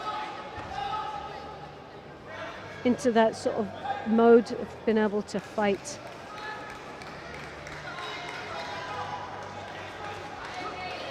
Uchimata, oh my goodness me, Wazari, and there's an Osakumi. And this is sometimes what you see, somebody that loses the semi-final and has to try and pick himself up to get in and fight again for a bronze medal. And Porec of France does exactly that, takes the bronze medal, and a 5th place goes to Weber, and he'll be very disappointed.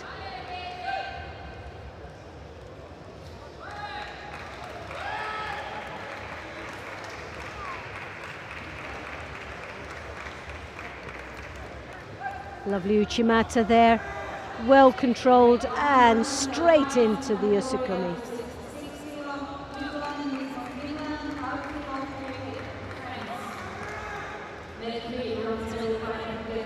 Well, just have a quick comfort break. I'll be back shortly. So I'll just leave you to enjoy the bronze medal finals of Soze of Italy and Sene Dominguez of Spain.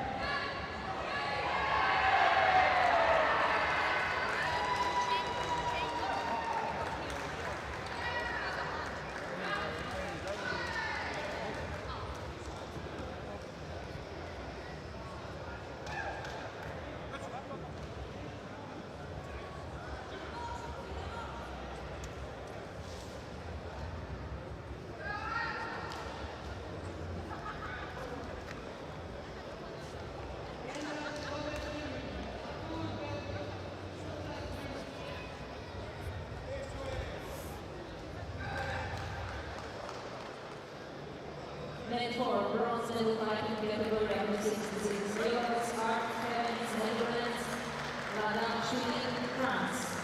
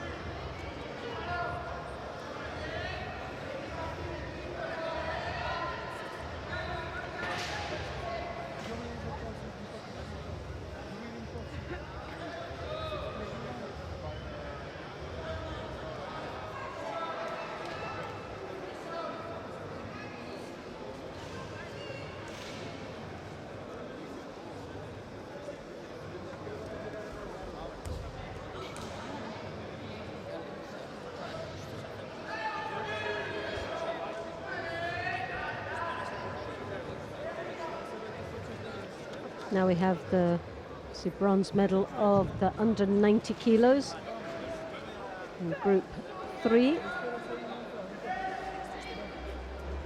Hanbauer, Austria, just picking up his first Shido. Shimshiri of Ukraine in the blue.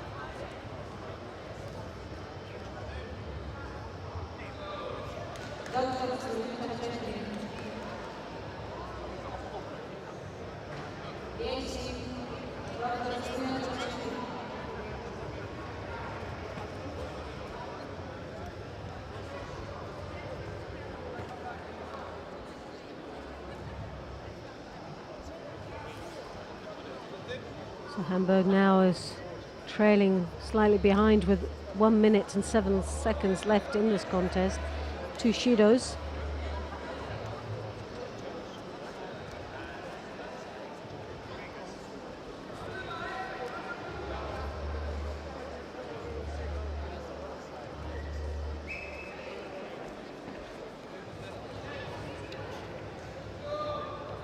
And the pressure being piled on all the time here as he picks up his third.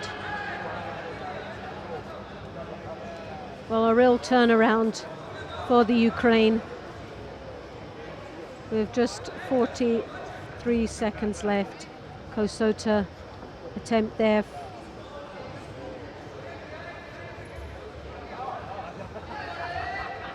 That right-handed high collar grip controlling quite nicely as he taps away on the feet, but looking in control and positive. The Austrian really is struggling to get past that defensive right arm, as you can see, as the elbow is tucked in really nicely there, and the only option is to come around the back, but it's not enough to come through that defense to be in a strong enough position to actually attack. Now he's getting ragged all over the place, which is going to look very poor indeed with the seconds to go. And sadly for Hanbauer, fifth place is all he can take for this weekend. Shimshiri of Ukraine takes the bronze medal.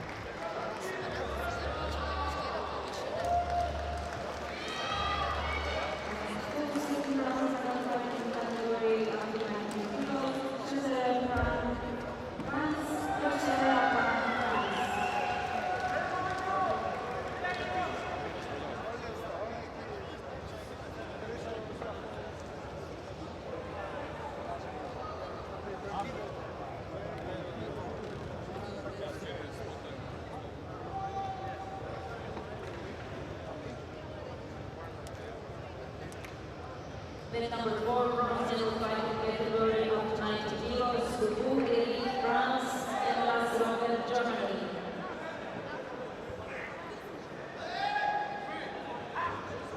So we have now representing France, both these athletes representing France, and we have Trocheri in the white and Chazarat in the blue.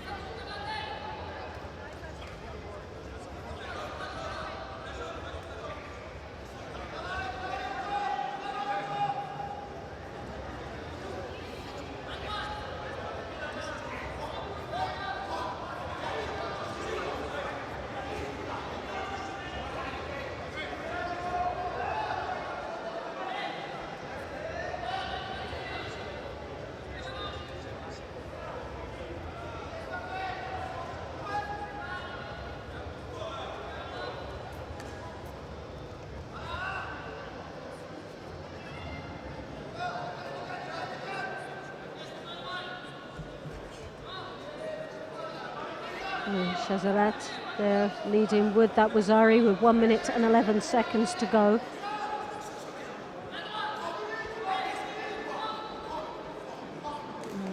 Looks to have a bit of either a cut on his nose, so seeking a medical attention, which will give him a little bit of time to compose himself.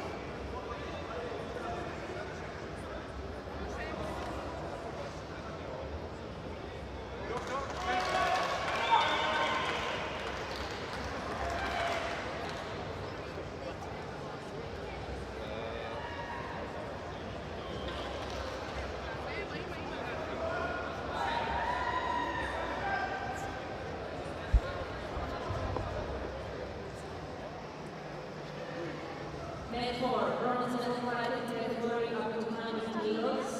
Uzak Marcus Germany, François Belgium.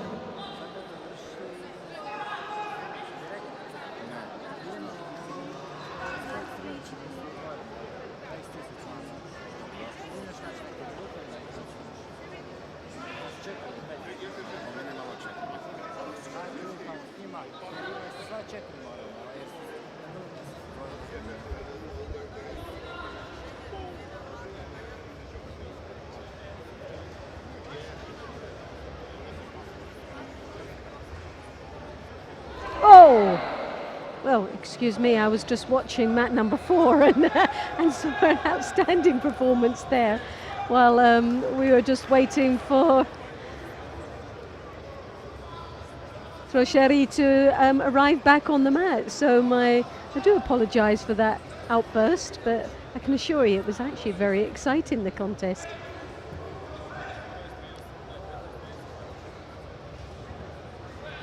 And we would move swiftly across there, but I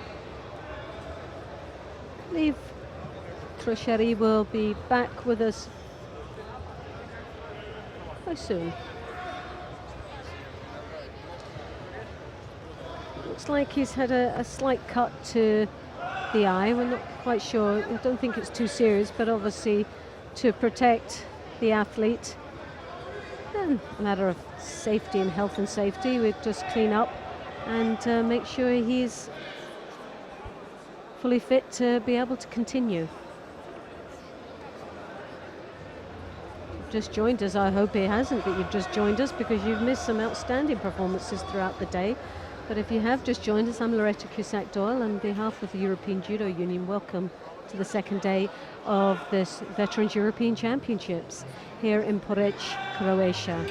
And like I said, there has been some outstanding performances, and we're just now seeing Trocheri that's back and ready to start again. He's just fixing up his judogi.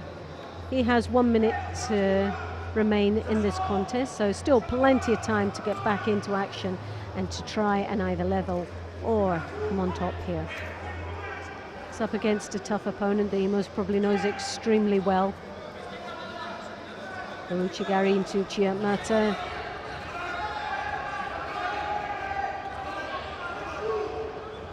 Shazarat now looking to tie up the upper part of the body. As you can see, he's doing very nicely indeed, but he's still got the problem of getting that foot out, which you can see the pressure is on. And he's got the other foot in, so all that hard work and he's got his other leg, but he's still persevere. The referee will call mate very shortly, and there it goes. So he had a great opportunity, but still leading with the Wazari on the board. Trocheri with that left hand on the lapel. Tomonagi Yoko Tomai now getting himself in a very difficult situation here, but he's looking at the referee as if to say, just let me out of here. The time's ticking, I need to be standing up. But he put himself in that position, so he's only got himself to blame, to be honest. So 7 seconds to go. Well, he's not giving up with a fight. Oh, drops the Yanagi, a lovely attempt there, but that's his last. And Shazarat of France takes the bronze medal in the under 90 kilo category. And Trocheri looking obviously very disappointed, and but that's the way it goes. 5th place is still a very good position to be in.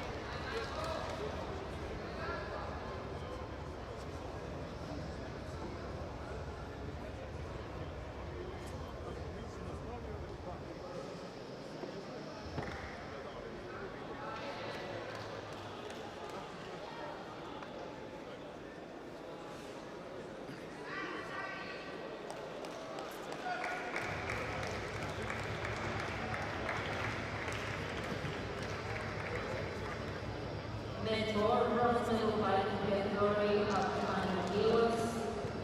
Mutazali Mutar, Moldavia, Zunino Marco, Italy.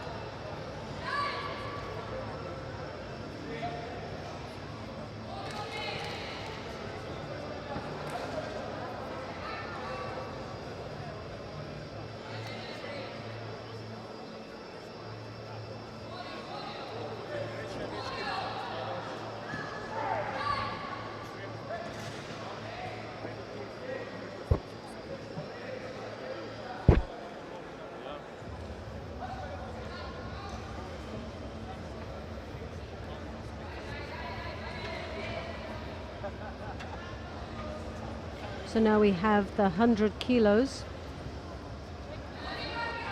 Zunino of Italy in the white gi.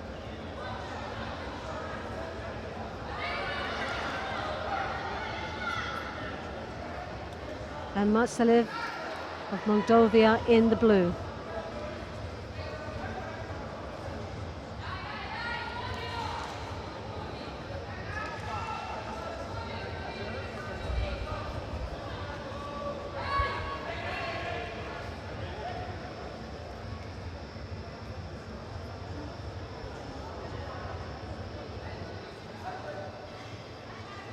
This is the last match of the final block.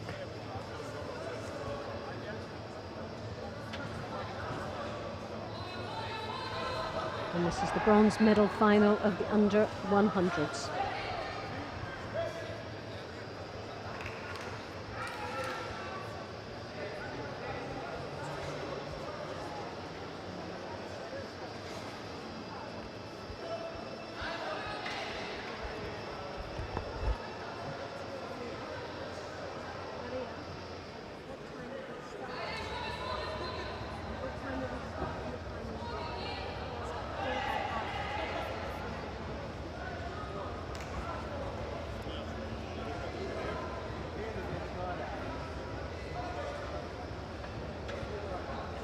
So 1 minute and 20 seconds left in this contest.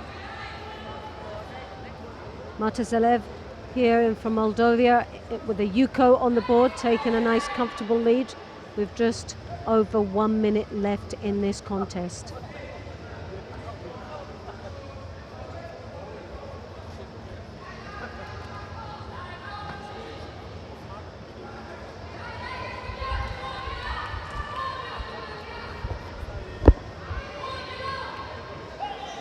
Rico Chigari there, a 10 from the Italian. Desperately trying to get back into this match. Still trailing with 1 Yuko against him, and has picked up a Shido along the way.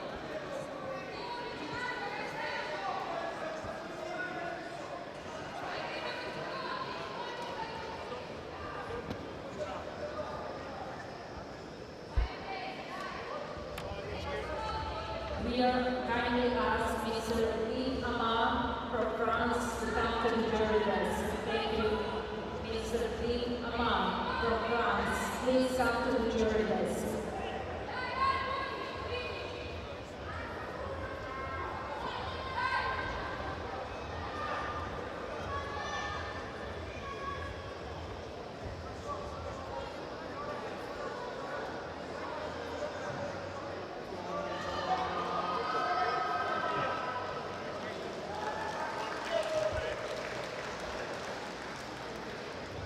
Well, very convincing win there for Matazelev, who takes the bronze medal home to Moldova in the under 100 kilograms in the M4 category. Well, that's the last match of first part of this second day European Championships, and we will be commencing with the final block at 4 o'clock. So I do hope you'll join myself, Loretta Cusack-Doyle, and for what will be a very exciting final block of judo. Thank you and see you later.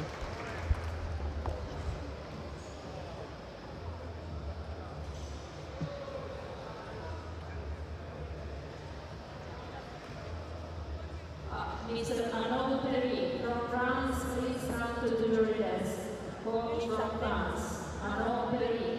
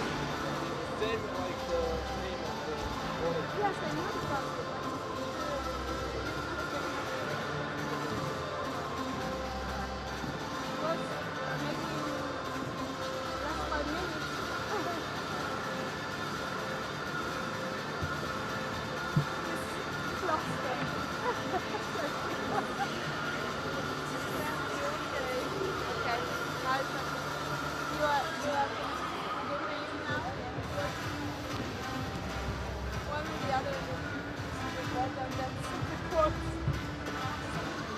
Yeah.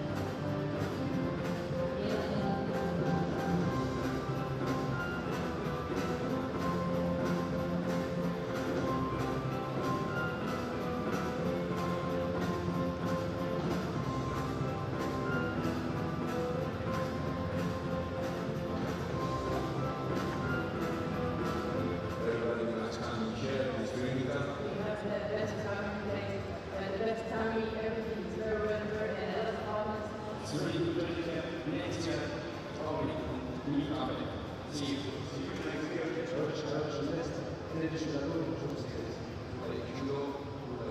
Festival EJC Croatia.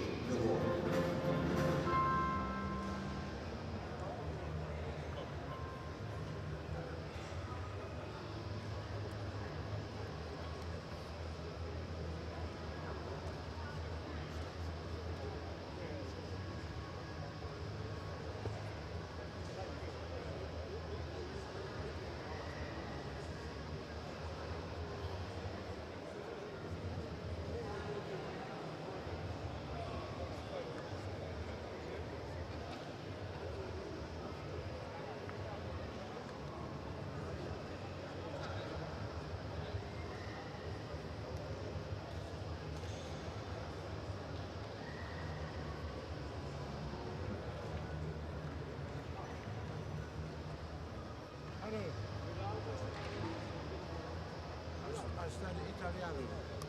And that's detective books from Italy. So I read them.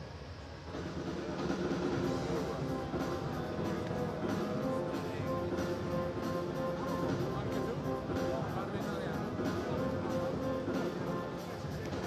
La partita per la vita. Understand that?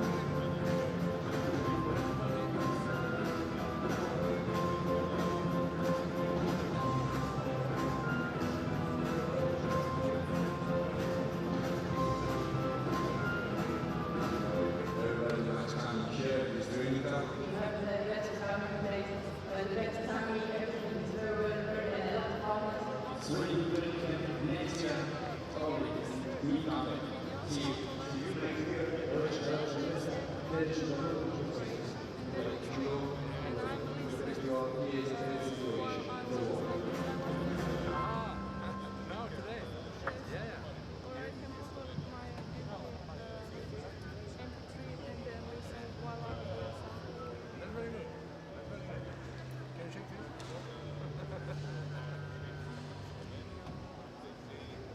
Do you are you training judo yourself? Yes. Here in Porec? No, in Nicola, it's near Pasig, Okay. but it's the same club.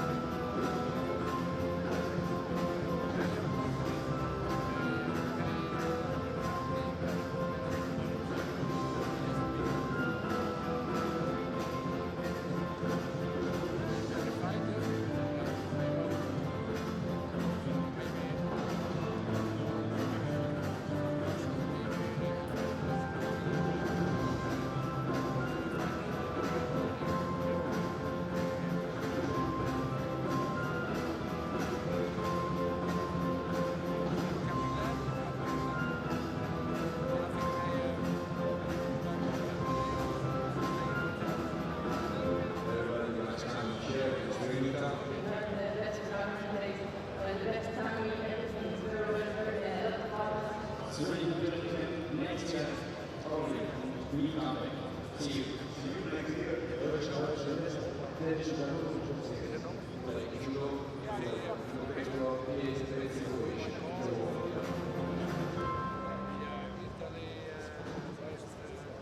Austria, Germany, Denmark, and Sweden. Switzerland, it's in the middle of Europe.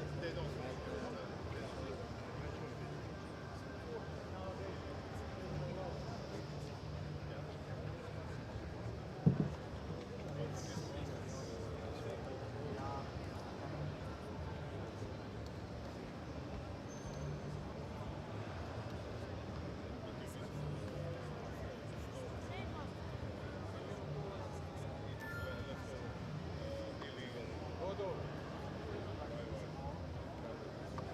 Marco. Godo.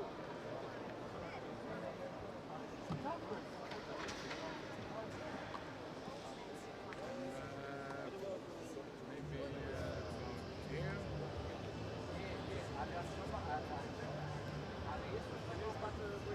Trieste. Istria.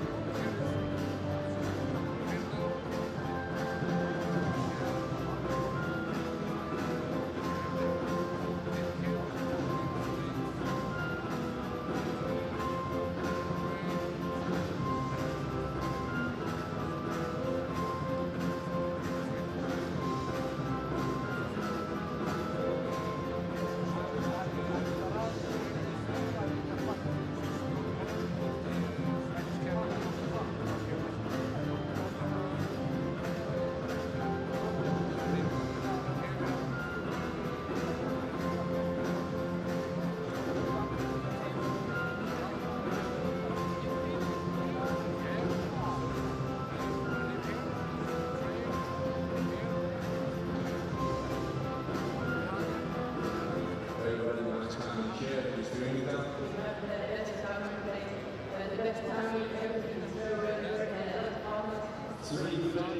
Next year, we love it. See you.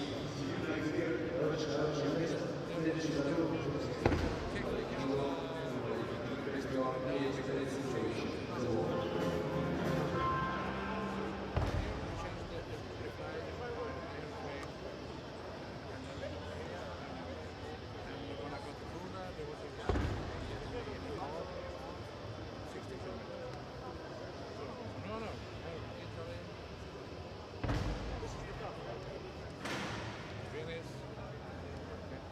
And I know that you can take a boat here to Venice directly. Have you been there? Venice?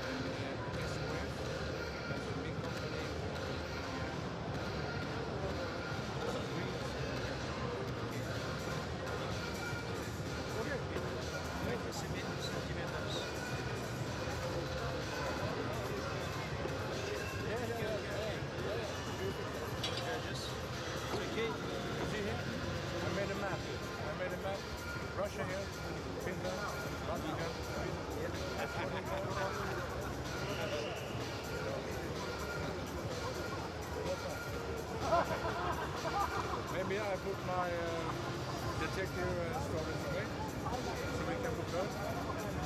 You want to keep that?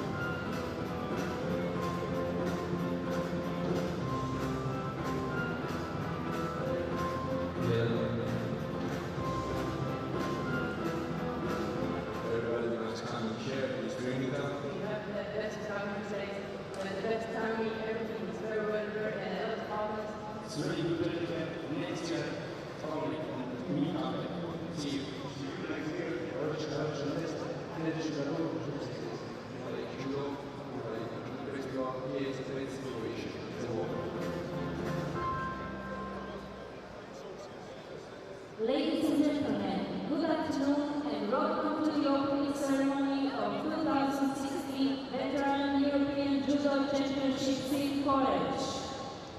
Please welcome Mrs. Sandra Porec, Croatian Judo Federation President. Ms. Iva Radoš, Ambassador Mayor City of Zagreb. Ms. Nadia Štefanić-Dobrilović, Deputy Mayor City of Porec. And Mr. Sergej Solovejčik, European Judo Union President.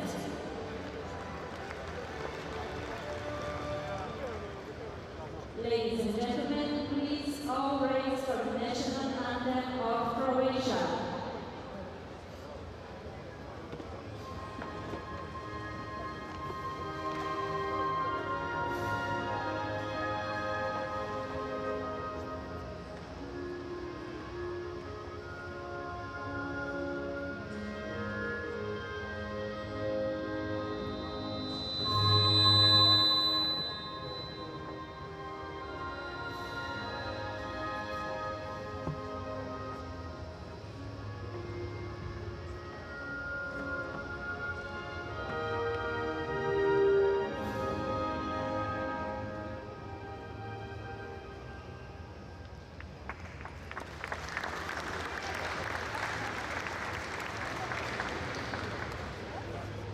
Ladies and gentlemen, please welcome Croatian Judo Federation President Mrs. Sandra Porec.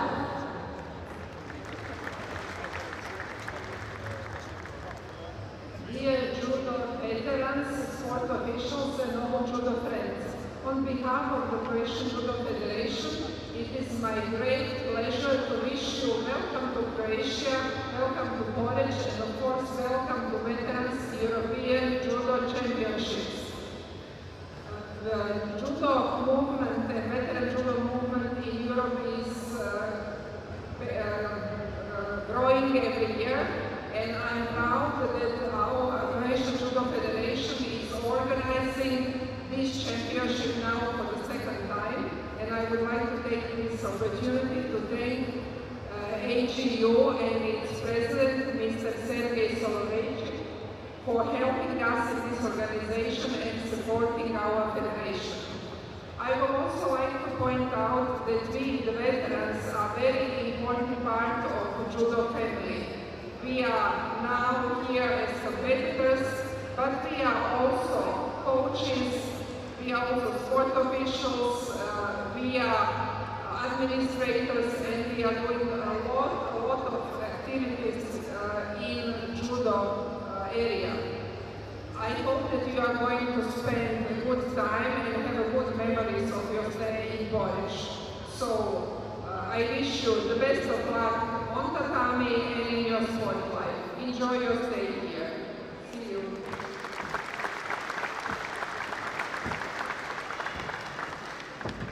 Ladies and gentlemen, please welcome Ambassador Mayor City of Zagreb, Ms. Iva Radoš.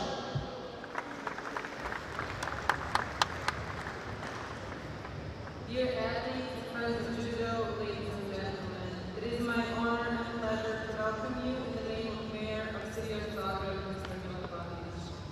Croatian Judo Federation has shown an amazing and reliable host here in Porec.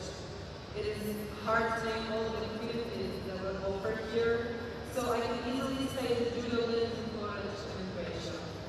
I would like to wish you good luck to all athletes competing in the tournament, and a lot of happiness, health, and luck to athletes preparing for Olympic Games. I hope you will bring amazing memories and new friendships from here to your homes. Thank you.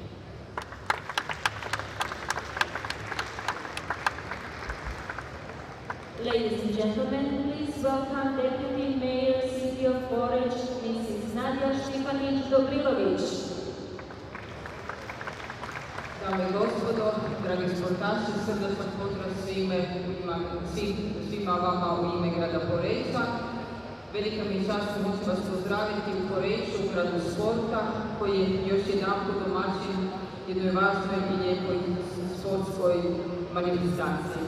Svima vama želim ugodan boravak u našem gradu, naravno neka najbolji pobjede, ali prije svega želim vam da vam Poreč ostane u sjećanju kao mjesto gdje se sklopili i nova lijepa sportska prijateljstva. Colgo l'occasione per salutare tutti voi, cari amici sportivi, ancora una volta qui a Parenzo, città dello sport, che ospita in questa occasione il campionato europeo per i veterani e ovviamente augurandovi un piacevolissimo soggiorno qui a Parenzo, auguro a tutti buona fortuna, in bocca al lupo.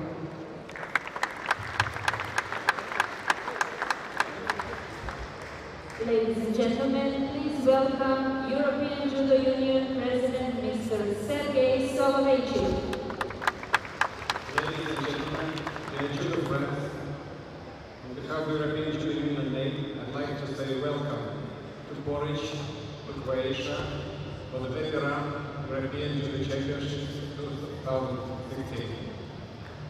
This year, we organized European Championship for veterans in the frame of Judo Festival. We organized this event together with Olympic Training Camp, with the project for children, for parents, and for young athletes. I'd like to thank our veterans, our masters, for the great example of judo spirit and following traditions of judo. I'd like to thank administration of City Porec and Croatian Judo Federation for the perfect cooperation with the European Judo Union in the field of organization of our events. Ladies and gentlemen, European Veteran Championship 2016 in Porec is over.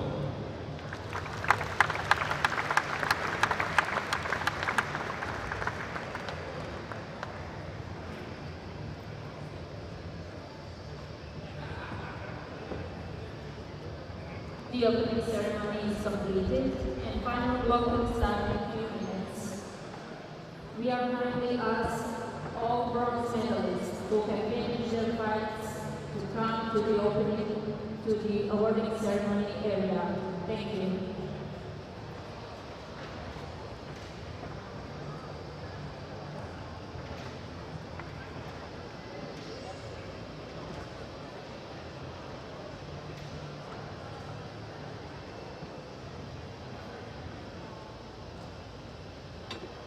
We are asking all bronze medalists who have already finished their fights to go to the awarding ceremony area. Thank you.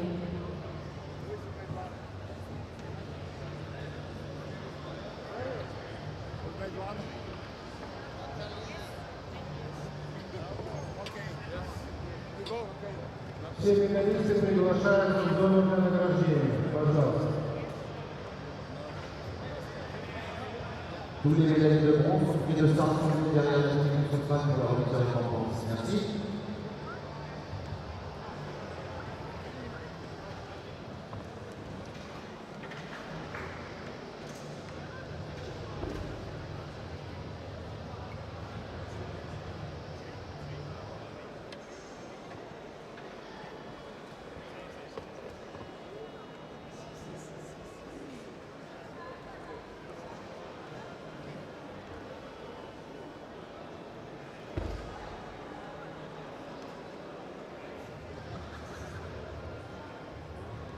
Leg number 3, final 6 category and 3 up to 73 kilos. Nialkovic Marko, Serbia in blue judogi and Sinyalov Sergei, Ukraine in white judogi. Leg 2, category and 3 up to 66 kilos. Finalists are Antonio Nuno representing Portugal in blue judogi and Shapovalov Maxim, Ukraine in white judogi.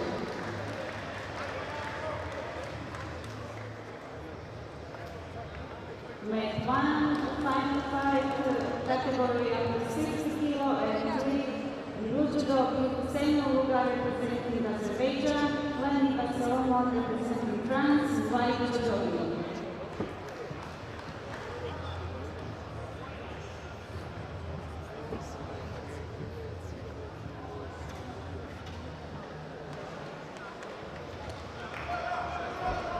Well, good afternoon and welcome back to the final block, the second day of the Veterans European Championships. I'm Loretta Cusack-Doyle on behalf of the European Judo Union. Welcome to what will be a very exciting afternoon of judo. We have now got the finals of the age groups of M4, 3 and 4, and we're going to mat number 1, where we're watching the under 60 kilo final. France, Lanaba in the white gi, Husanov of Azerbaijan in the blue. This is the final of the men's under 60 kilograms, the M3 group.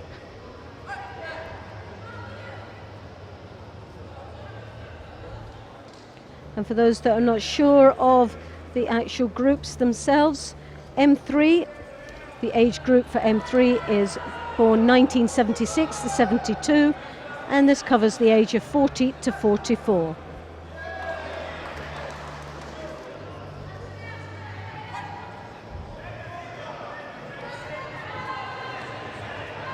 Salomon has had an outstanding performance throughout this day. Lovely Ouchigari, we've seen, he's won all his matches for Ippon throughout. He's got to be maybe the favourite of this final.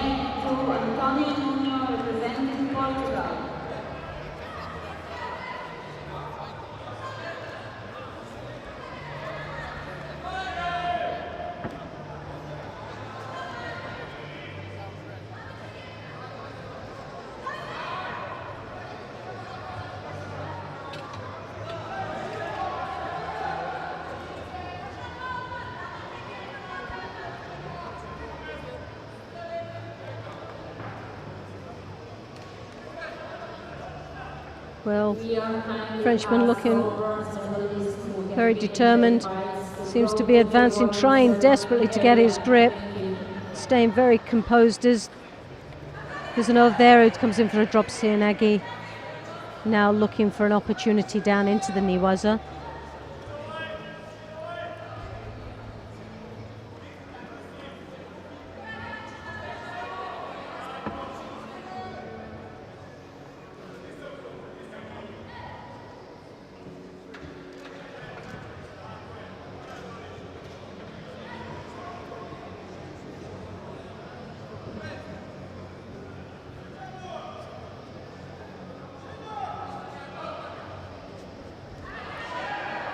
That right-handed high collar grip from Husanov, looking very strong indeed and drawing his opponent to his knees. First Shido on the board there for Lanaba. 53 seconds left. Well, he grabbed the leg, we didn't see that, and a hand sokamaki has been awarded to Lanaba, meaning that the gold medal goes to Husanov from Azerbaijan.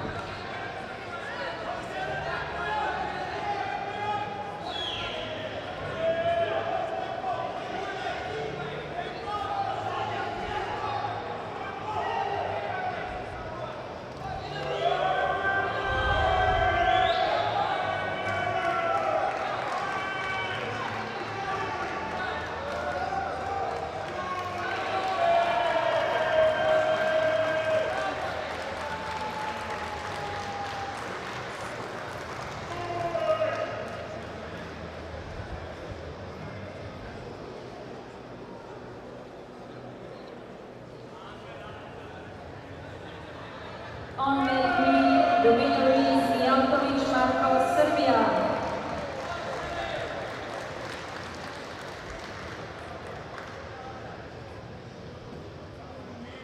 All medalists, please go to the awarding ceremony area. Medalists of the first block and final block, please go to the awarding ceremony area. Immediately, thank you. Men 3. Finals in category up to 73 kilos. Absanarov Ildar, Russia in blue judogi, and Yaparov Musfi, Azerbaijan in white judogi. Men's 2 category 4 up to 66 kilo. Iverson, Peter, Sweden, Lynn, Frederick, France. So now we category 4 up to 60 kilo. Conte, Marcel, France, Ferdinand, Marcel, Switzerland. So if you've just joined us, I'm Loretta Cusack-Doyle on behalf of the European Judo Union. Welcome to the final block of the Veterans European Championships. And we'll now be starting with the final of the M4, mat number 2, minus 66 kilograms. In the white gi representing France, Fredrik Lind, and in the blue gi representing Sweden, Peter Iverson.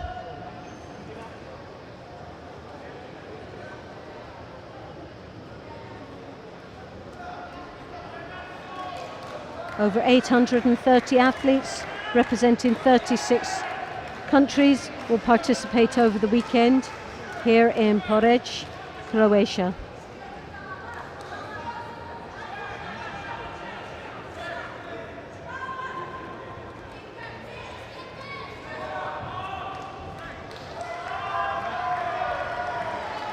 Well, Lynn looking to have the more stronger left hand grip there, as you can see. Iverson really trying to control that left sleeve, as you can see, with his arm wrapped under the top. They're taking just above the armpit.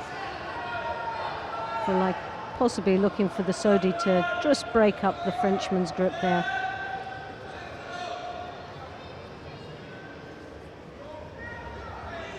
Well, a lot of life in Lynn.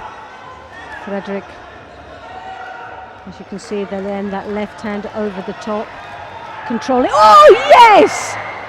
Oh, could have easily been Ippon, but lovely Wazari given anyway. He'll be taking that quite nicely. Not sure whether it was a Harai Makakomi or a Chimata. The leg wasn't as clear, so quick. But for me, it looked like Ippon.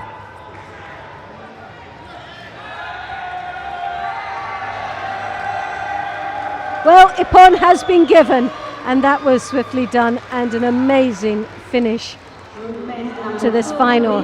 So, Fredrik Lind, Veterans European Champion of the under 66 kilo category.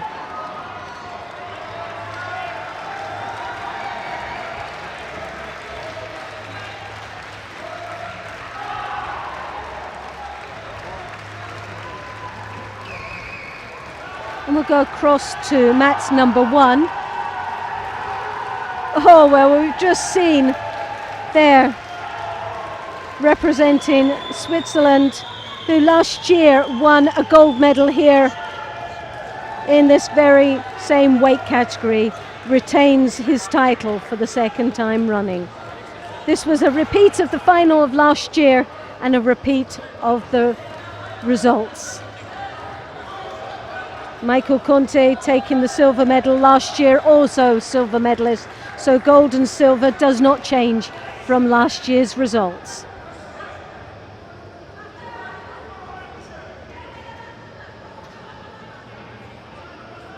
This was the final of the M4 minus 60 kilo category.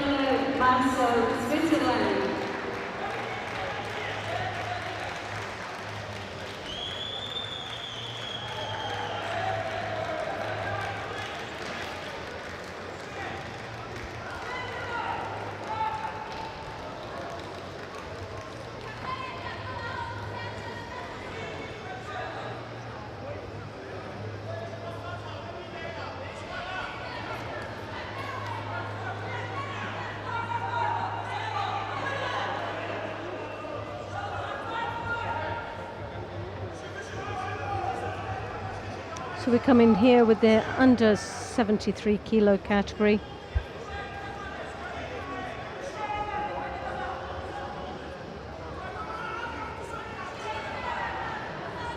There you have Javarov of Azerbaijan. Last year picked up a 5th place and now finds himself in the 66 kilo category, now moved up a weight to 73s to find himself in the final. But at this moment he's trailing with 3 Shidos to 1 Yuko.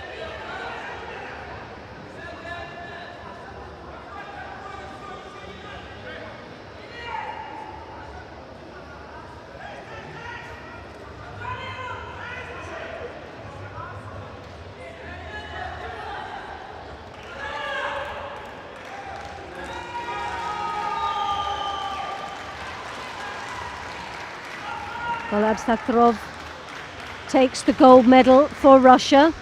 60 килограмм, М3. Живой Тимур, Россия, пожалуйста, в зону на награждение. But for Javarov of Azerbaijan, makes it into the final, bettering his position of 5th place in last year's European Championships to a 2nd place. So, and moving up a weight category in the meantime as well. So he's done extremely well. A great final from both these athletes. On May 3, the winner is Abstatrov, Russia.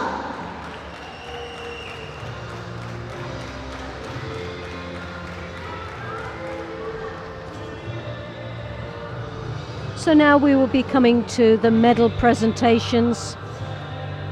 So while we enjoy these moments, I'll just leave you for a little while, and we're back very shortly, where we'll be watching on mat number 1, Patrick Ferreira of France in the white gi, and Zsolt Honrai of Hungary in the blue gi. This will be the M3 81 kilo final.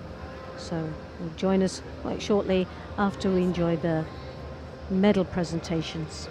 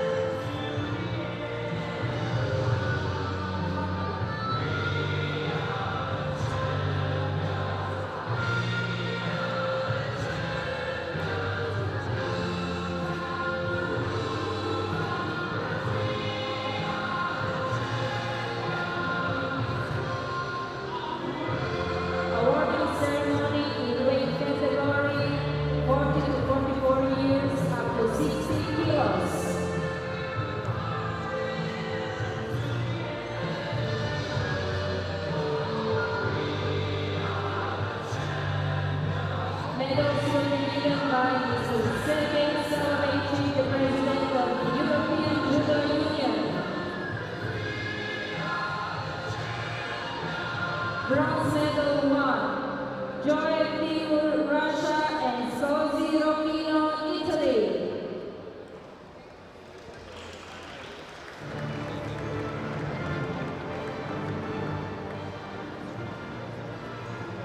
Silver medal 1, Lanida Solomon, France.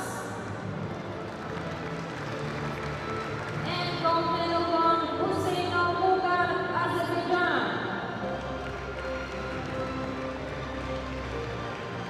Dear ladies and gentlemen, please all rise for the national anthem of Azerbaijan.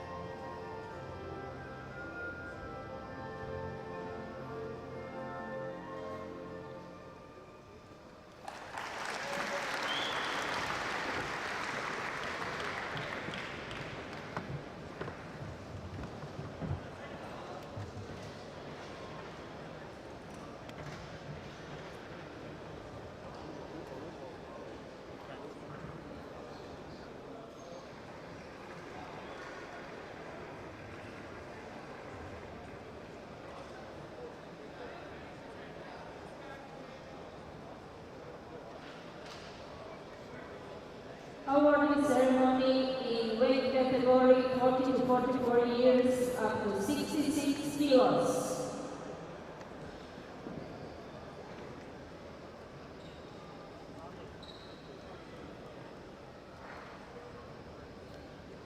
Medals will be given by Mrs. Nadia Shifani Jobrilovic, Deputy Mayor, City of Porec. Bronze medal 1, Brocchieri Fabio Stefano, Italy, and Nikkonen Ismo, Finland.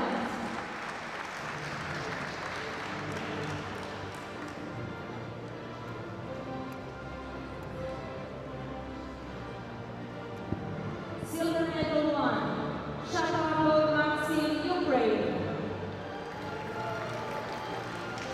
And gold medal 1, Antonino Nuno, Portugal.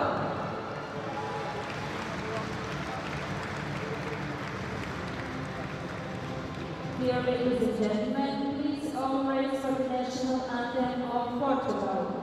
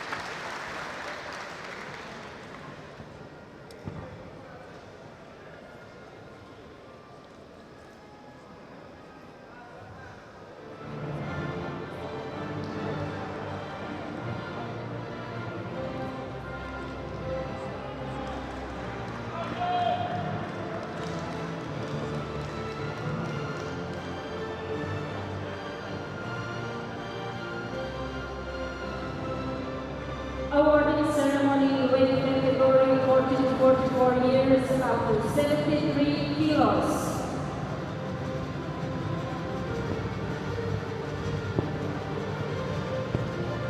Medals will be given by Ms. Iva Radosh, Ambassador of Mayor City of Zagreb. Bronze medal 1, Cuvillier Chiriou, France, and Inger Laurent, France. Silver medal 1, Similon Sergei, Ukraine. And gold medal 1, Mijalkovic Marko, Serbia.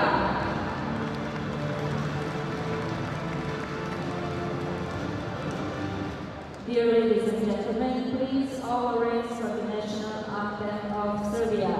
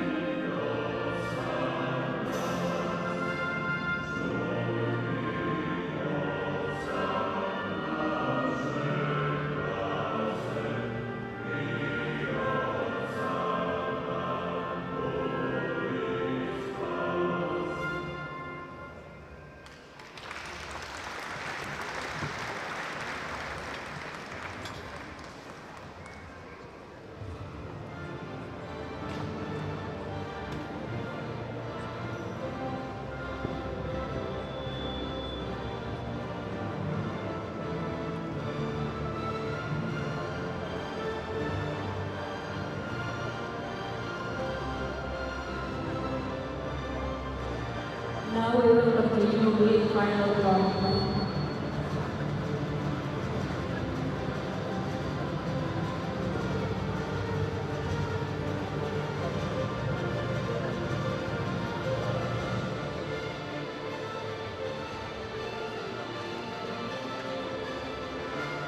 Finals in category and 3 up to 100 kilos for men number 3. Dr. Alexander, Russia, and the white judogi Felix Timothy, Belgium. Men's 2, final 5 category up to 90 kilos and 3. Letel Geron, representing the Netherlands, blue judogi, and Negri Alexander, representing France, white judogi. Men number 1, final 5 category up to 81 kilos and 3. Komentsov, representing Hungary, blue judogi, Ferrara Patrick, representing France, white judogi.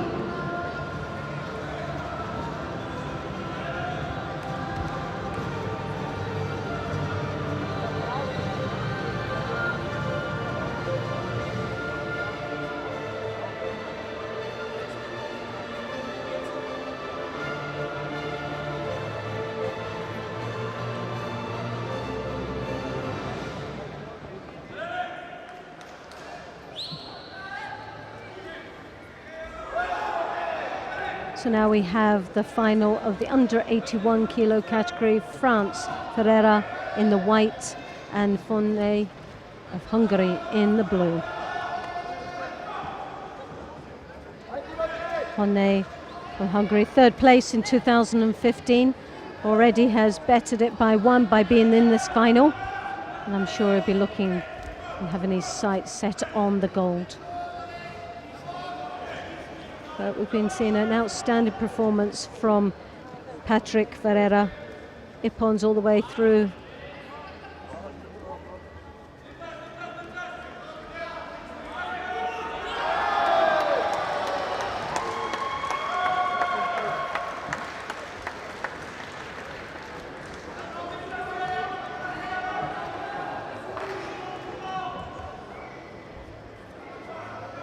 Ferreira trying to get that right hand on, not doing so well, and picks up his first Shido, and so does Zol. Number 3, Timothy representing Belgium.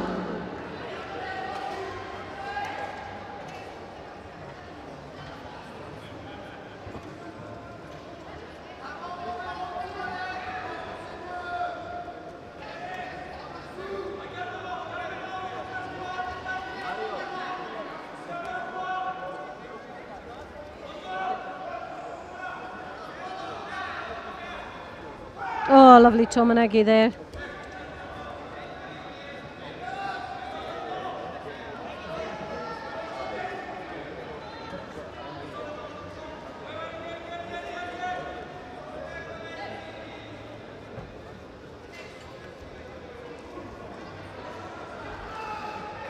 Again, the Tomonagi, we've seen that a little bit earlier, but it's not as effective as it has been in recent matches.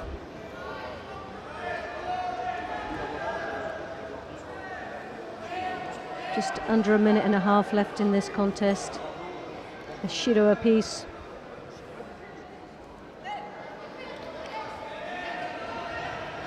As I said, Fonne of Hungary, bronze medal in the European Championships back in 2015. Already has bettered it by finding himself in the final here today. These are students from the Netherlands to go to the awarding ceremony area. Thank you.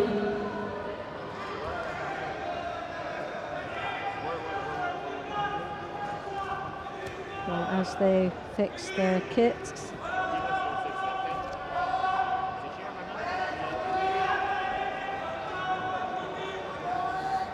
We also have other finals in M3 category under 90s.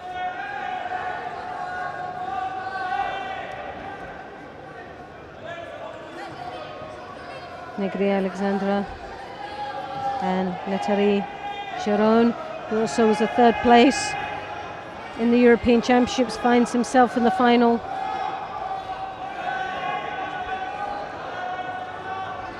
Lovely drop Sianagi from Patrick, and we've seen that score big here today.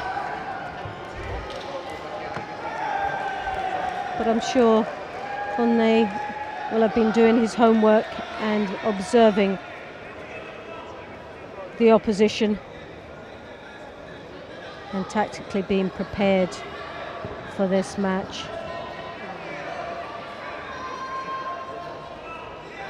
That right hand from the Hungarian over very deep, but as you can see, the left hand of the Frenchman's around the side, looking for any opportunity for that hip throw.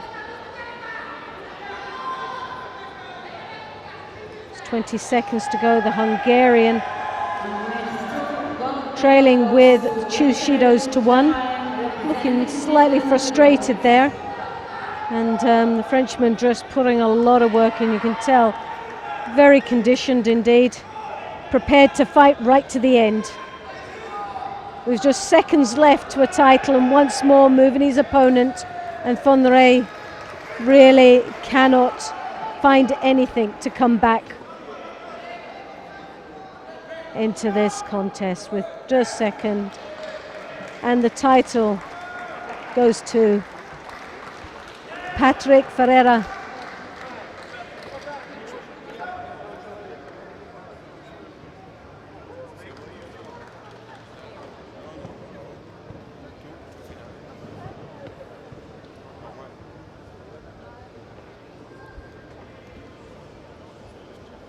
So Patrick Ferreira takes the gold and the title of Veterans European Champion 2016.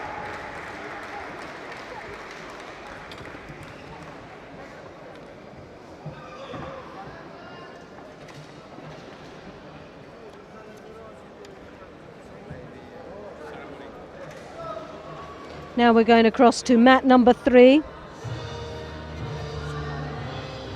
Well, before we do that, that's our tune to say that we will go across to celebrate and watch the medal ceremony. So we'll stay.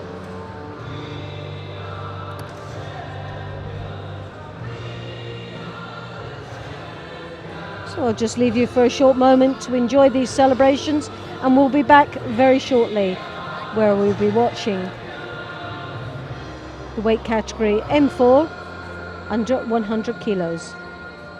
Porec, Thomas, Hungary, and he'll be up against Carlos Jodra Martin of Spain. Medals will be given by Mr. Neven Staver, CEO of Blue Laguna. Bronze medal 1, Muroni Fabrizio, Italy, and Gondo Chakela, Hungary.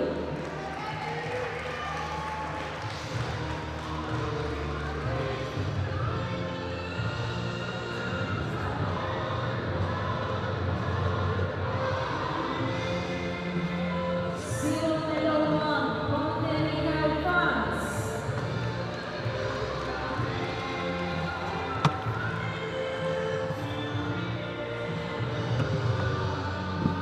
And gold medal 1, Victor Marcel, Switzerland.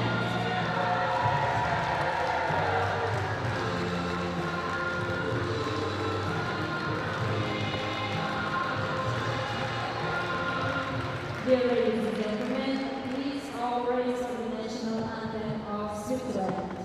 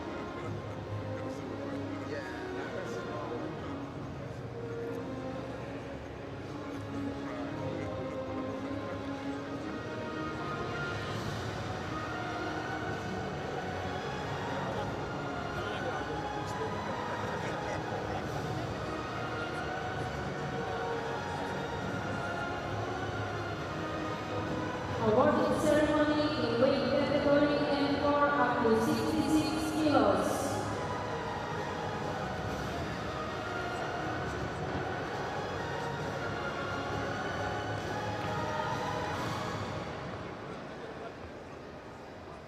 The medals will be given by Mr. Neven Staver, CEO of Blue Laguna. Bronze medal 1, Marcus-Jan Armena, France, and Art Ferens, Netherlands.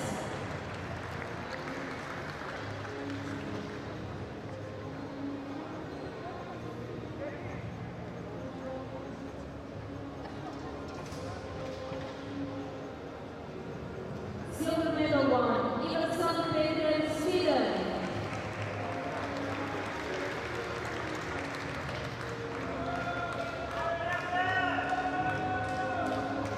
And gold medal 1, Team Frederic, France.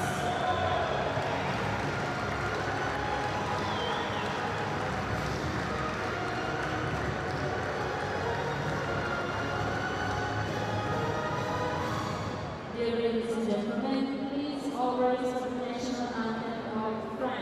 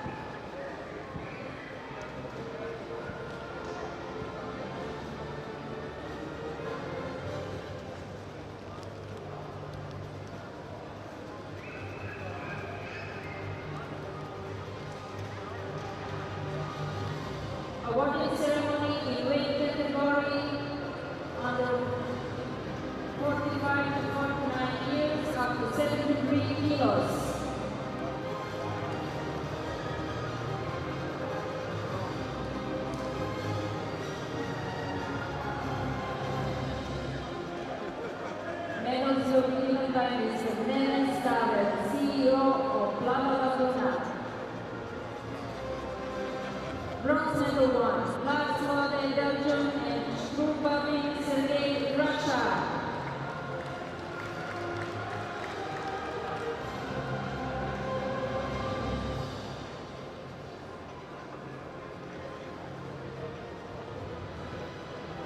Silver medal 1, Yakvarov Rusi, Azerbaijan.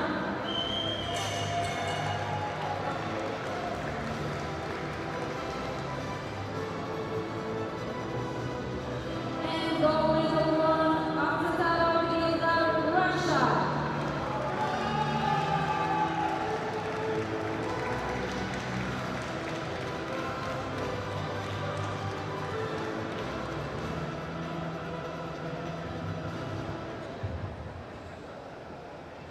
Dear ladies and gentlemen, please all rise for the national anthem of Russia.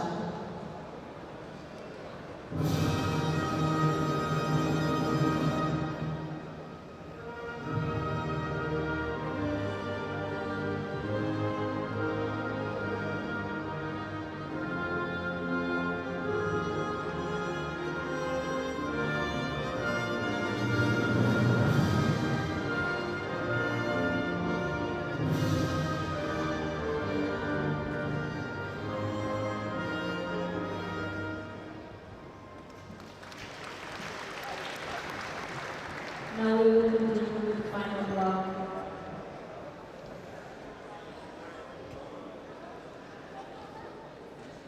Well, I hope you enjoyed those wonderful celebrations as much as they seem to be enjoying them out there, and I'm sure there's going to be quite a few parties going on around this area in Porec. But we're coming on to the next final, which is the M4 minus 100 kilograms. Porec Thomas of Hungary in the white gi. Jodra Martin Carlos of Spain in the blue gi. Representing France.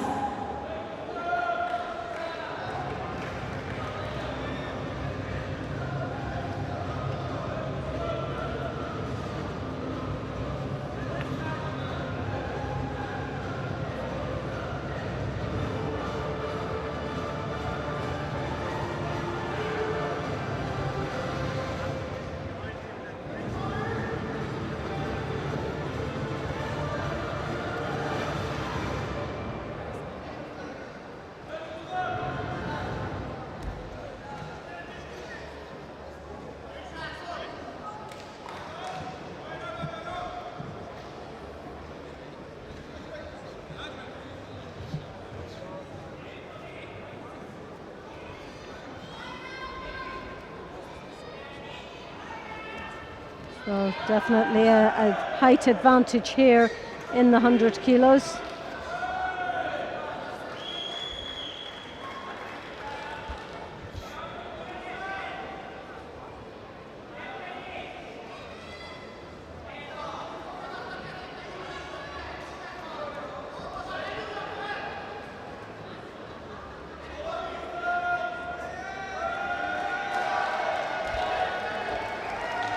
And Tamas taking the first Shido for Hungary. See now controlling on with that right hand onto the collar.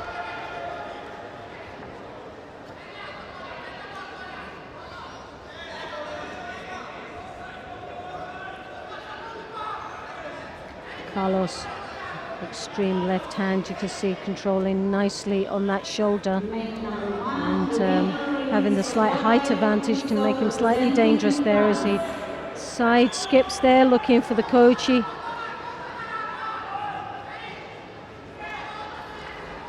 And turning there looking for the Chimata, but neither one of them very successful.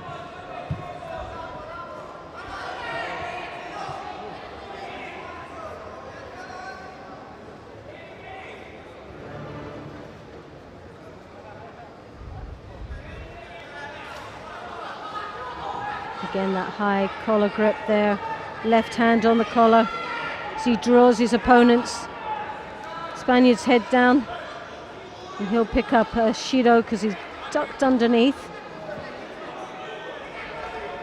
So even then it's up to a Shido apiece now. The Hungarian very strong if he gets that left hand high onto the collar, breaking down his opponent's advantage, which is his height.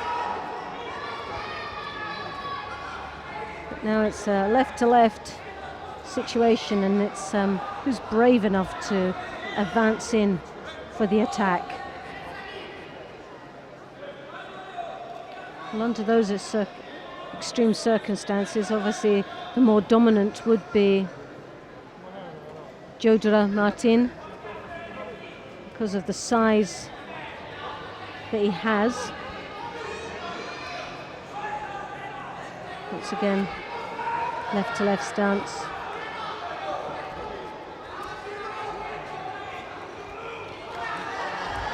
And picks up his second Shido for ducking under. Well, he already got a Shido for that earlier on, and obviously never learnt the first time. You see that left hand now deeper in, making him very dangerous as he gets those hips across. And Tamas has to be very aware of that, and I'm sure he feels very uncomfortable in that situation.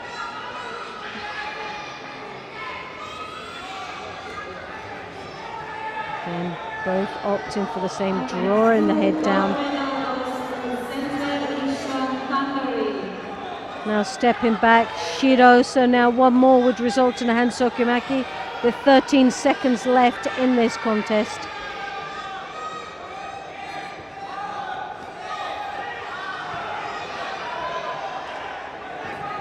Well, 2 seconds to go, and the gold medal looks very promising to the Hungarian.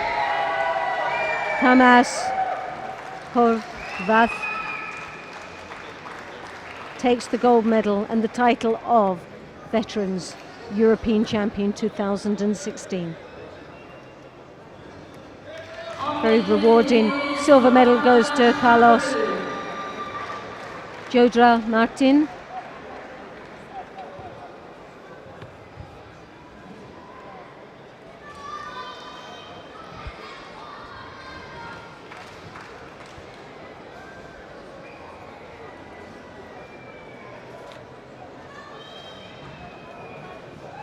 And now we come to the last three final matches, but possibly an awards ceremony will take place before then.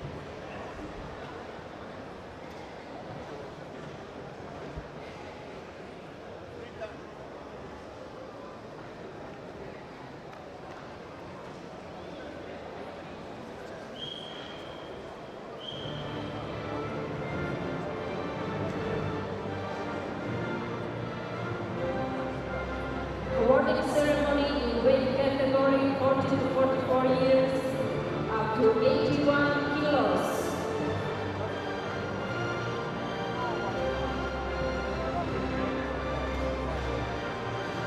The medals will be given by Mr. Alexander Yatskelich, EJC Sports Director. Bronze medal one, Naros Yeron, France, and Kachuk Arthur, Estonia.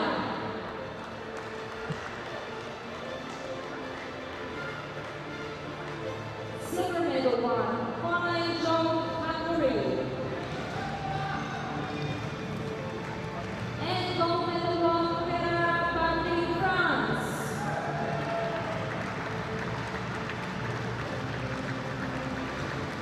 Dear ladies and gentlemen, please all raise the national anthem of France.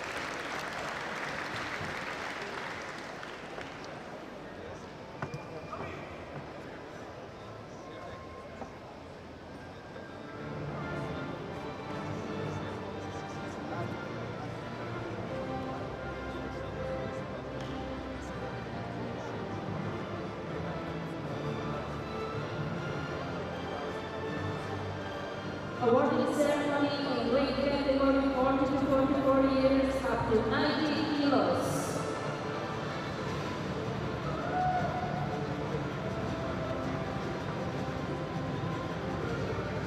Medals nominated by Mr. Alexander Yaskevich, European Judo Union Sports Director. Bronze medal 1, Chancellor Crown, France, and Chief Jury, India, Ukraine.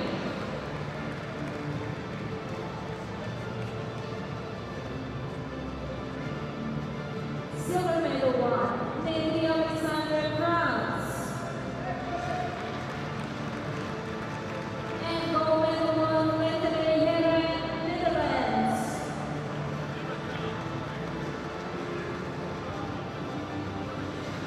Dear ladies and gentlemen, please all rise for the national anthem of the Netherlands.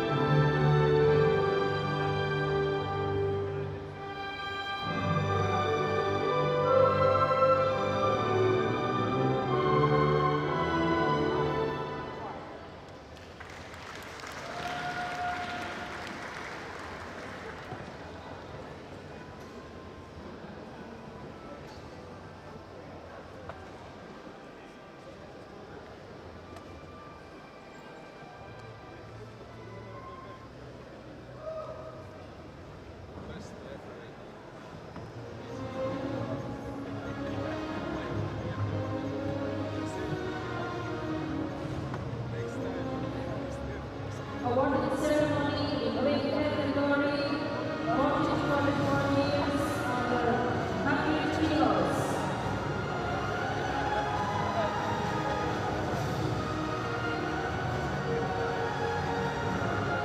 Medals nominated by Mr. Alexander Yaskevich, European Judo Union Sports Director. Bronze medal 1 for Zhukov Alexander, Ukraine, and Rabot Christoph, France.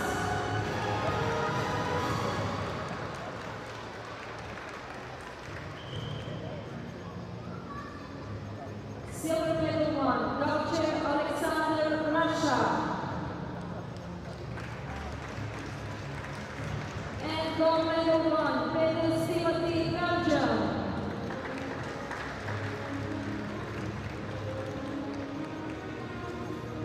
Dear ladies and gentlemen, please all rise for the national anthem of Belgium.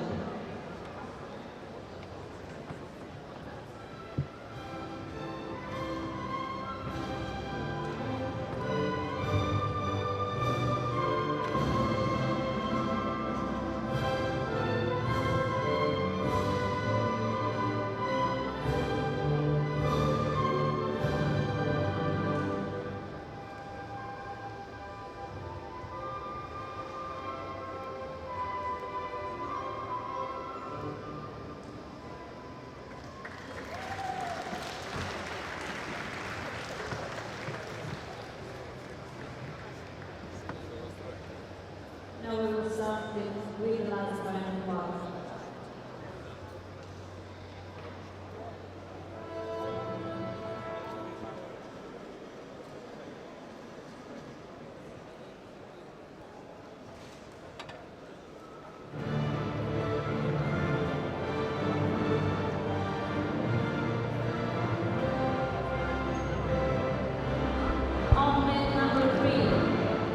Well, again, some very happy athletes out there collecting their just rewards, the medals for the European Championships for veterans. Now we're coming to the last two weight categories, and we'll be covering mat number 2, Garients Grigori, who was first place last year for Russia, and Thomas Fries of Germany. He was second place, so this is a repeat of last year's final. Will the results stay the same? Well, we'll just have to wait and see. On the other mat, mat number 3, we will have Staris Arturs of Latvia and Zakos Laszlo of Hungary in the blue gi. Again, another repeat of last year's European Championships.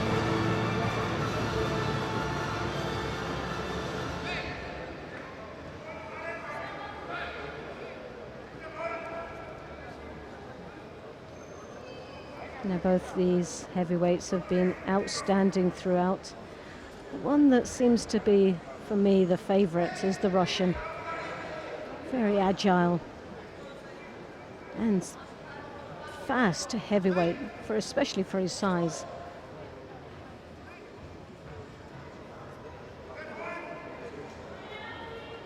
The German has the slight height advantage here.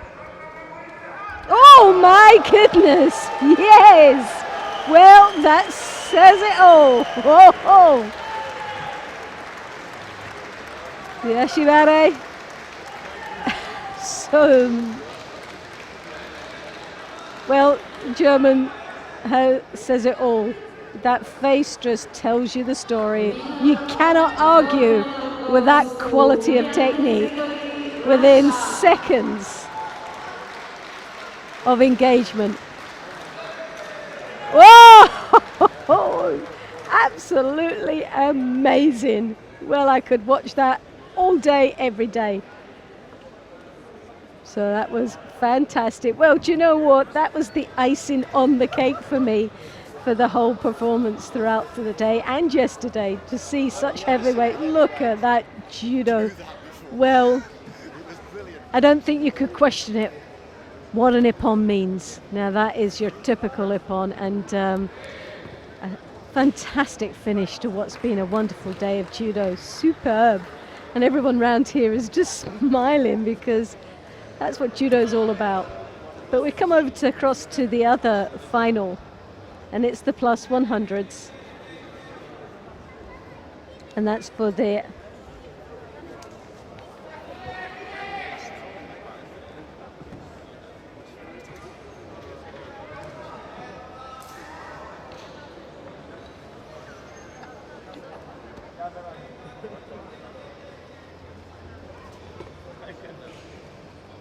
so Grigory wins, repeats the final with a gold medal, but can Staris do the same? Well, he's in a good position right now with 58 seconds on the board. 2 shidos to the Hungarian. The Latvian there trying to look desperate to get that leg out. This time last year, Latvia versus Hungary in the same final. This is the M4 H group. And for those that are not sure with the groups that's there, an M4 is 45 to 49 years of age, born 71 to 67.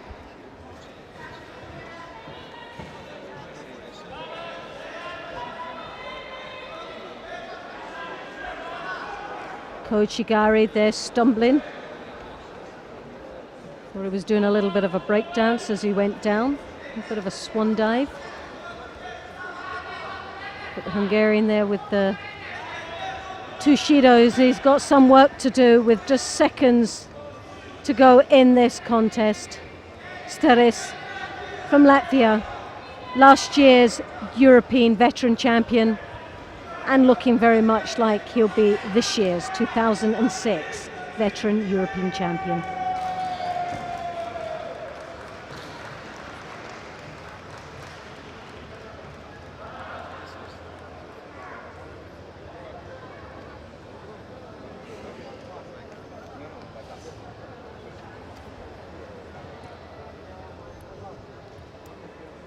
Well, Staris retains his title The winner is and pride. A lot of pressure on this man for being the current European champion. Now he retains it for the second year running. So a big congratulations for the Latvian Steres. And silver medal. Again, another rewarding place. And a repeat from last year, Sos of Hungary.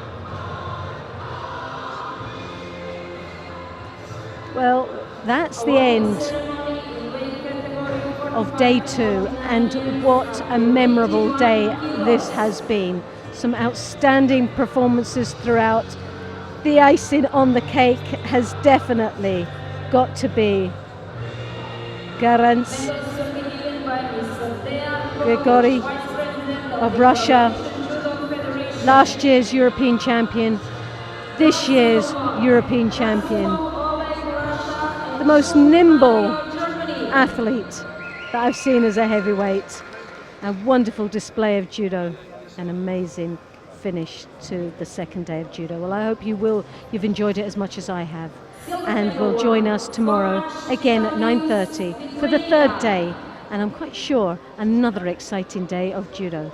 So and for now, we'll just leave you to enjoy the final celebrations of the second day of this Veterans European Championships 2016. I'm Loretta Cusack Doyle, and on behalf of the European Judo Union, thank you, and we'll see you tomorrow.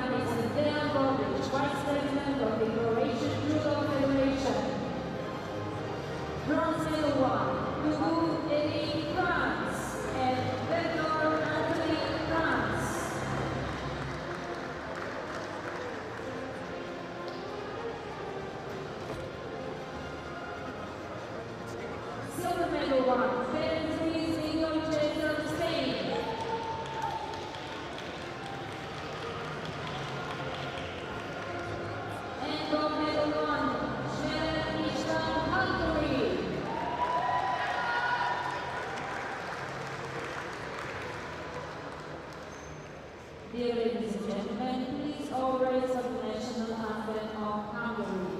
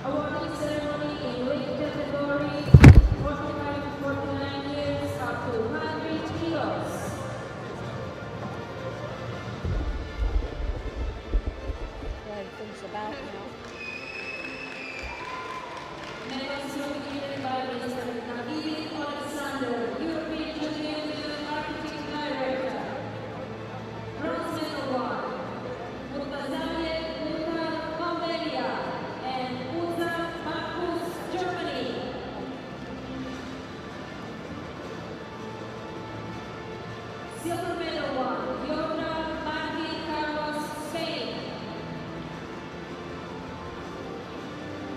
And gold medal one, Kovac Tamás, Hungary.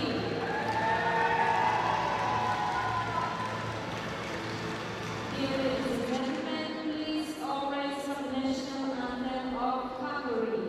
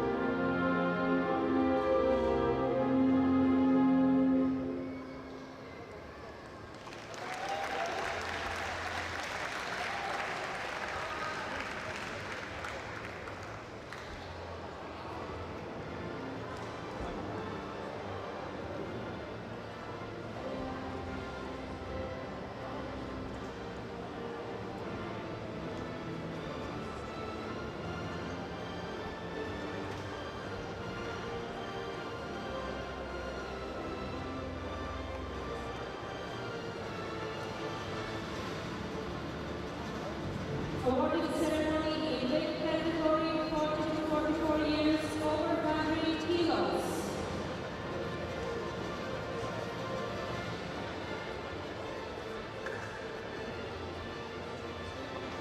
Medals will be given by Mr. Nagivin Alexander, European Judo Union Marketing Director.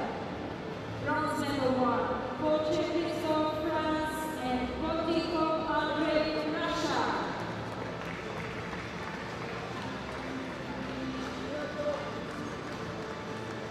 Silver medal one, Friese Thomas, Germany.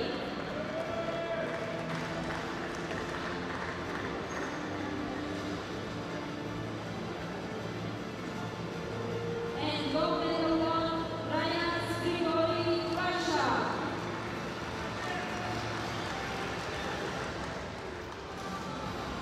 Dear ladies and gentlemen, please all rise for the national anthem of Russia.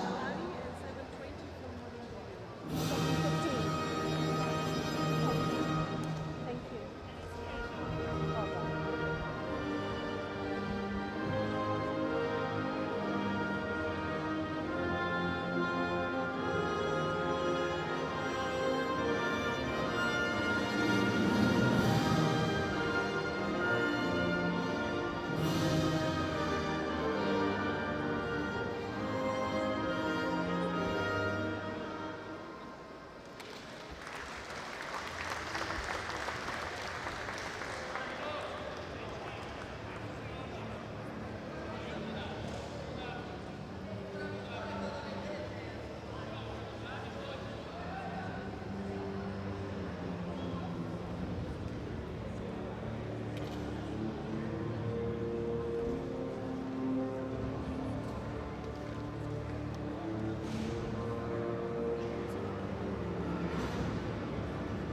Awarding ceremony in weight category 45 to 49 years. In category over 100 kilograms.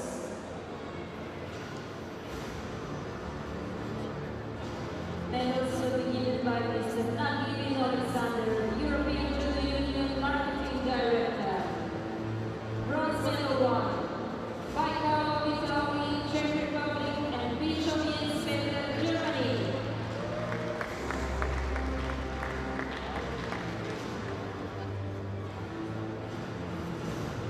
Silver medal one, Sochalaso, Hungary.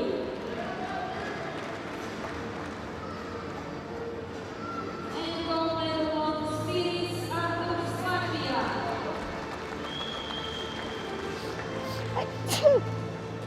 Dear ladies and gentlemen, please all rise for the national anthem of Latvia.